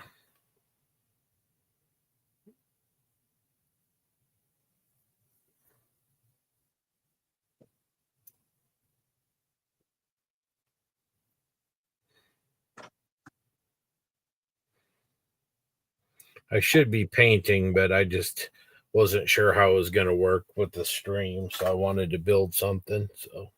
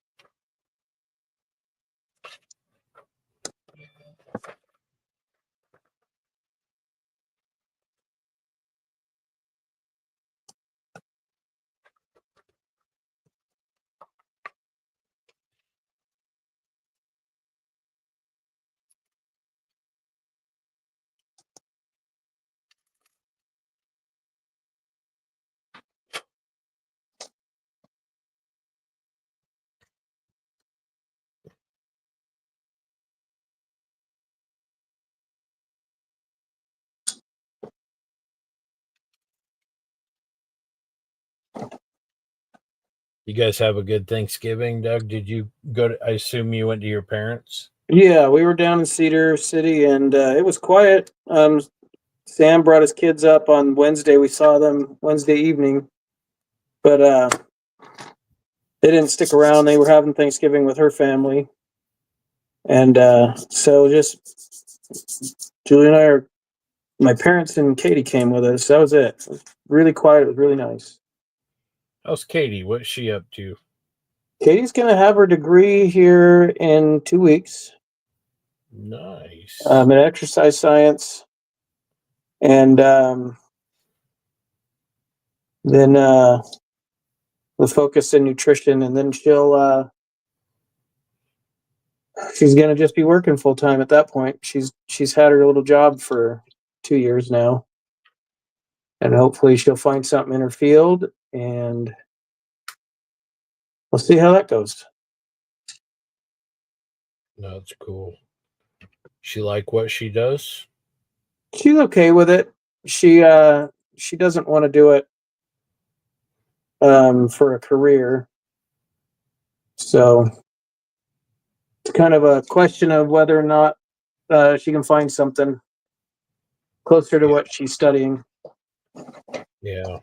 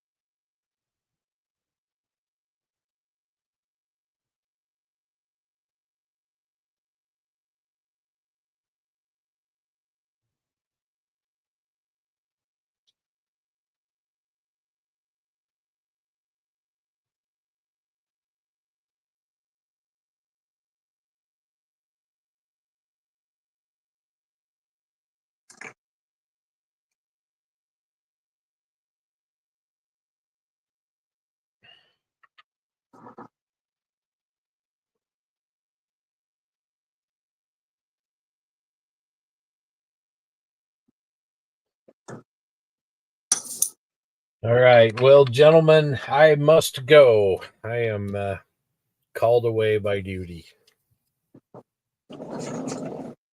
Well, good to see you, Scott. Yeah, Yep. good to talk to you, Doug. Thanks a lot for being on the stream, and appreciate it. Everybody out there, if you're watching, appreciate you supporting this great cause. Please make sure to donate if you can.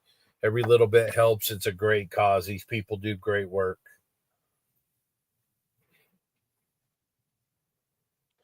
All right, Scott. Thank you very much for staying with us through the first part of the first part of the night for Saturday and Sunday. Also to join in with the host teams. You guys really rock for doing this, and we see you tomorrow. You take care. We'll talk soon. Very Goodbye. good. Okay. Bye. Bye, mate.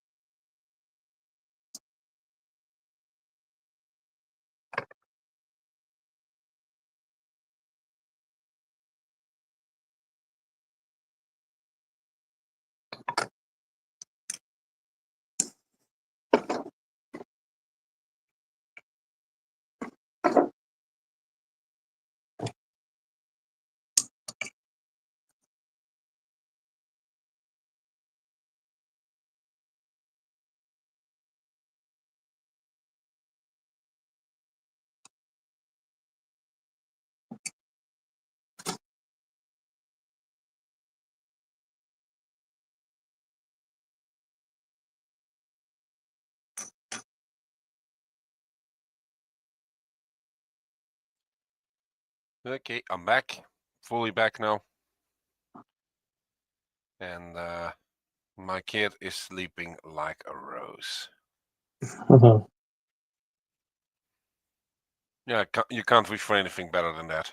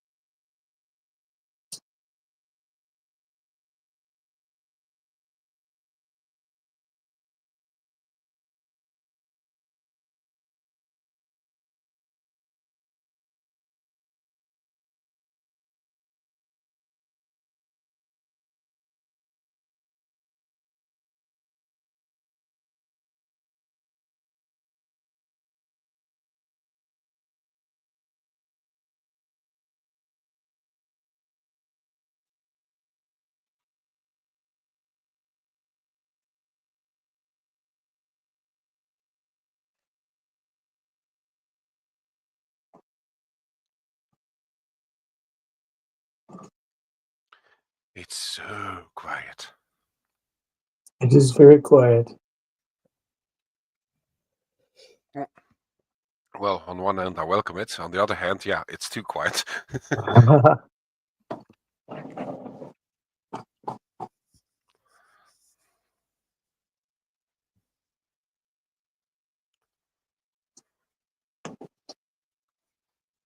Well, in any case, John Marley from Australia should pop in any minute now. All right. He will be taking over from me at 1 hour and a half from now, give or take. When we prepare for the next block. So it would be good that he's also up and running, that we know that this actually is going to work as intended. He's now also an admin, so he should be able to work with all the tools, and that I can catch some shut-eye when I know that everything runs smoothly. Sounds like a good idea. Yeah, I can run on little sleep, but even after a while, my body just needs that extra bit, even if it's not telling yet. Yeah, we all do. I haven't had anything to eat for a while, so I'll probably have to bounce in a little bit, go eat. But I'll be on this for a while, on this kit, so we'll see how it works. I keep the channel open, so if you have to step out, just let me know, Dirk. No problem. Okay. I'll be here for a bit. Good.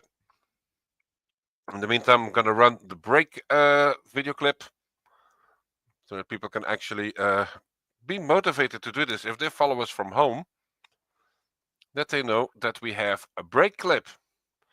And it goes a little something like this.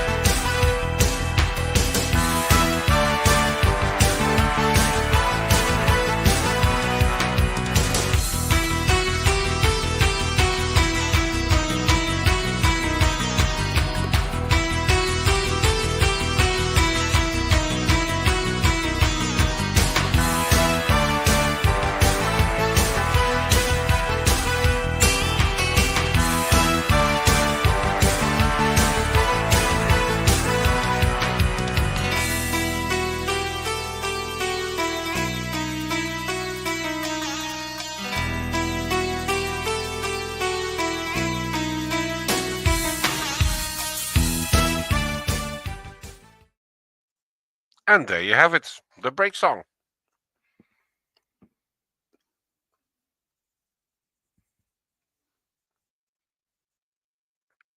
For some strange reason, Malcolm associated it with the Pokemon song. Okay. So, not the Stones, huh? Yep. That is too funny. Yeah, because the way that the clip was composed, it if you heard it, it kind of jumps a few times instead of just continuing with the chorus and the verse, and as a result, it does give that little Pokemon thing sound into it because of the jiggle that suddenly happened, and because Malcolm pointed that out, I can't unhear it now. So, he actually has a point. I don't hear it, but mostly because I avoided Pokemon for the most part. I mean, my kids never really got into it, so I guess that's a positive for me. Well, yeah, I would tend to say yes.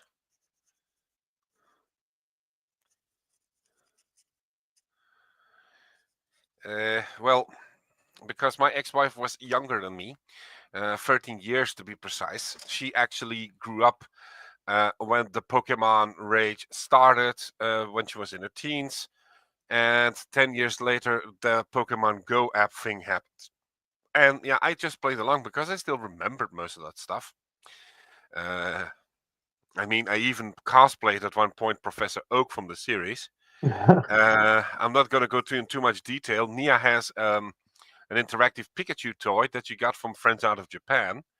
So yeah, it basically is around here, but to the point that I'm going to say it didn't get any further than that. Well, I will admit that I did play Pokemon Go during COVID. I was when all the lockdowns were happening. I still had to work. I work on a university campus, and I do heating and cooling. We have to keep the campus running.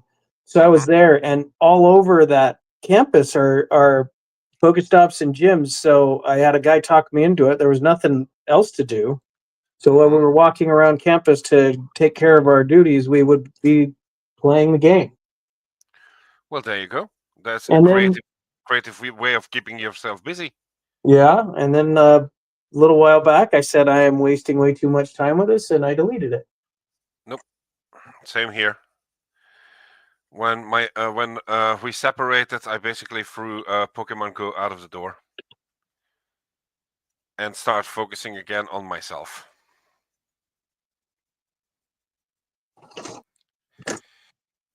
And when COVID-19 hit, I was working as a VIP supporter for the top brass of our National Railway Association. Uh-huh. And yeah, that meant that at least one of us had to be present on the floor, available during the office hours. And yeah, we were a team with 3 people, so that basically meant 2 days home, 1 day at the office, and continue to rotate. And yeah, it basically also meant that I didn't have the pleasure, well, not for most part at least, of working at home anyways, until yeah, the COVID lockdown got ever more serious here in Belgium, and then basically it meant that we were only in the office 1 person for a whole week, and then 2 weeks at home. And yeah, started basically to pick up my hobby again from scale model building to a newer level, and I ended up doing 65 models by the end of 2020. Wow. Yeah, what did I do? I actually got all 1/72 scale models together, and I looked for the most simple ones. And in my case, it's basically the F16A kit, because I've built it so many times I can almost do it with my eyes closed now. That is pretty rad. Yeah.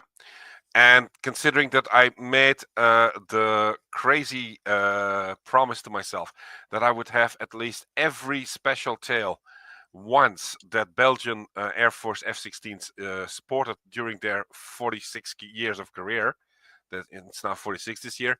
So I basically ended up with doing the majority of my 24 aircraft in that period. And to put it in perspective, that's not even a quarter of the total number of special tails and special liveries that they did with F-16s. Oh no, they had tons. There's Incredibly. some really cool schemes too. Have you seen the last solar display aircraft that we had in 2022, 2024? Probably. I don't know if I could tell you what it was. The name of the aircraft was the Dream Viper, and it was a big green snakehead on the tail. Oh yeah, I did see that. Yeah, looking a bit like the Venom F-16C of the U.S. Air Force. Well, what happened? In 2022, Steven de Vries, aka Vrieske, took over from the pilot whose call sign is the French word for Vader, or Vador. He took it over, so he said, okay, I really want to have something smashing.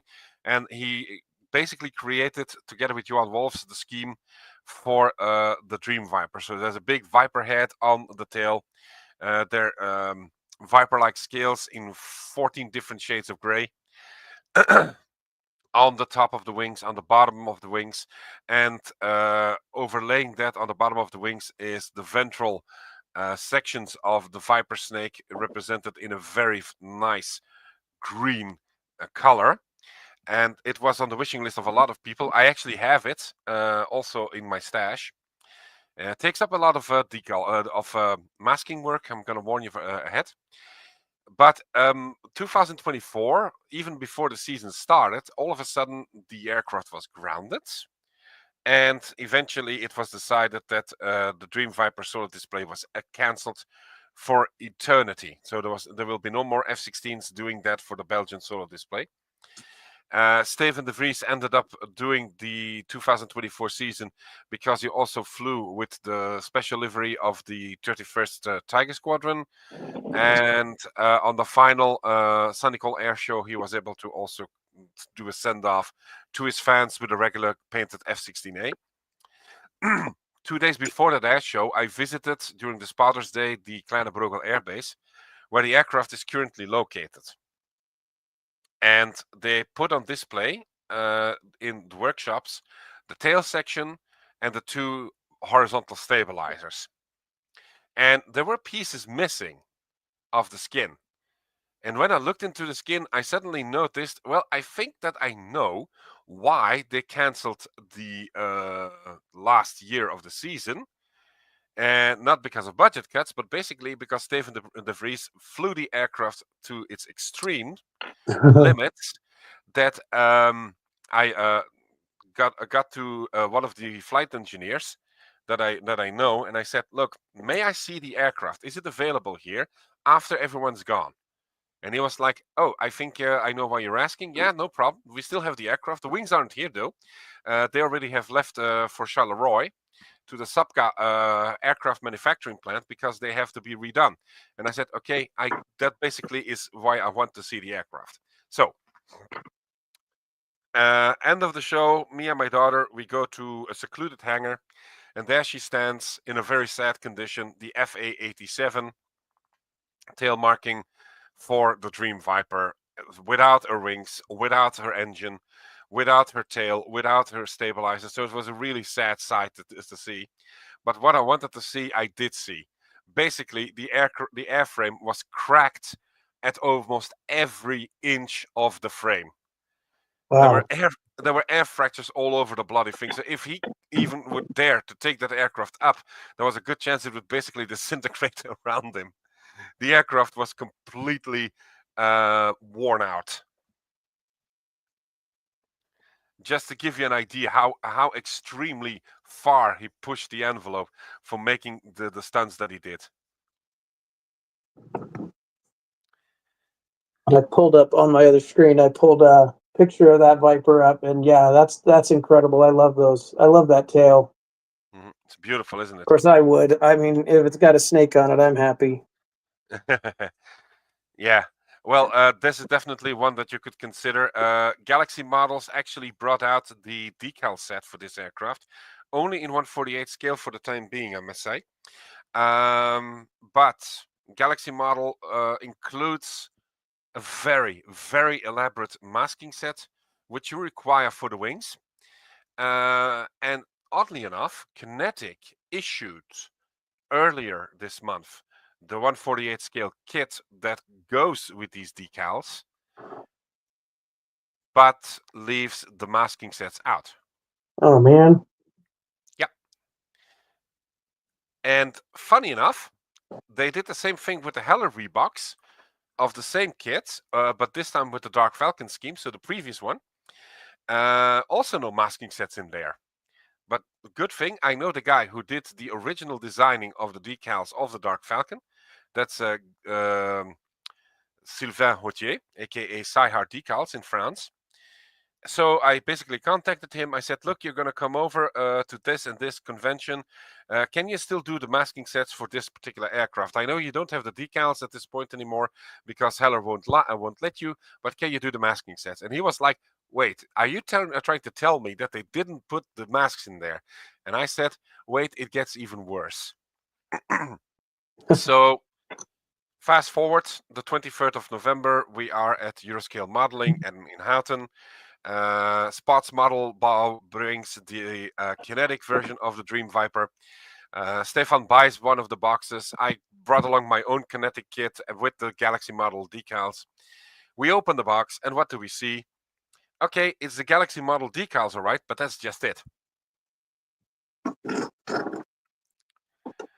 And Stefan was like, okay, I don't mind because I know to do my masking myself, but indeed, it would have been a nice touch if they actually put it in there. Yeah, absolutely.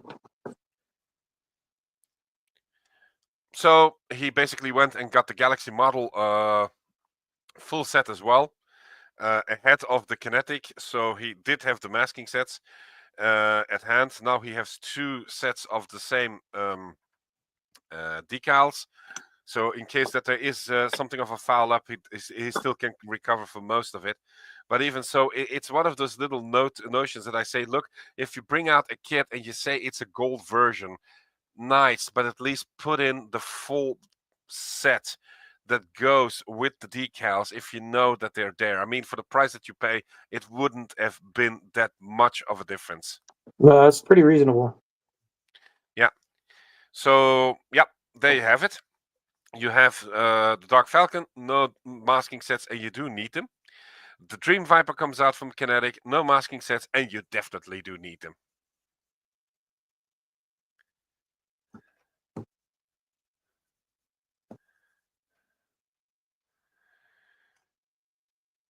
And speaking of which, if my cat...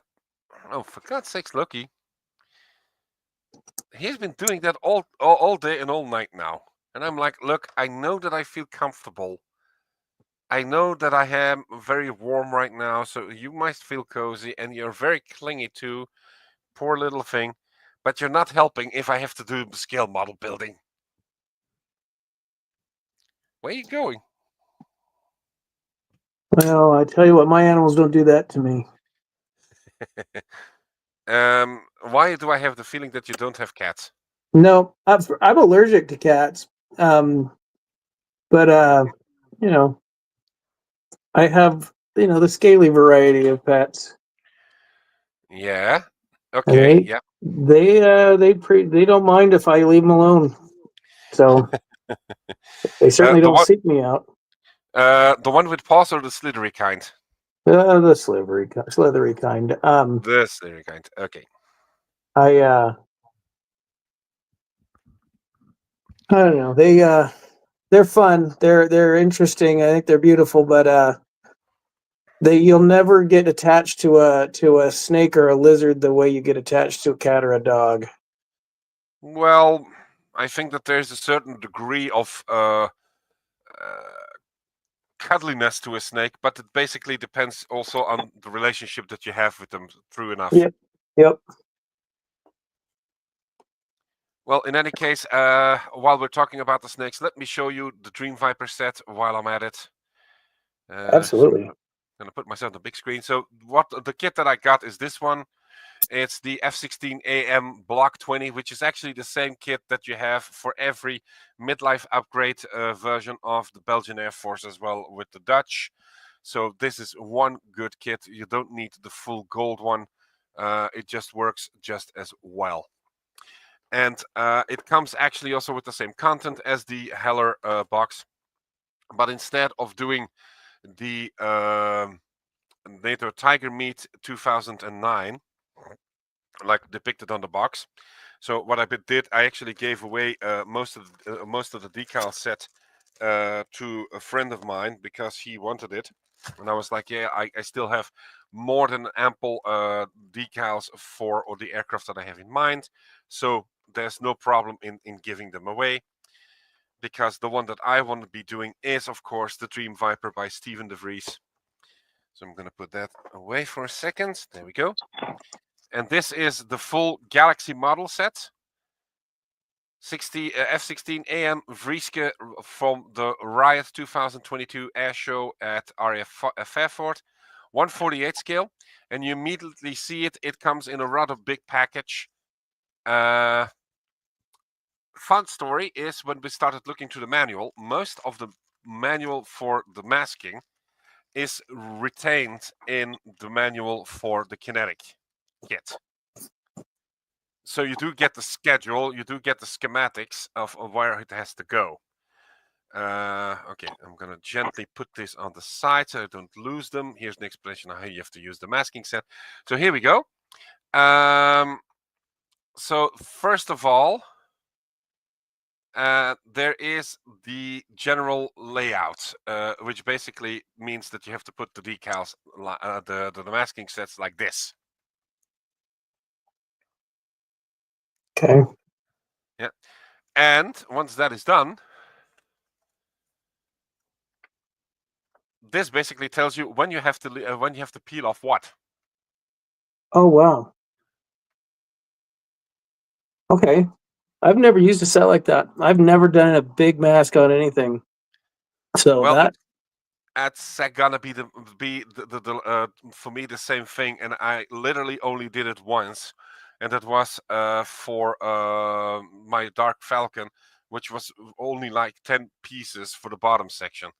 But once you get it done, the end result would actually look like this. oh wow. That's really cool. Oh man. Yeah. Or if you look at it from the side, and that picture, Doug, then it is going to look like this. That is too cool. Yeah, the FA-87 Dream Viper, one of the most beautiful renditions that even I have ever seen, as she was in 2022.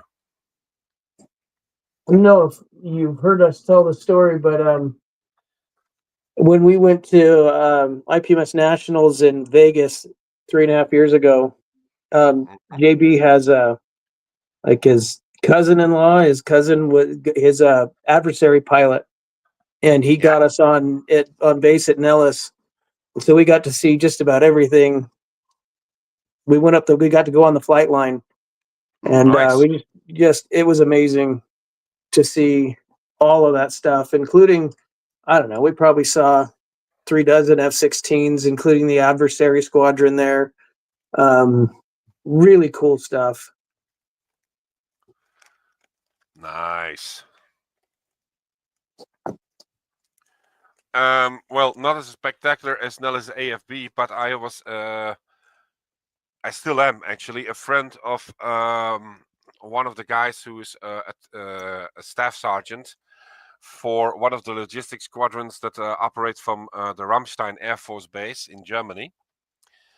So that's the squadron that flies with both the C-17 and the C-130J 30s, so the long versions of the Hercs. And he was able to get me onto the flight line as well, visit the base firefighter stations, because I'm passionate about firefighters. And we basically ended with going on board the C-17 and a C-130J, Wow. just to give you an impression of how big those guys are. Oh yeah, I've been on. I was able to walk into just up the ramp of a C-17 once. Every now and then at the air shows, if they, it's been a while, but I got to walk like all the way through a C5. And that thing was just insanely huge. They had the nose cone up and they had the ramp down, and so people were just walking up one end and out the other. Mm-hmm. Well, I had the pleasure. Let's see. We're 2024, so that would make it 16 years ago. I was able to get to the Le Bourget Air Show, and as you probably will know, that's one of the biggest assemblies that you can get in Europe for basically both sides of the former Iron Curtain. Where the aerospace industry basically shows which way they are going with their projects and all that. There's always an amazing display. And one of the aircraft on display, and actually also flying, was the Antonov 225. Oh, wow. So you had the chance to visit it. You had the chance to see the bloody thing fly. And I did the same thing as you did with the C-17. So you went in one end, you get out the other end. And it was actually such a long aircraft that when you started, by the time that you were at the end of the aircraft, and then you had to step out on the outside because the back end is closed, of course, with the 225 because of the tail configuration. So you had two doors on the outside, on the side. You just walked out there, and the moment that you stepped back onto the tarmac, you actually covered the entire distance that the Wright brothers flew with their little flyer at the Kitty Hawk airfield inside the fuselage. That's insane. I would have loved to have seen that bird, but that's never going to happen now. Well, perhaps not, because they're raising the funds to finish the second aircraft and have that one take place of the Antonov 225 that was missing, keeping at least one genuine aircraft available and running, so that the top of the aircraft, so that that continues, and that we don't have to worry about Chinese knockoffs. That would be awesome. I'd sure love to see it, but we'll see. Fingers crossed. Yeah.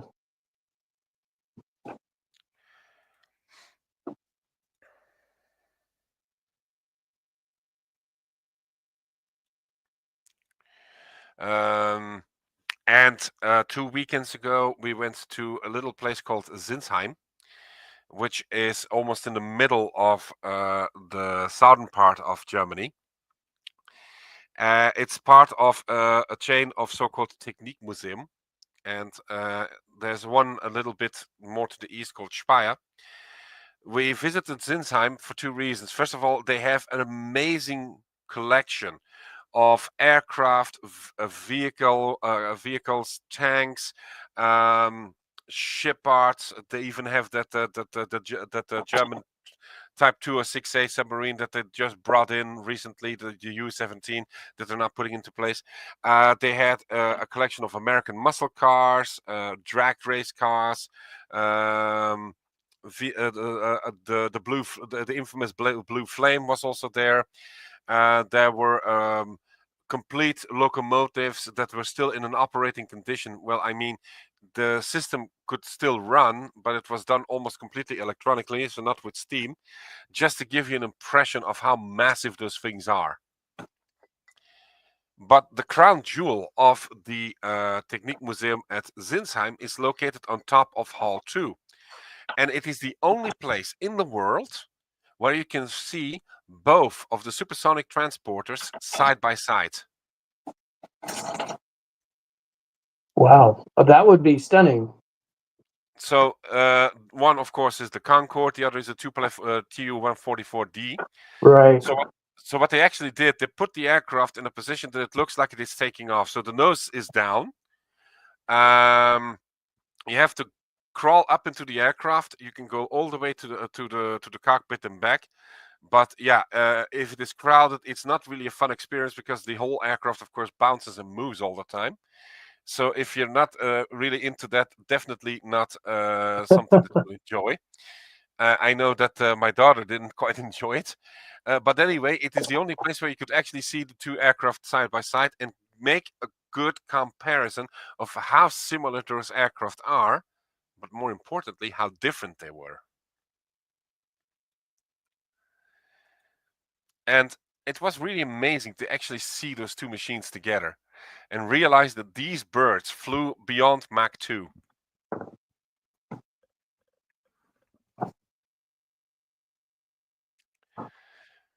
So next year we're going to go back, and then we're going to visit the other museum, which includes the Antonov AN-22. They have one of their Seenotrettkreuzer. So that's a search and rescue ship for people that are ending up suffering capsizing, were slashed overboard, their aircraft downs, and they have to be picked up. So one of those big cruisers is actually located at that facility. It also houses a 747 in pristine condition that you can visit. They have hundreds of first responder vehicles, firefighter units, and is also one of the few places in the world where you can actually visit a genuine mock-up of the Buran Russian space shuttle. Oh man. You know, I want to see an American space shuttle. I've seen. I saw Discovery, and it was at a distance when it was being piggybacked. Hmm. I was quite a ways away from me, but you can tell what it was. But I've never actually seen one up close. So to see any of them would be amazing, and to see the Soviet one would be very, very cool. I mean, if you ever visited the Kennedy Space Center, you can see the Saturn V lying on its side, and it is already an enormously impressive sight. But if you would see it in its stacked configuration, like they do on Huntsville, Alabama, you just get dwarfed. You mean was built by man to put two people on the moon and get a man all the way up there and back. Yeah. But when we went in 2000, we had the fortune that actually the rollout happened of the Atlantis space shuttle. So we started the tour. The VAB was opening. You had the crawler thing coming out with the entire stacked space shuttle, with the SRB, with the SRBs, with the ET. And okay, that thing goes like 6 kilometers an hour, and I'm not. Yeah, very, very slow. Yeah. So by the time that we did our tour, and the tour takes you almost 6 to 8 hours, she was not even halfway. and I was like, now imagine that is the Saturn V. What the hell? But okay, she was halfway. We were there for like 3 weeks, and I begged my parents at that point. I begged my parents, please, can we stay another week so we can see the bloody thing hopefully launch? Yeah. And a bit of lobbying with my parents' employers. We got the extra week. So we stayed for the launch. We got to see the launch and get the full experience of a space shuttle blasting off. How close were you? You remember that scene from Apollo 13 that stand those bleachers next to that big clock thingy? Uh-huh. That close. Amazing. That would be, oh my gosh. That was a dream of mine. That was just so far away from me. I grew up on the West Coast. So I didn't ever get to see that, but oh man. I did get lucky enough to see in September of last year we were at Disneyland with my granddaughters, and I just happened to be in the right spot. We came around a corner and we could see a Vandenberg launch going up. Oh, and I didn't think it was SpaceX because I knew they just had one a few days earlier. Mm-hmm. But I watched it. I mean, I noticed it right before the stage separation. So we watched stage separation, and then it kept going, and I started looking into it. I pulled out my phone once it was out of sight, and it was the I don't know if you're familiar with Firefly. Yep. It was the Firefly test launch where they gave them the 24 hours to go. We didn't have any idea it was going up. We just happened to be in the right place at the right time. Oh, that's nice. Yeah, it was really cool. I have a friend that still is down there, man, that sees it almost any time, and if there's an evening launch, he's outside trying to see it. Now, depending on cloud cover, he sees most of them. Mm-hmm. Well, if you ever get the chance to visit the Kennedy Space Center, you still have the launch control facilities next to the VAB. And while part of it is still in use, they preserved the original launch control from the Apollo days. Oh, man.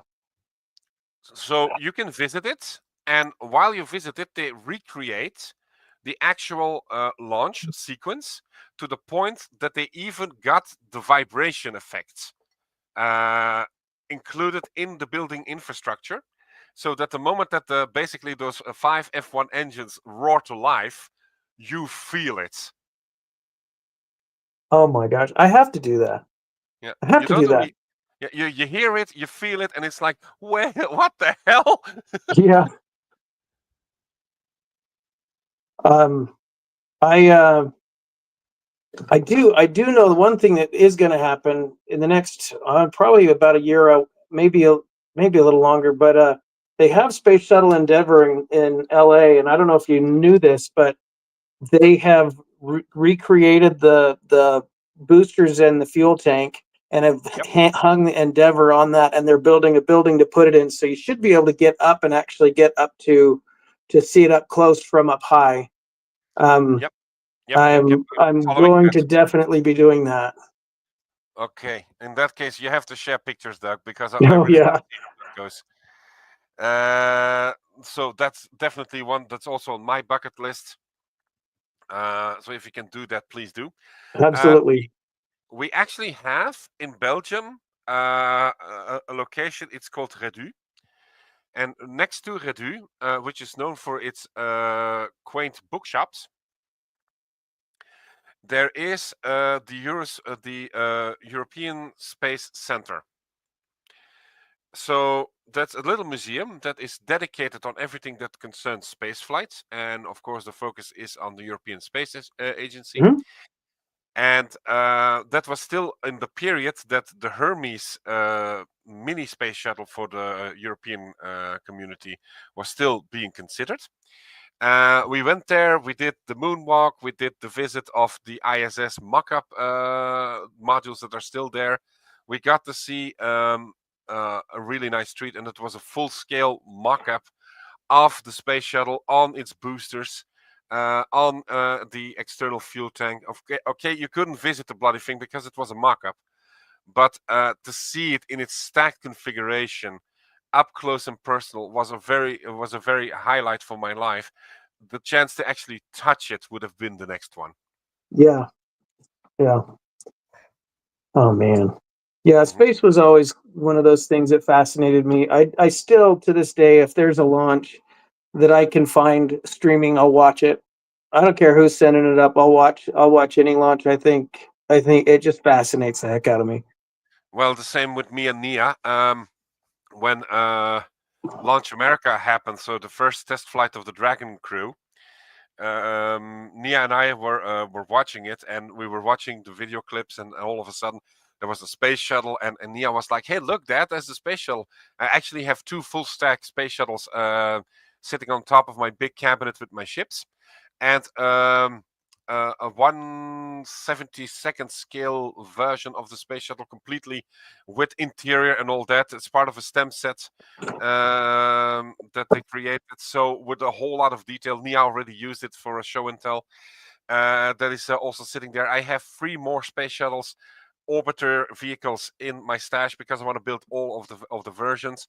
I even have Discovery on top of the 747 SCA in 144 scale. I have both versions of the Saturn V. I have the Saturn 1B. I have 4 different versions of the Vostok. I have the Ariane rockets, and I'm still looking for more than that. So any picture or any material that you can send would be much appreciated. But anyhow, back to the story. So Nia and I were watching that video clip. We saw all of a sudden that the 2 astronauts earned their stripes on the space shuttle, and Nia was sold because she likes space exploration as well. And in 2022, there was an exhibition called the Human Quest, and it basically is the human involvement in the exploration of space. So we walked through there. There was a full-scale mock-up of the Vostok 1, of the Mercury, Gemini, Apollo spacecraft. Nia was really impressed by how small they actually were. Tiny. Yeah, it's amazing, especially if you compare it now to a Dragon capsule, for instance. Mm-hmm. And then there was a full-scale mock-up of the front section of the space shuttle. So you could visit both the flight deck and the lower deck. That was recreated in minute detail. It was really nicely done. You could do a simulation on how to dock a spacecraft onto the ISS. And I must admit at this point that I was a bit biased. Because I already knew the mechanics on how to do that. So everyone goes like, we're going to blow fuel, we have to fly close to, and then we have to hit the brakes.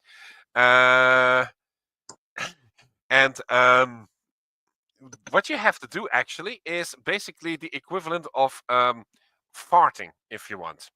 So basically, you have to give these little pushes of a hypergolic gas, so that the ship maneuvers precisely, slowly to the right position. So for like 16 minutes, everyone was watching me, and I was basically doing this. That was yank, yank, yank, yank every now and then in one direction, and then changing the direction. And they saw me line up perfectly and dock straight onto the spot.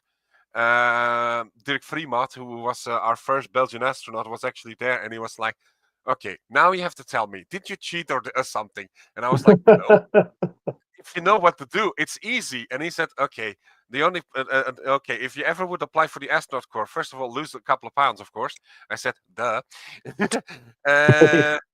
I think that you would be great as a pilot. And I said, "Yeah, look, we can dream a lot, but I'm not going to reach for the moon."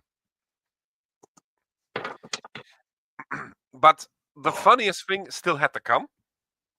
At the end of the route, there was a little shop, and they had the astronaut Barbie version there of the Italian astronaut Samantha. Now, this is the period that the second film of the Frozen franchise came out. And Nia got for me the Barbie doll, and she suddenly says, "Hey, look, she's called Samantha," and she starts giggling. And I was at a loss at that point, and I was, "Why the hell is she giggling?" And I was, "Nia, can you explain?" Now, do you remember that scene when Olaf is walking through the forest and he's calling for Anna, Elsa, Samantha, and he doesn't know a Samantha? And I was like, "Yeah, now we know one." And the greatest thing is, she was actually at the International Space Station at that very moment. How cool. Yeah, so Nia was immediately hooked on Samantha's story. I keep forgetting her last name, so sorry, guys. And she's following her career. She's knowing when she will be up again, because she's gonna fly soon enough again. And yeah, it basically started her dreaming. Unfortunately, she saw Apollo 13, and that gave her such a scare that she was like, "Okay, Dad, I know that you want to go to space, but don't go. I don't want to lose you." And I was like, "Look, the only time that I'm ever going to get to space is not going to be on any of those." Nope, not me either. No. Okay, we have digressed for a considerable amount of time, so let's get back to Mark Sextra, who is calling the Dream Viper a stunning decal set. I agree, Mark. It's going to be a challenge to get the masking right and then the decals onto it. But I'm looking forward to it, especially you have seen my Dark Falcon. If I can do that, if I can do the Idolmaster aircraft, then this should also work. And a question, I think, Doug, this is going to be one for you. Do you have a Canadarm for your shuttles? Do I what? Canadarm. I don't. I actually don't have any shuttle kits. So.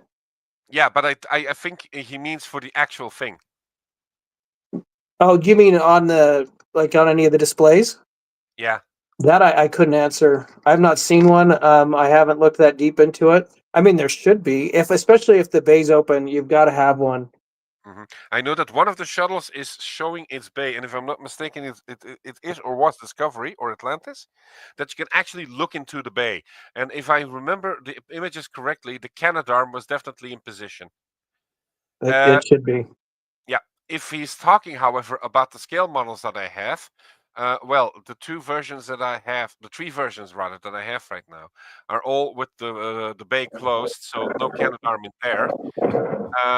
But the big 1/72 scale with the worked open sides, wings, and engine configuration does come with the Canadarm, and it is actually deployable. Right now, I see that the bays are open, but I don't think that I deployed the Canadarm, so she's there. I even have the little eggplane version of the space shuttle for my daughter. She loves it, with little astronaut dangling on it. And I also have a Lego version of the space shuttle, but not the big one, because that's way too expensive. But I do have the little creator one. My daughter built it for me. It's sitting on my shelf at my office right now. And it actually opens with the base. There's a little satellite attached into it where you can fold the solar panels with a Canadarm actually going up and down to deploy or capture the satellite. Mark then says, okay, it was for you, Dieter. Well, if you mean the scale model version, in that case, yeah, I have a Canadarm for the ones that are open.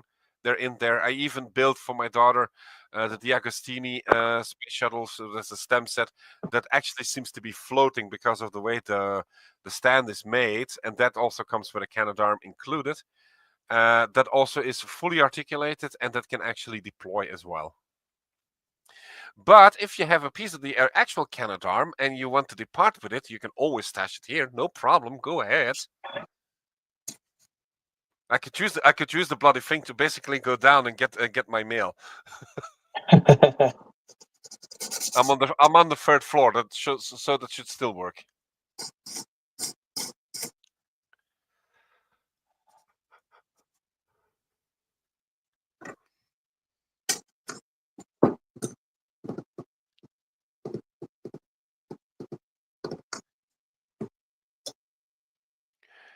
Okay, we have arrived at the final hour before the end of this block.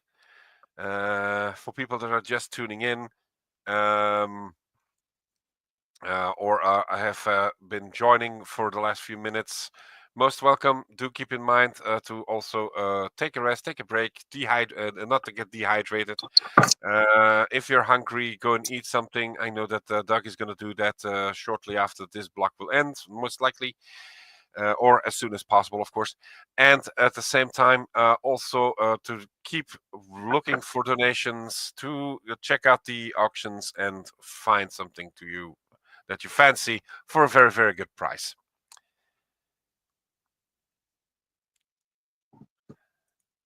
And yes, Mark, it's enormous. And I have to add something here. I got from Stefan and Miranda one of the monogram 72nd scale space shuttle, so the orbiter vehicle. So that means without the booster rockets, without the external fuel tanks, I don't think they even exist in that scale. Well, at least commercially. And so they gave me the shuttle. It wasn't a complete kit. So what I actually did, I painted it in the light pearl red that I mentioned earlier to Scott and Grant for Nia's little car. And it's currently flying, if you want, over her bed. With the with the payload doors open and the Canadarm sticking out. So if I don't forget it, I'll try. I'll gonna snap a picture and send it to you guys. Yeah, I can obviously not do it now because she's asleep.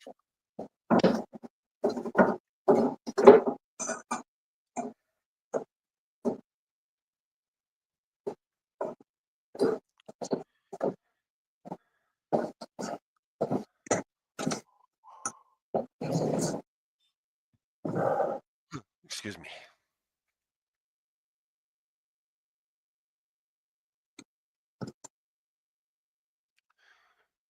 Now, speaking of big, Mark, have you digested the shopping that you did yesterday with your wife? I haven't had the chance to actually check in on you, so let's make that up. How did it go? Did you survive it? Is the wife pleased, giving you a much more happy time for yourself to continue building? And if so, what is the status of your construction so far?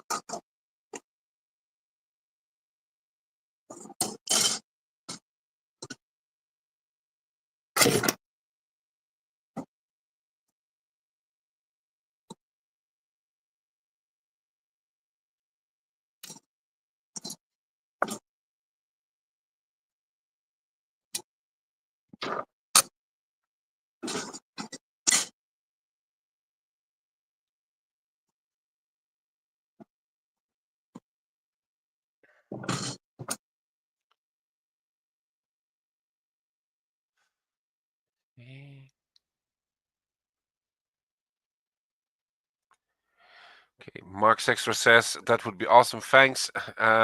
Don't shoot me if I forget it, but I'll do my best.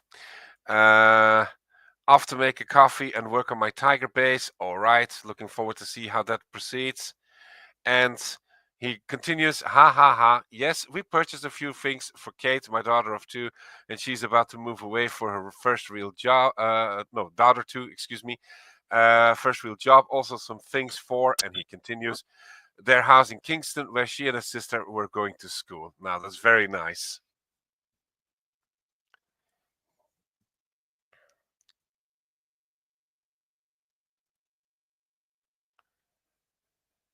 In the meantime, I'm also going to look up for a photo, because I made at least one photo where you actually see the 747 SCA with Discovery on her back, facing down the Antonov AN-225 with Buran on her back.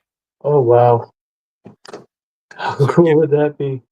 Yeah, so give me a moment that I'm gonna, if I can find the picture again, because I have a dedicated page. It's called the Project Room for people who would be interested in it, where you can actually see most of my older work. I really need to update it a bit more, but I've been so busy, and most of the photos are anyways located on Scale Models for Vets project, and so you can actually look into that. It also shows the progress that I did with my space shuttles in the full stack mode. It also shows the Saturn V that I built in the configuration of Apollo 13. I even made a small video clip with the opening sound when they basically are going to the Saturn V in the movie before it launches and the launch sequence begins. So if you're really interested in that, just go and go and have a look. It's literally called the Project Room. The logo is a red sphere saying "Keep calm and build models." Okay, let's see. When did I build that thing? It's been a while, I know.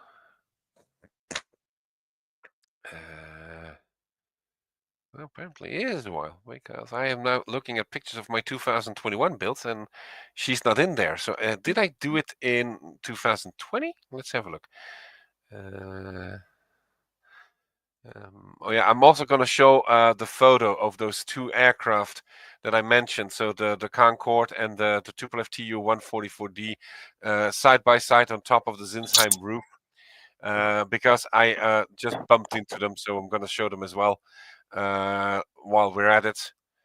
But first, I want to find, when did I build her? And I'm looking now at the photos of 2019. She's not in there at first glance, and I know I'm close. No, I didn't take that long to build her. I mean, it's been not that long, or at least I thought so. That's my Admiral Kuznetsov. No, that's not it.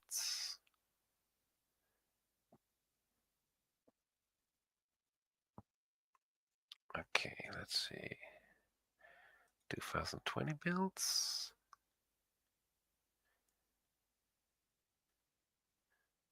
Okay, it's not the picture that I intended to show, but I'm going to go with that to start with. That shows the Antonov 225 Maria, or Cossack as she was called, with the OK-1 Buran orbiter shuttle on her back. A little piece of information about it: the tiling that you'll see on the photo in a moment is actually done with a total of 94 decals that have to be interlaced in order to recreate the tiling scheme. And then it actually looks a bit like this. Hold on. There we go. And then it looks like this.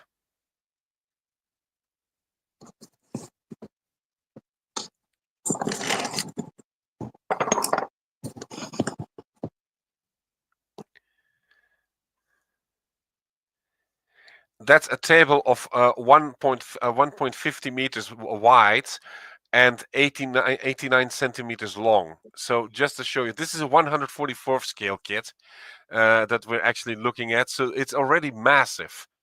And then you see that shuttle sitting on the back, and then you realize that the 747 ACA, if you take the wings off, you can almost completely put every piece of that, including the shuttle, into her cargo bay. So it's incredibly impressive. And here are the two Saturn V's that I built. So on the left you see the Saturn V Skylab version. On the right you see the Saturn V Apollo 13. And next to that you see my two space shuttles standing up proudly. And underneath it is a little display that I made from the Lunar Excursion Module, or the LEM, with the CSM of Apollo 13 before the explosion, because I also have a kit that actually allows me to build her as she was after the explosion happened. Okay. I'm thinking if I still have other photos of her here on this page. Let's go and have a look. Here we go.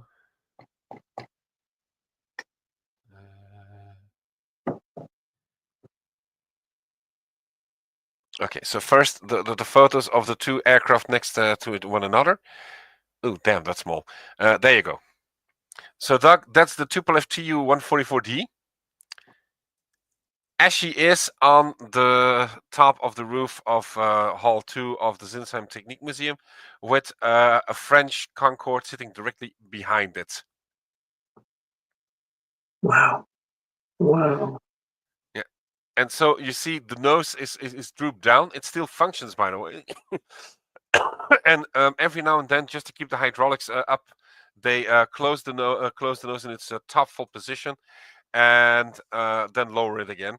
You can actually visit it, so you enter through the back of the aircraft, you climb all the way up to the cockpit, and then you have to get back down. So it's a once of a lifetime experience, but also a rather scary one. What how cramped is it? Because I mean, I'm not sure what it felt like to be inside one of those. Well, in that case, may I ask, Doug, how tall are you? I'm short. I'm 5'5", so. Well, I'm a 6'2". Then everything is cramped. But if you're a 5'5", you're gonna feel it as well. It's a rather claustrophobic experience. Well, and I am claustrophobic, so I would love that. Mm-hmm.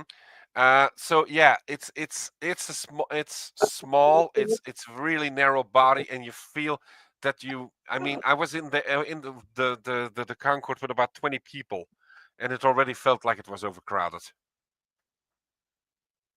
Wow. So yeah, it's not for the faint of heart. Let me put it like that. Okay, but I'm still looking for the photo. Maybe I put it in here. Otherwise, I'll have to look it up.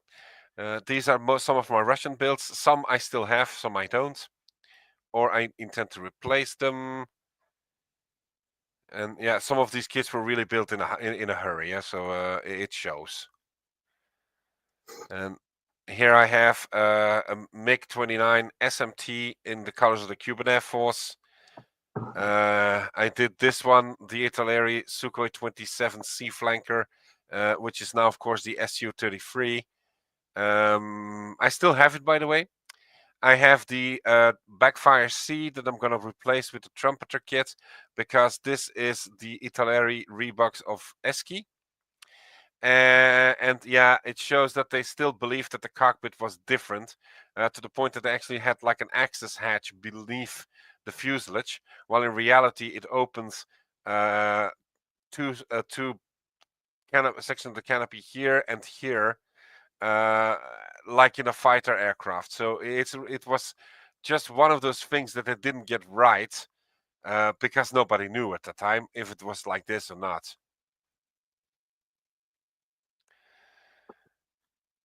And I'm also going to show some of my bigger aircraft in the process. Here we go. This is a Tupolev Tu-95 MS Bear H, 1/72 scale. That's 85 centimeters by 85. So I put it on my stove just to show you how big that monster is. But I also did a little extra. I basically put the 50 megaton Tsar Bomba underneath there. Hold on, I'm gonna see if I can get. There you go. So I put the Tsar bomb under there just to show you how huge a weapon that was. Yeah. Oh man. In the actual Tu-95 that they used for this exercise, they reversed the bomb bay doors so that the bomb could be retracted for a part into the fuselage, but they couldn't store it in there because it was so heavy it would buckle, literally buckle the hull. So it had to be lowered sufficiently so that the aerodynamics of the bomb would actually help to lift it. It was such a crazy notion. Then I went on with doing this one, the Triple FTU 160 Blackjack. Next to it, you see the B1B Lancer. And okay, the Bone is already a significantly large aircraft, but if you put the Tu-160 next to it, it still dwarfs the bloody thing. Wow. Yeah, I mean, this is one heck of a bomber. When I built her with the wings fully open, I'm going to show it. There you go. I opened her with the wings fully open. The slats are down, the flaps are down, the wings are fully opened. The wing fence is lowered here. The bomb bay doors are open. The refueling probe is open. It carries the full load of cruise missiles inside. And then you basically need 90 by 90 centimeters to just display this beast. I mean, here she is sitting next to my B1B Lancer in the same size, and it absolutely is mind-boggling just how big that thing is. That's humongous. That is so cool. Mm-hmm. This was my old facility, if I can say it like that. And here we see them side by side, just to give you a good impression, just how large that Triple F actually is. Oh man. But also shows you how significantly different they are.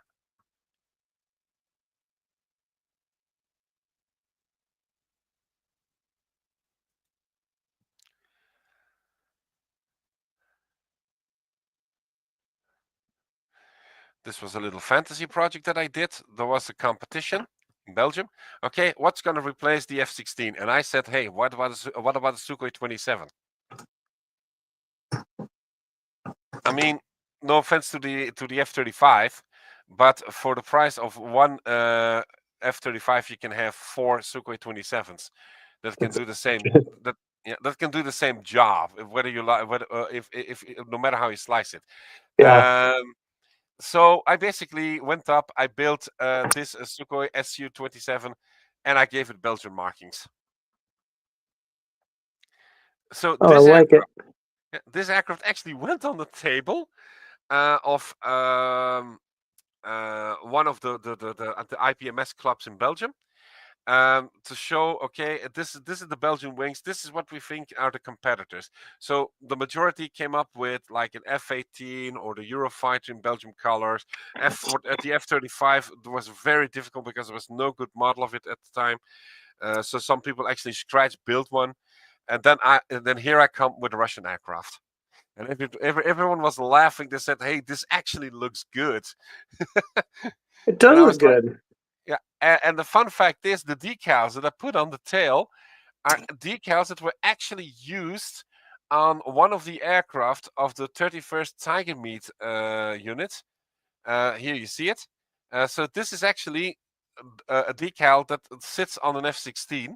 And as you know, the tail surface of an Sukhoi 27 is slightly larger. But with the right paint job, I actually was able to make it work. And it was so funny that they said, okay, we really got to keep this one. So I keep the aircraft in storage. And if ever there is going to be an opportunity to present this aircraft again, I'm definitely going to do it. Just to get people on their toes. Sukhoi is a beautiful aircraft. So Yeah, but you just can't look past it. It has such graceful lines. Here, a pair of Mi-24 helicopters. So we have the Hind A and the Hind D. And here they sit side by side. There we go. So here we have a Russian A and we have the Hind E that was flown by the Czech Air Force during their Tiger Meet with the tail in the Tiger Meet colors. It was also my first time trying to experiment with suit tracks. I think I did it right on the Czech Hind, but I went a lot bit of overboard on the Hind A. Let's see if I can get a better angle of this. Hold on. Nope, that's not going to work. Hold on. There you go. okay, cool. I like it. I like it a lot. Yeah, me too. But I was really worried that I overdid it, and then I suddenly saw a real aircraft, and I was like, "Oh, it's not that bad."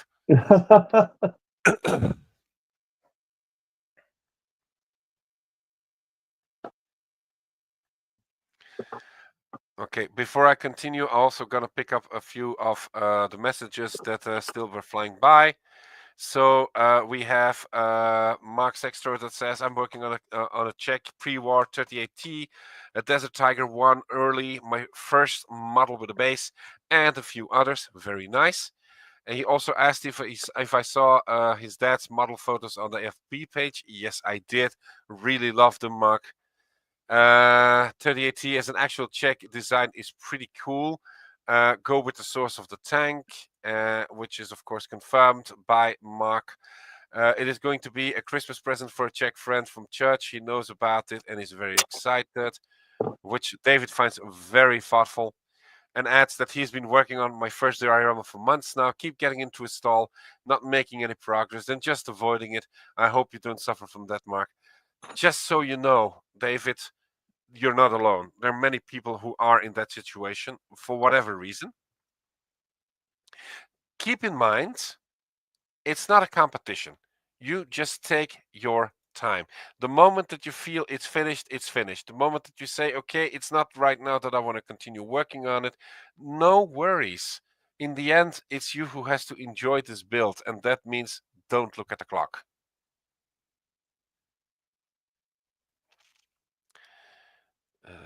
In the meantime, I'm still looking for that photo that I made of both the 747 SCA facing down the Antonov 225.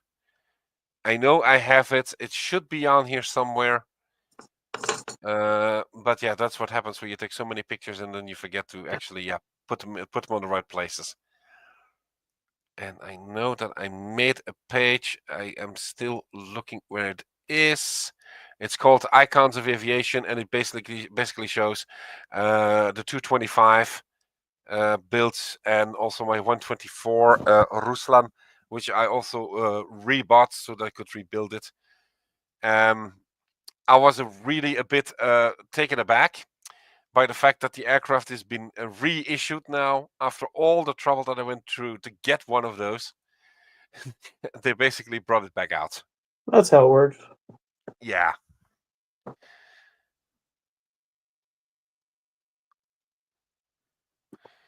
So Mark says, time for coffee. In 3 minutes, I'm going to launch the clip once again. Don't you worry. And oh, yikes, against the clock then. So you will be doing the liquid spray and sand soon then.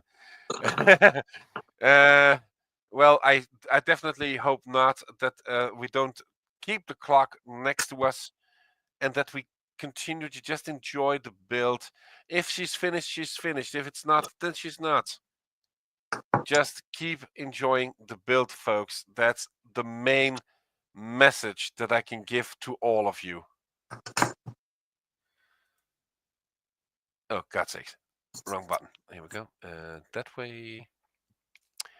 I'm going to look into the photos of the project room. If I'm not mistaken, I did put it up there. And at the same time, you also see my purple F-14D. this is one of two. This is the Cherry Blossom, and I also have one of the Idol Master in 1/48 scale. And I really loved what they did here. So this is really with cherry blossoms and ranks and all that, line play. And because this is the Hasegawa kit, you actually can do the flaps down, you can do the slats open, but they forgot to include that little feature in the decals. So I ended up having to place the decals firsthand. Then as soon as they dried, I just cut up the piece that has to go on the slat, and then I positioned the slat so that the leading edge would actually be facing the right way in terms of the decals. So just a little one that I was rather disappointed about, that they didn't take that into account sufficiently.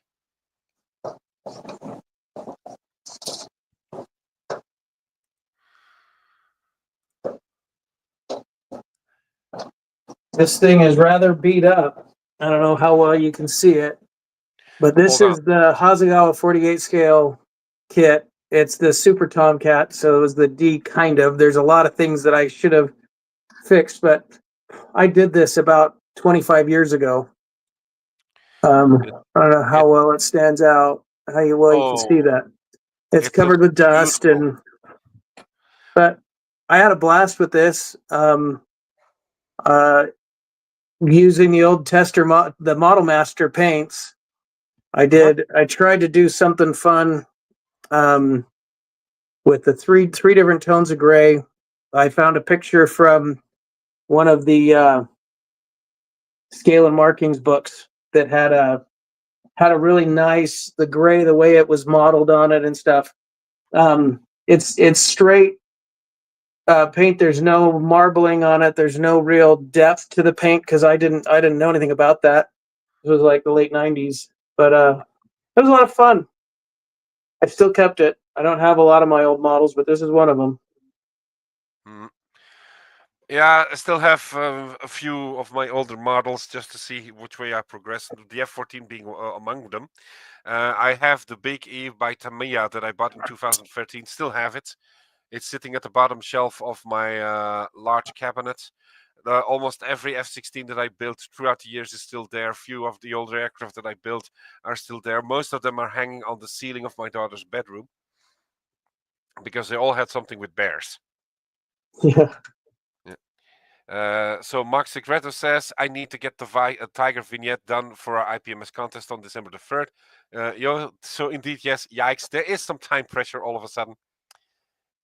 Once done, it will be shipped to a friend in the UK. Now that's really beautiful. Yeah, I missed that. So now it makes sense why David is saying, oh, yikes, against the clock then.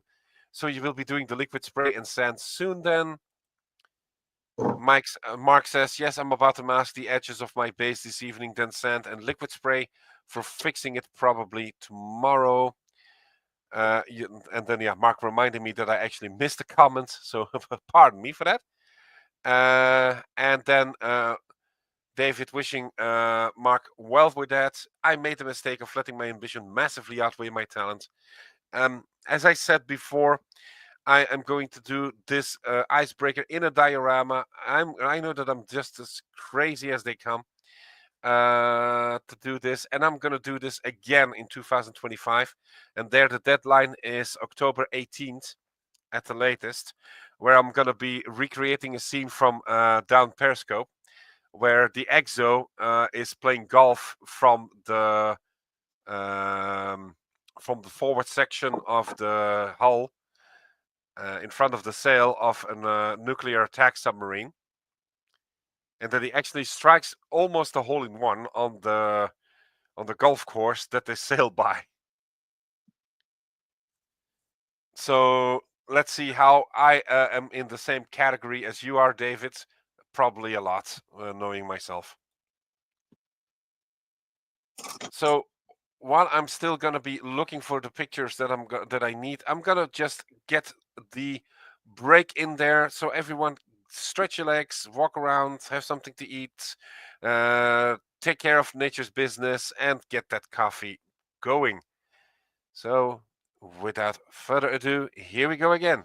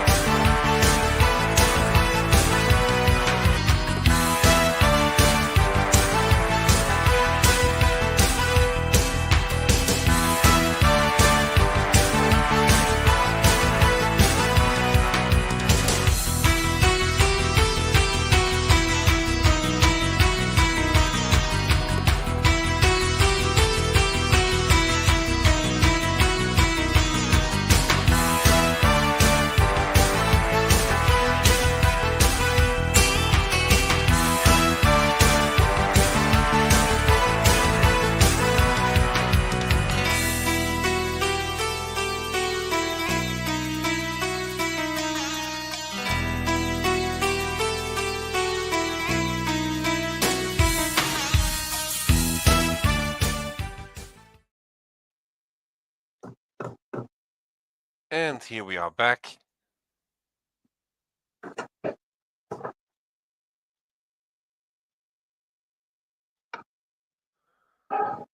My wife is calling me to dinner. Okay. I don't want to leave you alone though. No, it's okay. I can handle it for a few more minutes. I'm just gonna wait for John Okay. to most likely pop in. I mean, we're still like 25 minutes to go, so I'm just gonna wing the 25 minutes while you go enjoy dinner. What's that? When I'm You- going, I have to go like now, but Mhm. No, I mean you can enjoy your dinner, Doug. Don't worry about it. alrighty. It's like 25 minutes to go before the end of this block. So by the time that you will be back, it's going to be the next block anyways. That will be Okay. lining up. Alrighty. Well, I'm actually I've got a lot of work done on this little cockpit, so Mhm. feeling pretty good about that. I mean, it's not beautiful, it's not perfect, but it's okay. It's what happens when we go fast. Anyhow, Well, that's something. Once you get your vibe with the Edward kit, you definitely can go fast. So win-win. okay. Well, you have a great night, and hopefully I'll see you tomorrow.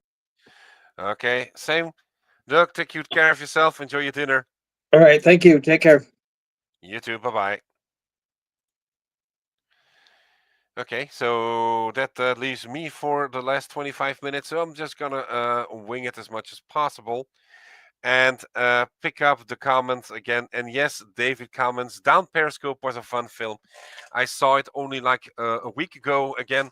And because we suddenly were talking about whimsical situations involving golf and military, I'm not going to go into too much detail at this point. We actually said, hey, how about we do something with that? And so I'm going to do that. I hope that they can find the parts. I hope they can find the necessary elements, because what I'm going to be needing is a very massive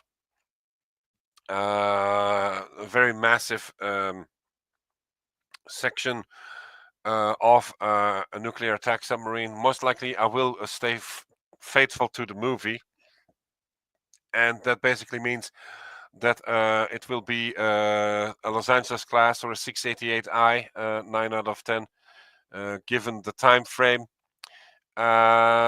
or rather a 688 without the VLS, because she still had her bow fins mounted on her sail. And yes, it's just me and the kitty now, one of a total of 4 kitties. And that's just Loki for you. That's his name. That's just Loki for you, who just enjoys that. Coming to bug me at a moment that I can't be bugged. With that said, I still can't find the photo I was hoping to find. So I'm gonna have to disappoint a few people, myself included, that I can't find the photo straight away on my album. But it was a picture of the Antonov 225 Maria facing down the 747 SCA. I know I have it probably on my cell phone, so I'm gonna look that up real quietly at the end of the marathon. And if I have it in time, I'm gonna just share it, so you can also enjoy the work done here, and especially remembering that this was not all that long ago. Okay. And yes, Loki, part cat, part pair, with him always being on your shoulder. Yeah, that's his favorite spot. Loki always likes to hang over my shoulder for 2 reasons. First of all, he doesn't bother the mic straight away. Second of all, given the position of how my man cave is constructed, it gives him easy access and also allows him to quickly walk away if necessary. And yeah, when he was a bit smaller, he actually would go down into the hood of my hoodies. Right now, yeah, I keep the hoodie as close to my body as possible, so I don't forget to look in there before I just take off the bloody thing. So yeah, that's Loki for you.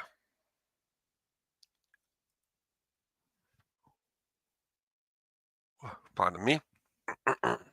So, with 20 minutes on the clock, I would like to remind everyone that we still have the auction going until 5 p.m. our time, which is 15 hours from now.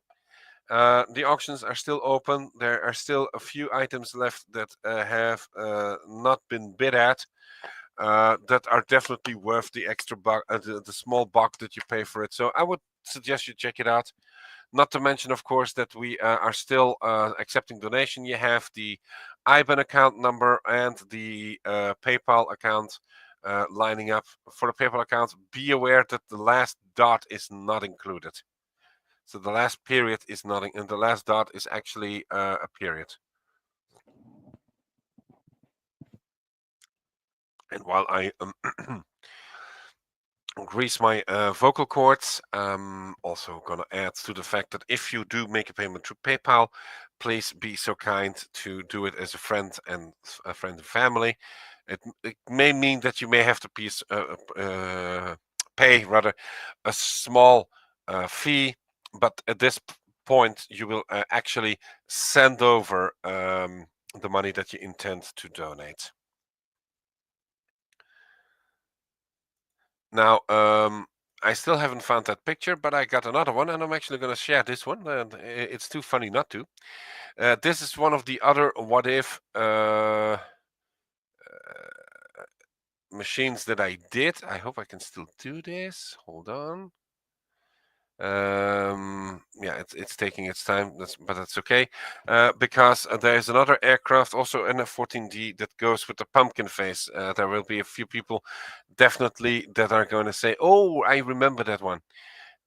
Basically, this aircraft. There you go.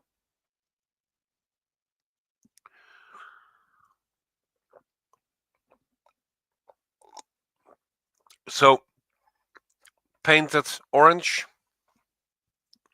The decals form the eyes and parts of the mouthpiece, while the stem of the pumpkin is actually worked into the cockpit section, so the forward section of the aircraft. The little yellow thing that you see on the screen here is actually a flash rendering, so so it's not a mistake. It just looks like that. Here you see it from a better direction. It's just like that, and you see the stem again. This was also one of the first times that I actually did work with masking tape, which was rather easy. And given how she turned out, I was quite happy, even to the point that you see underneath the fuselage that instead of Navy, she carries a trick or treat. Okay, just scrolling down. No. Yeah, so I just can't find her. She's in here somewhere. I know that there is a picture of both aircraft basically facing down one another, carrying a shuttle orbiter vehicle on their backs. But I just can't find it. But yeah, that's something that we'll have to just keep as it is. But let me conclude by showing you the Idolmaster aircraft that I spoke about. These are the very first two I ever built. Nia did the paint job, by the way. So that's 2 spray cans of Tamiya purple on the F-14D, and 1 spray can of light pearl red for the top side, and matte black for the bottom side of this F-22. I left the cockpit open so you could actually look into that, because in 1/48 scale, Hasegawa has done a tremendous job giving this aircraft its proper view. And as you can see, the idol is prominently present on the aircraft.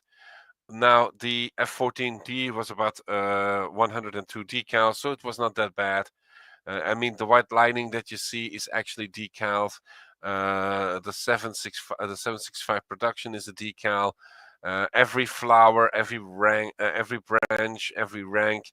The slang that you see on the bottom, on the right fuselage, on the right aileron, is also a decal. and so on and so on. You have to layer this properly if you want to build one of these, because otherwise you're going to screw up the end result. I was happy enough that I realized what the numbers meant and why they were so differently colored. Thanks to Cyhard Decal of all things. Really appreciate that guy's knowledge. And then you basically get the result that you see on screen. And are part of the collection that is dedicated to my daughter. Here, by the way, you see the bottom side of the F22. Now, every blossom that you see here is a single decal. The swords, the katanas that you see, the stripe work that you see, they're all separate decals. So this aircraft is 311 decals in total. Now, with that said, I'm just going to close up the screen again so that we can go back. And yes, David, that's neat. I actually specialize, if you want, in not building the regular kit or the common kit, but look for those special liveries. So I have a few F-14s that have that particular special screen, even if my intention is to get at least one Tomcat per squadron that actually flew.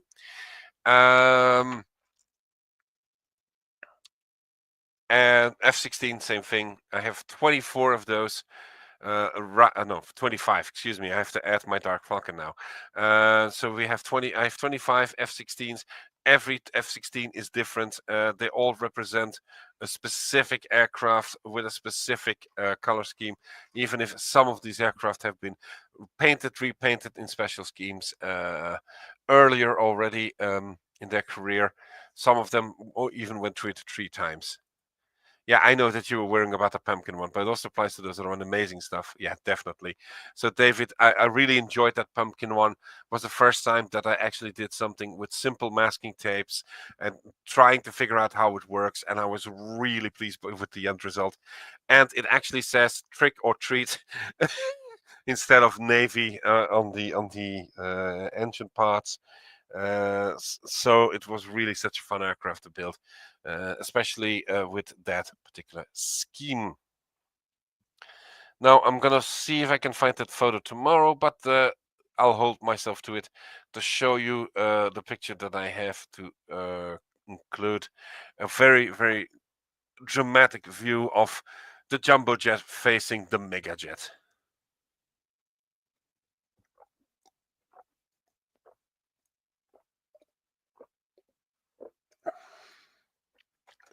Ah, I needed that drink. So with 13 minutes to the clock, let me remind you people that the auction is still going. The donations are still being accepted, and that right now, on the last count that Miranda was able to do, we were down to a total of 463.41 euros. So we're almost halfway through. Thank you very much, everyone. We still have a little under 15 hours to go before the end of the show. Excuse me, before the end of the auction, and a little below 17 hours to go before the end of the marathon. So keep it up, keep the message out, keep it up.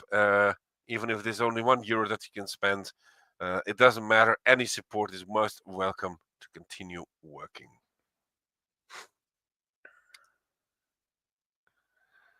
There we go.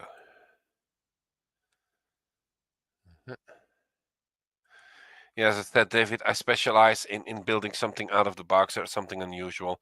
Or, as you know, adding a personal touch to it anyhow, because I feel that, yeah, if you don't do that, then you're going to regret for the rest of your life that you don't, well, dedicate your kits to yourself one way or another. So that's exactly what I did, with the scene result as a result.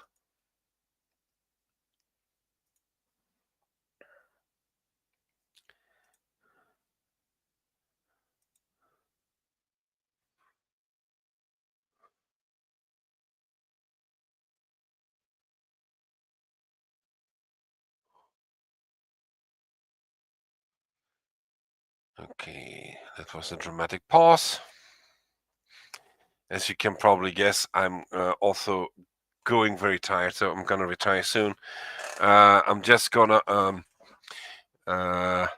run the outro in about 9 minutes, and then it's off to the next block, which will start at 3 p.m. our time, so that's in 30 minutes after I close this one. Normally it will be with John Marley, who's going to be stepping in. I hope he didn't forget. I was kind of hoping that he also would be stepping in here. He hasn't, but that's okay. I know that John is someone who tries to be as punctual as possible, so I have no worries whatsoever. Yeah, I just answered your question, David. So I'm not gonna put it into the spotlights. Yeah, I look shattered. I mean, I have had like 4 hours of sleep over the last 26 hours, which I owe largely to my recuperating from a good cold and hay fever. So nothing to do about that than trying to basically stand up and continue. But in any case, let me show you what I have been doing. So the hull is basically done in terms of main painting. I may still work on something of a cheat line, even if they never have one on Russian ships. So the bottom is done in RAL 3018 brown rot, so that's a brownish red, which actually gives a very nice color that looks very much the part. The top section is done in semi-gloss black, and will feature here on the nose section, thanks to Stefan, a very nice shark mouth to give this a really sinister look. The next thing that I will be doing is work on this end of the ship, which means that I will be building the propellers and their propeller heads, which makes about 10 pieces per propeller. I have to do it 3 times, so it's going to be looking really nice once that's done, even if you won't see much of it, because she's going to be inside the resin cast that I hope to do. And David, he might be trapped in his bathroom by an angry wallaby mum, or spider the size of a horse, or a pair of angry salties. It's all very, very, very possible, but I don't think that that is going to be the case. So let's not go there. Okay, and I also see here that Mark is sending me his message.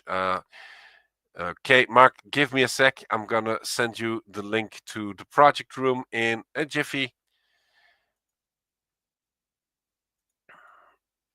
I should have said that if you look for it, Vikings project room also works. That's okay. Here you go for people that also want to visit my construction page. If you want, I'll send you the link. Don't worry about it. So as I said, the sign of the project room in 3 words is keep calm and build models, and it shows my very first custom truck that I ever built with the Peterbilt 379 sleeper cab, classic, conventional, and the 40 feet classic reefer trailer, in the colors of what once was another of my passions, helping young bands to get forward. I had to cancel it at one point because it was really getting too demanding for myself, and also because youngsters that want to start bands, they have so much ambition but so little patience. So I basically stopped it, but I still killed the memory, as you can see. Okay, that's it. Let's get back to it. So what I'm going to do, because the majority is following us in any case on Facebook, excuse me, on YouTube, I'm just going to post the link to my page. If you guys really want to check it, then you can do it over there. So yeah, I'm actually waiting for John to step in, so I'm going to make a quick call to see if that is okay.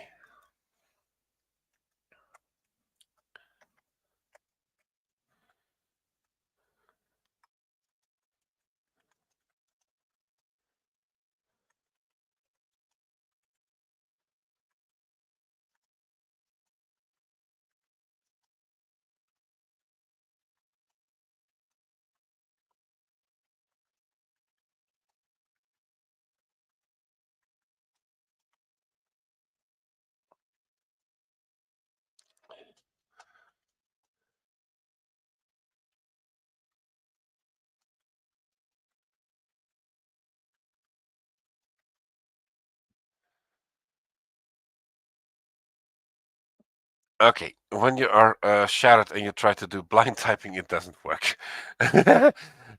Basically, I said to John Marley, closing off the current block. I'm ready to pick up the next block so I can take a wee nap, new fruit. It sounds terrible. So yeah, that really didn't really work as planned. But okay, the message is out. Now, don't shoot me if the next block doesn't start on time. Give it a few moments, and we'll see how we go from there. So, what I also did before I forget to mention it is start painting the deck. And because this is a ship that is in the element itself, I'm not going to bother too much with keeping straight lines or strict paint jobs. I'm just going to make this ship look like it has gone through a battle. Even if the battle was only snow and ice, it's definitely a battle nonetheless. So we have this green section for the main deck. I got the second section here that will also be in that green. And as we continue to build up, there's also going to be added as well. This is the helicopter flight deck that I gave you the lineup. So the next step will be to fill in this 1, 2, 3, 6, 5, 7, 8. So this octagon, which also serves as the helipad for the team. In the meantime, I also heard from John that he's ready to take it up. So awesome. John, if you're watching the video, I'm going to also quickly write something up before I go to bed. Just to let you know that right now there are people viewing. So that's David Cummins that's watching. Mark is also watching. Mikey must be somewhere in the bushes or close by. In any case, sorry, Mikey. Dirk will be most likely return later tonight after he has done his dinner because he enjoys it very much. And he also looks forward to making your acquaintance. He's also building, by the way, a Mustang. So that would be giving very nice conversations between the two of you, I'm sure of it. So that, without further ado, I am going to basically obey my body in a minute. So I'm going to look up for the end tune. I just want to thank everyone that has been supporting so far. Still keep donating, still keep look and a view for those items on Stichting Scale Models for Vets for the auction. Still some very good deals to do. Definitely one that you don't want to miss out on. And with that said, we're down 2 minutes on the clock. So I'm not going to go for the time for a coffee break anymore. I'm basically going to the end of the block, which takes about 11 seconds anyways to run. And I really want to thank again everyone to stay with the program, to continue to build, to continue to support ourselves, and also keep the awareness level as raised as possible. Everyone have a very pleasant evening in most cases. In my case, it's going to be a pleasant morning. Nia is looking forward to continue to building her mighty army, so you're going to see more of that soon enough. So with that said, good night, good morning, and in my particular style, God bless everyone and see you soon. Bye everybody, and see you next time.